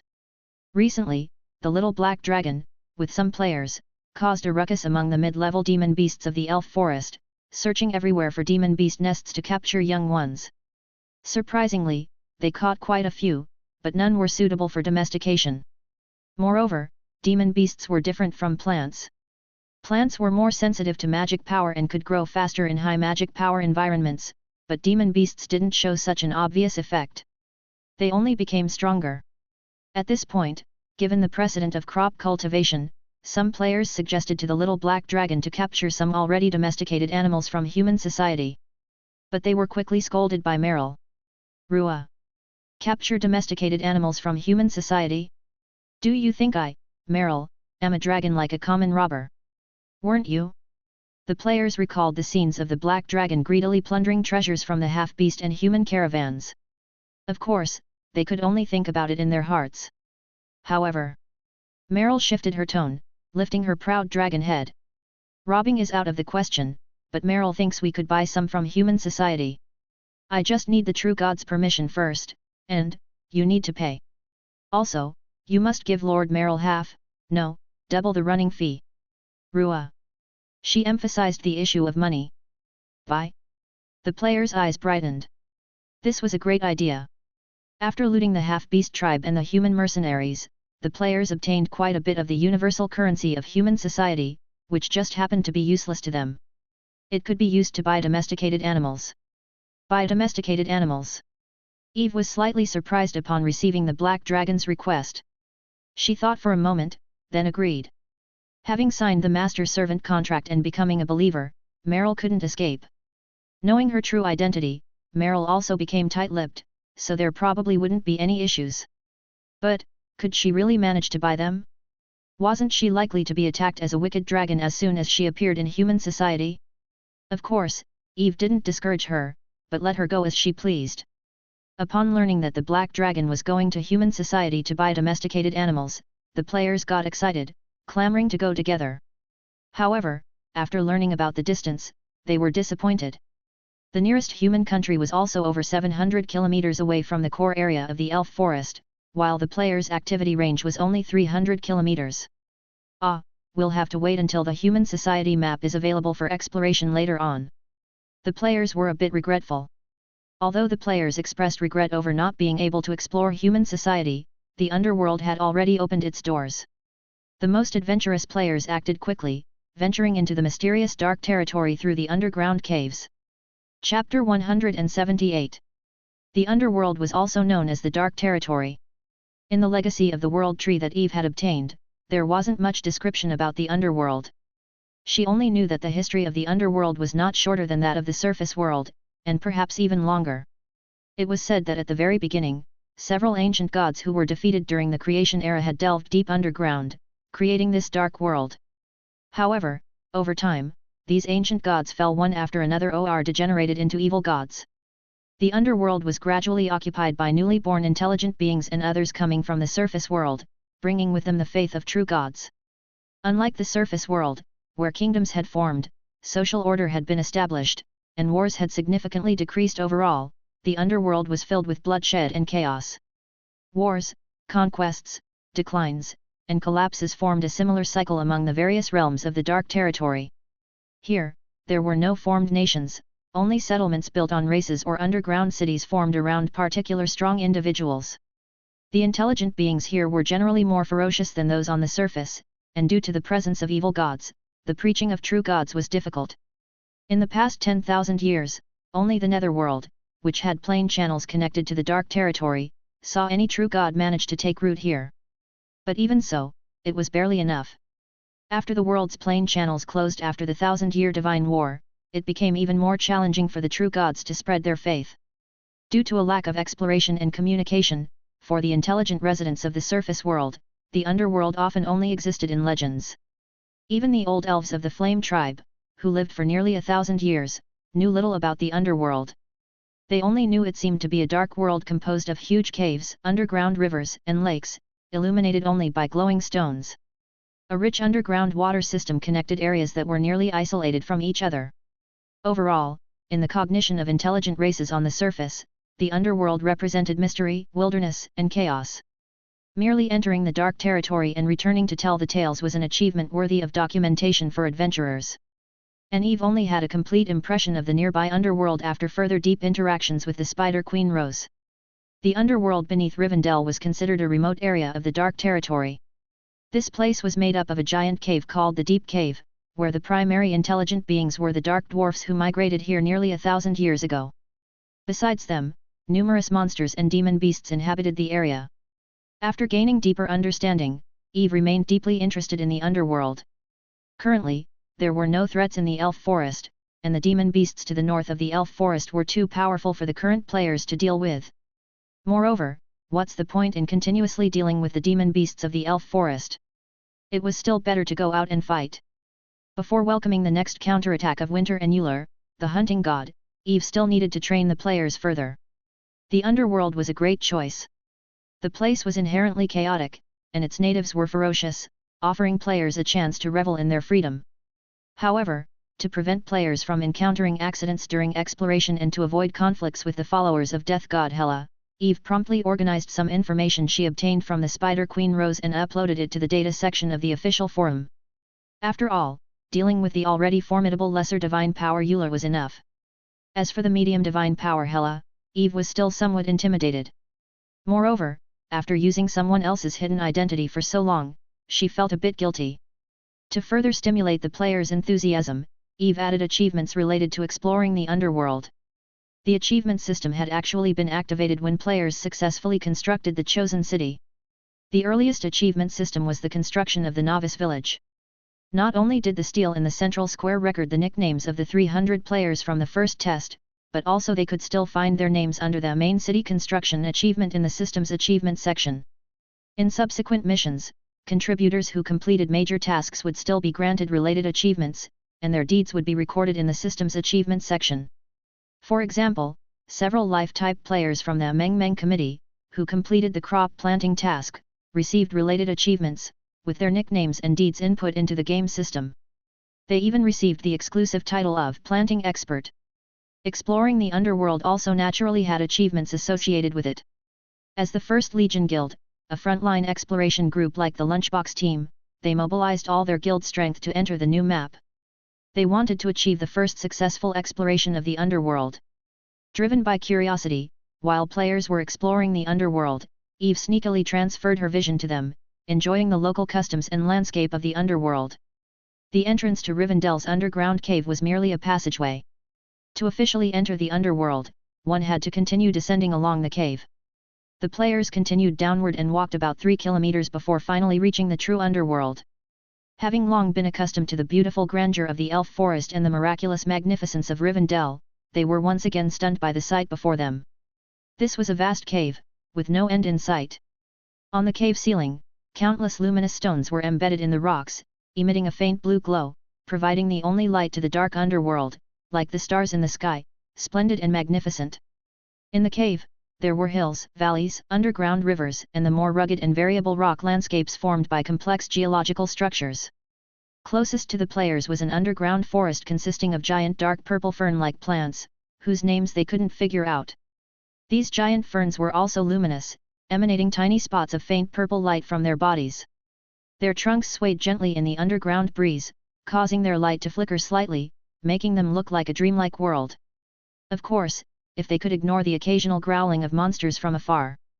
Wow, I thought the underworld was just a barren hole, but it truly is a world. There's a forest here with its complete ecosystem. These underground plants look so cool. Seeing the view of the underworld, a player exclaimed excitedly. Indeed. These ferns look beautiful. Let's see if we can dig some up and plant them on the surface later. Another player wholeheartedly agreed. Be careful. The official data mentioned not to underestimate any creature from the underworld. This map is full of chaos and unknowns. All species that survive here are not to be trifled with. The guild leader of the First Legion, Fried Tomato, said. Also, take note of the intelligent species like the suspicious dark dwarfs. From the official data, it seems they are worshippers of the death god and are the local bosses in this area. They have the potential to become neutral or even friendly NPCs. Try not to provoke them, otherwise, the entire group could be wiped out. Having gone red name once, this guy became more cautious. Subsequent similar incidents proved that even though the red name mechanism in Elf Kingdom had levels, it was also strict. He got off lightly then, with only a few contribution points deducted. The world was big, and there were all kinds of birds. Besides him, other players had challenged the rules later, but they all received varying degrees of punishment. Moreover, as player levels increased, these punishments escalated exponentially. A high-level player once had a conflict with another player after a wild battle.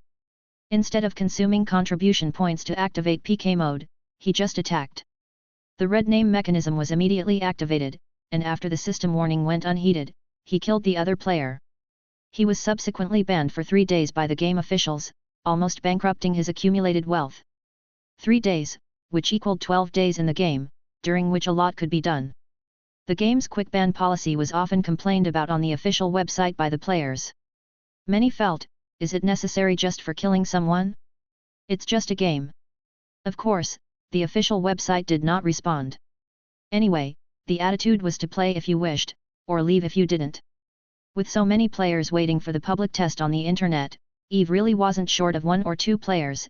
If someone left or was driven away, they could just add more players. She needed obedient fighters, not troublemakers.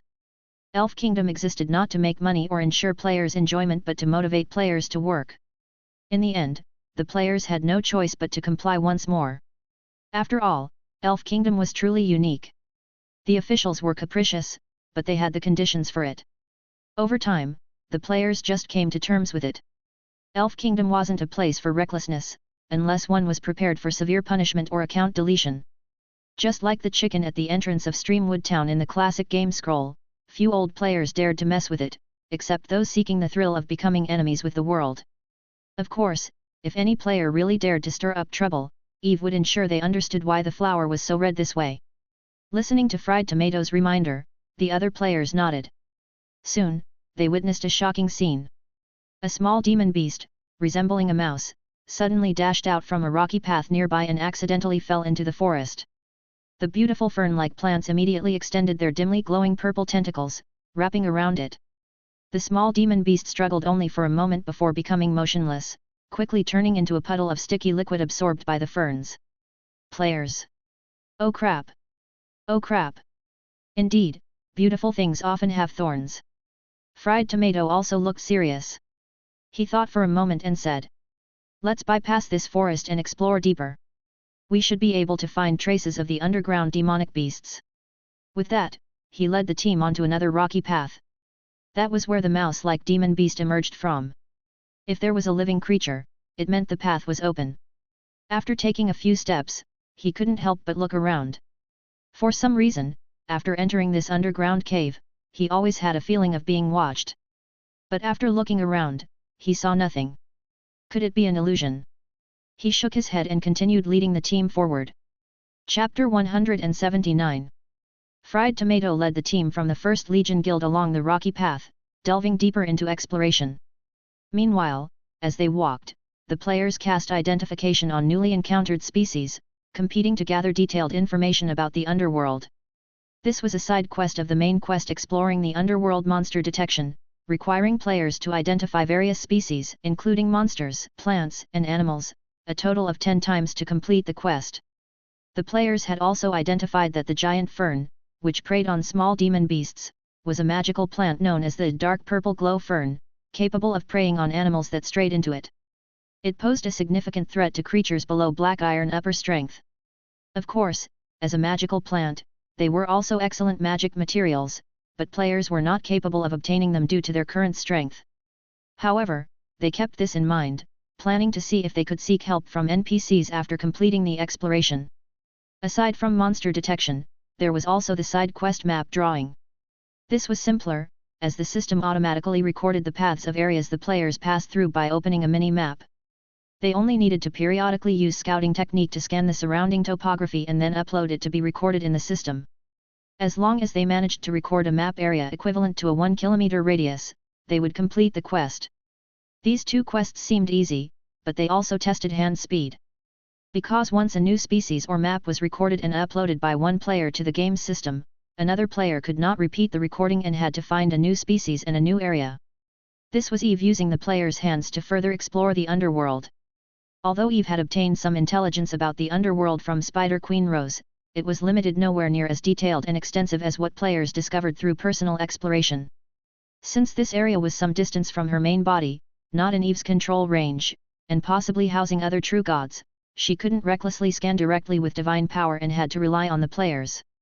Because the player's consciousness was connected to Eve's game system, the information they gathered was immediately reflected to Eve and recorded by her, making this model quite useful. After all, the players were also having a blast, enjoying the exploration. Double win, double win. Players had to complete a total of 50 side quests to finish the main quest exploring the underworld. Eve had calculated that with her current maximum exploration distance offered to the players, 50 map drawings would be just enough to cover the underworld regions that players could reach. However, completing 50 side quests wasn't easy, and such a number couldn't be finished by just 1 or 2 players. At this point, the advantage of a large guild became evident: more people, bigger team. To complete this task, Fried Tomato organized all the high-level players in the First Legion Guild, over 100 in total, and chose a certain night on Blue Star to come online and explore together. He led the guild members about 3 kilometers before finally bypassing the peculiar dark purple forest. However, as they explored, the inexplicable feeling in Fried Tomato's heart grew stronger. He always felt that something was secretly watching him. As the highest level player in the guild, he believed in his intuition. After some hesitation, he asked the hunter player responsible for the forefront of the exploration. Little 8, have you detected any creatures nearby? Why do I feel like something is watching us? A hunter player with the green Chinese characters Bab atop their head cast several scouting techniques and said, "President, there are quite a few creatures nearby, maybe, some demon beasts have noticed us. But there doesn't seem to be any strong auras, so I think we don't need to worry." "Is that so?" Fried Tomato muttered. After speaking, he glanced again at the name above Bab's head, his mouth twitching. "By the way, I suggest you change your nickname, otherwise, calling your name always feels like a loss." Bab. Ha ha ha ha ha. Other players laughed. The whole team advanced in a cheerful atmosphere. After bypassing the dark purple giant fern forest, they saw a vast mushroom forest blocking their path. The smallest of these mushrooms stood 3 meters tall, in bizarre shades of pale blue. Their caps sparkled with deep luster, beautifully illuminating the surroundings, and below the mushrooms lay a bed of soft brown-black soil. Upon reaching this spot, the players also saw traces of demon beasts.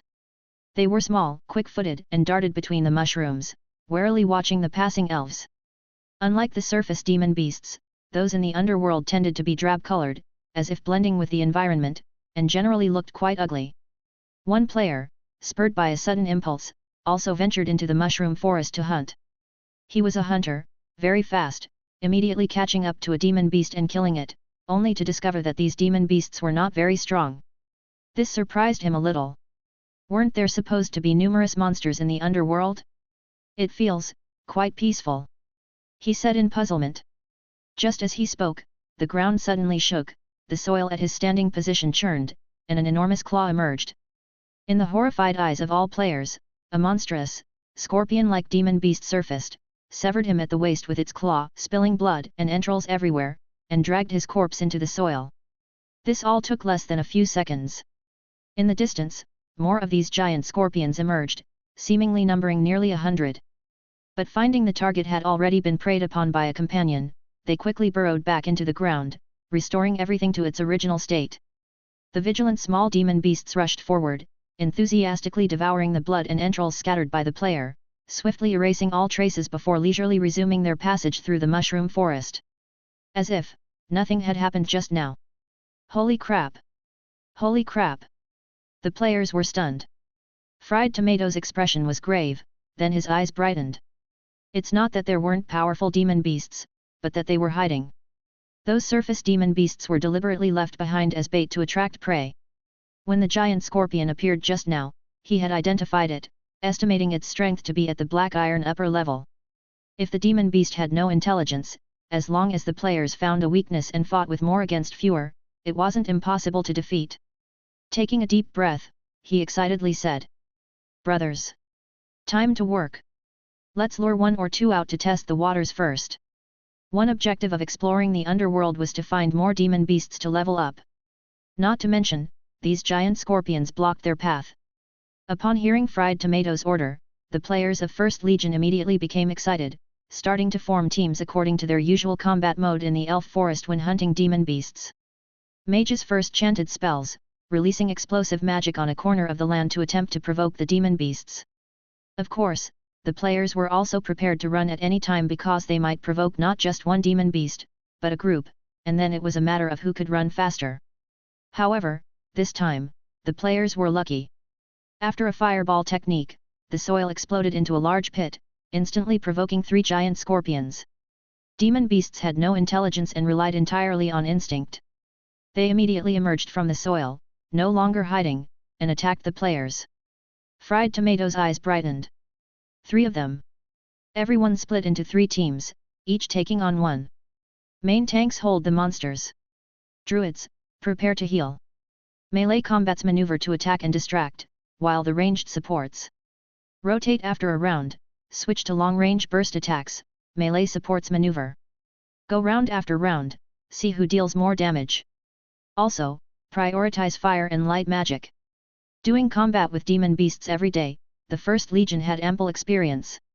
Though they had never seen such scorpion-like demon beasts before and didn't know their habits and combat mechanisms, by following the Elf Kingdom's exploration routine a few times, even if some people died, they would eventually figure out a method.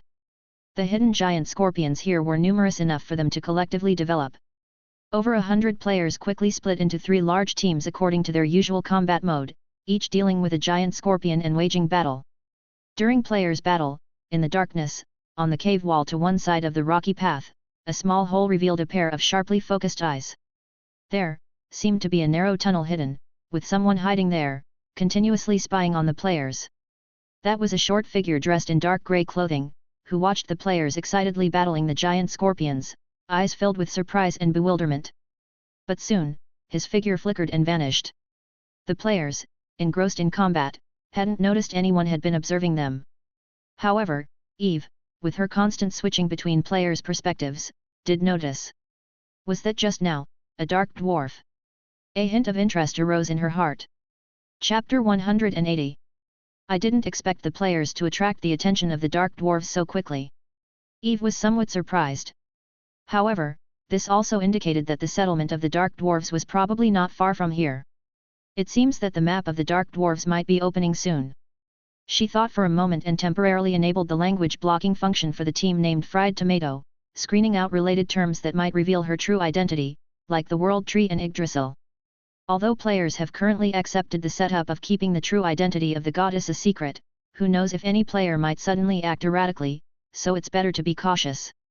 Of course, only the language conversion was blocked.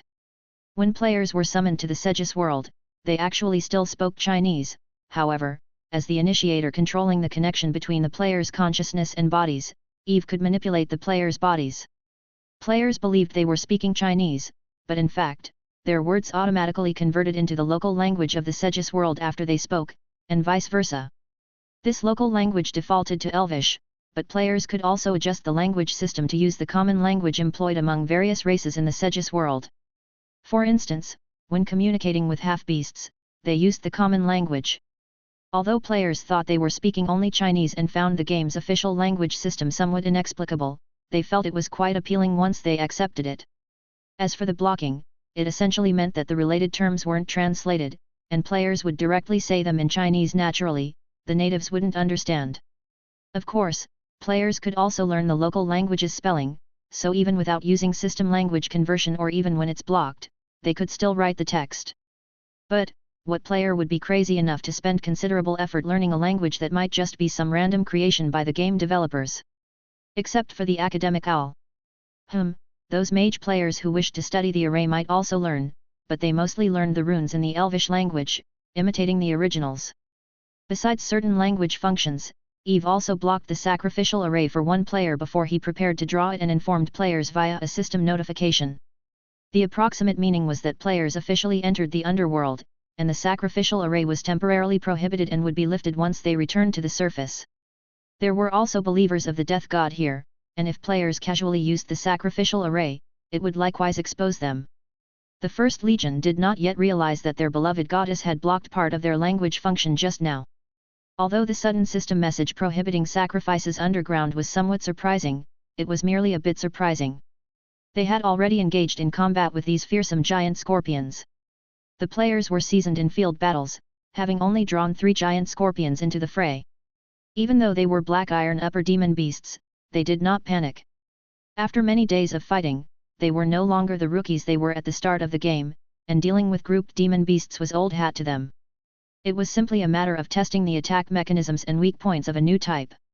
Mages prepared their fireball techniques, with the Spider Queen Rose leading. They already knew that fire and light attribute magic had the highest destructive power against most underground demon beasts. Melee players surrounded the attracted giant scorpions, conducting hit-and-run attacks with remarkable synergy. Even Eve, watching, had to admire the rapid progress of the players. Indeed, upon reflection, it made sense. For players, this was just a game. The greatest psychological barrier for recruits' fear was no longer an issue. Moreover, they could reduce pain sensitivity and even revive, which subtly enhanced their courage and tolerance for mistakes. Thus, after dying several times, players rapidly improved their combat skills. This increasingly satisfied Eve, making her feel that constructing a catastrophe army that could make other true gods tremble seemed not far off. Meanwhile, a small presence that had been secretly spying on players from a concealed cave walked through a narrow, man-made tunnel, eventually emerging in front of a small town made of stones. The entire small city was built with black stones, featuring a rugged style. Under the glow of luminescent stones on the cavern ceiling, it appeared solemn and murderous. A group of dwarves wearing coarse, dark brown hemp clothing with dark skin carried pickaxes or balanced goods on their heads as they moved back and forth within the town. This was a city of the dark dwarves. The dark dwarves that resembled scouts weaved through the town, greeting familiar faces while swiftly making their way to the most majestic 3-story stone building in the town's center. What? You say you saw a group that might be elf mercenaries from the surface? Over 100 of them. In the stone building's hall, an elderly dwarf listened in astonishment to the scout's report. Just like common dark dwarves, he was short and stout, with a ring of long, messy facial beard, dark skin, and a bald head. The old dwarf gazed at the dwarf scout reporting before him, a hint of speechlessness crossing his face. Iron Hammer, have you had too much beer? This is the dark territory, where would elves come from? And 100 of them, mercenaries. Elven identities are so sensitive. How could they boldly become mercenaries? Especially in such numbers. While there were cases of elves discreetly hiding their identities as mercenaries across the continent, those were exceptions. Not to mention, what would elves be doing in the dark territory? The old dwarf did not believe it at all. Really? Grandpa Balin, I definitely didn't get it wrong. Pointy ears, very tall, and very beautiful, surely elves.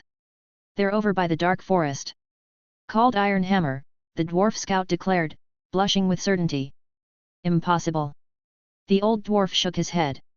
The dark forest is full of monsters, though it connects to the surface entrance guarded by that terrifying giant spider, so surface creatures can't come down without our guidance. Really? Grandpa Balin.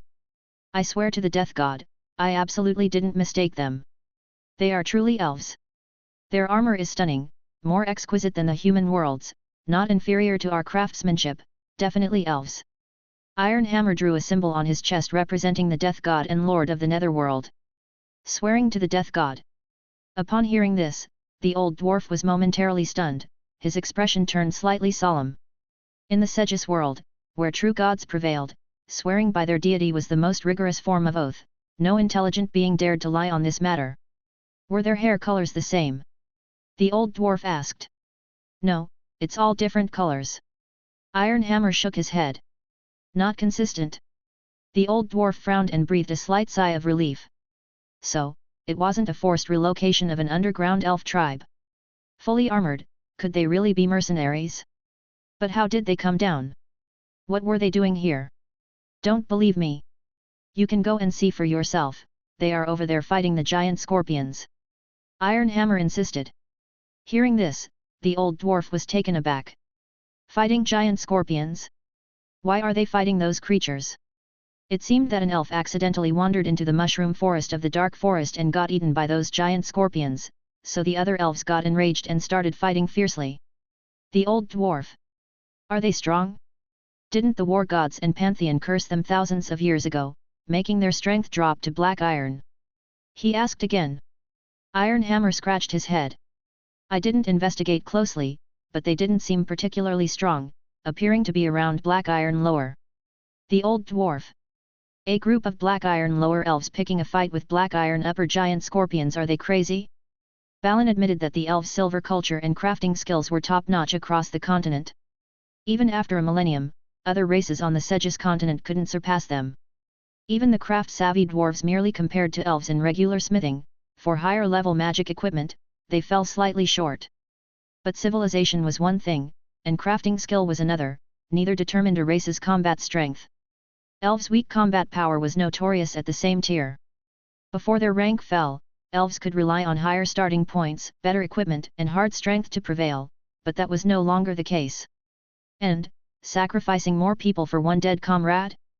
Is it worth it? No wonder those long ears are doing worse and worse. He shook his head, contemplating, and said, Take me to see them. He was quite curious about the elves. Dark dwarves might not have been the friendliest, but elves were different. Those were a famously naive, stubborn, and easily duped race across the continent, utterly harmless. If they really were elves, the old dwarf wouldn't mind communicating further. He always admired some of their manufacturing techniques. Under the guidance of Ironhammer, the old dwarf Balin quickly reached the place where he had previously spied on the players through a dugout tunnel. When Balin arrived here, he peered through a small hole in the tunnel and saw players battling the giant scorpions. Needless to say, the First Legion was indeed seasoned. The three demon beasts posed no challenge to them. Even though they were black iron upper, after losing 5 players, the First Legion wiped them out. Considering the sacrificial array couldn't be used, and the giant scorpions didn't seem to have anything of value besides pincers and stingers. So, when killing the giant scorpions, the players set experience points acquisition to 100%, not leaving any spoils. The entire scorpion was drained of life by war sacrifice, turning into ashes. Seeing the substantial experience points received in the status bar, the players were thrilled. The experience points from these giant scorpions were so high. This was for a reason, as the conditions in the underworld were far harsher than above ground, meaning the demon beasts surviving here generally had more tenacious vitality. The war sacrifice instinct that Eve granted the players' bodies relied on absorbing life force. Additionally, since the players opted not to retain any spoils and directly absorbed 100% of the experience points, the data received was unexpectedly high, which was entirely normal. Although they lost 5 players, the players had already grasped the combat pattern of the giant scorpions. They were excited, panting heavily, eagerly continuing to lure and fight the monsters. The old dwarf saw the players kill the giant scorpions, then toss several fireballs into the mushroom forest, drawing in 5 giant scorpions and engaging in battle once more. The sight of excitement, anticipation, and unabated joy from a distance made the old dwarf pause in amazement. These elves! What on earth is going on? This doesn't seem like a fight for revenge at all.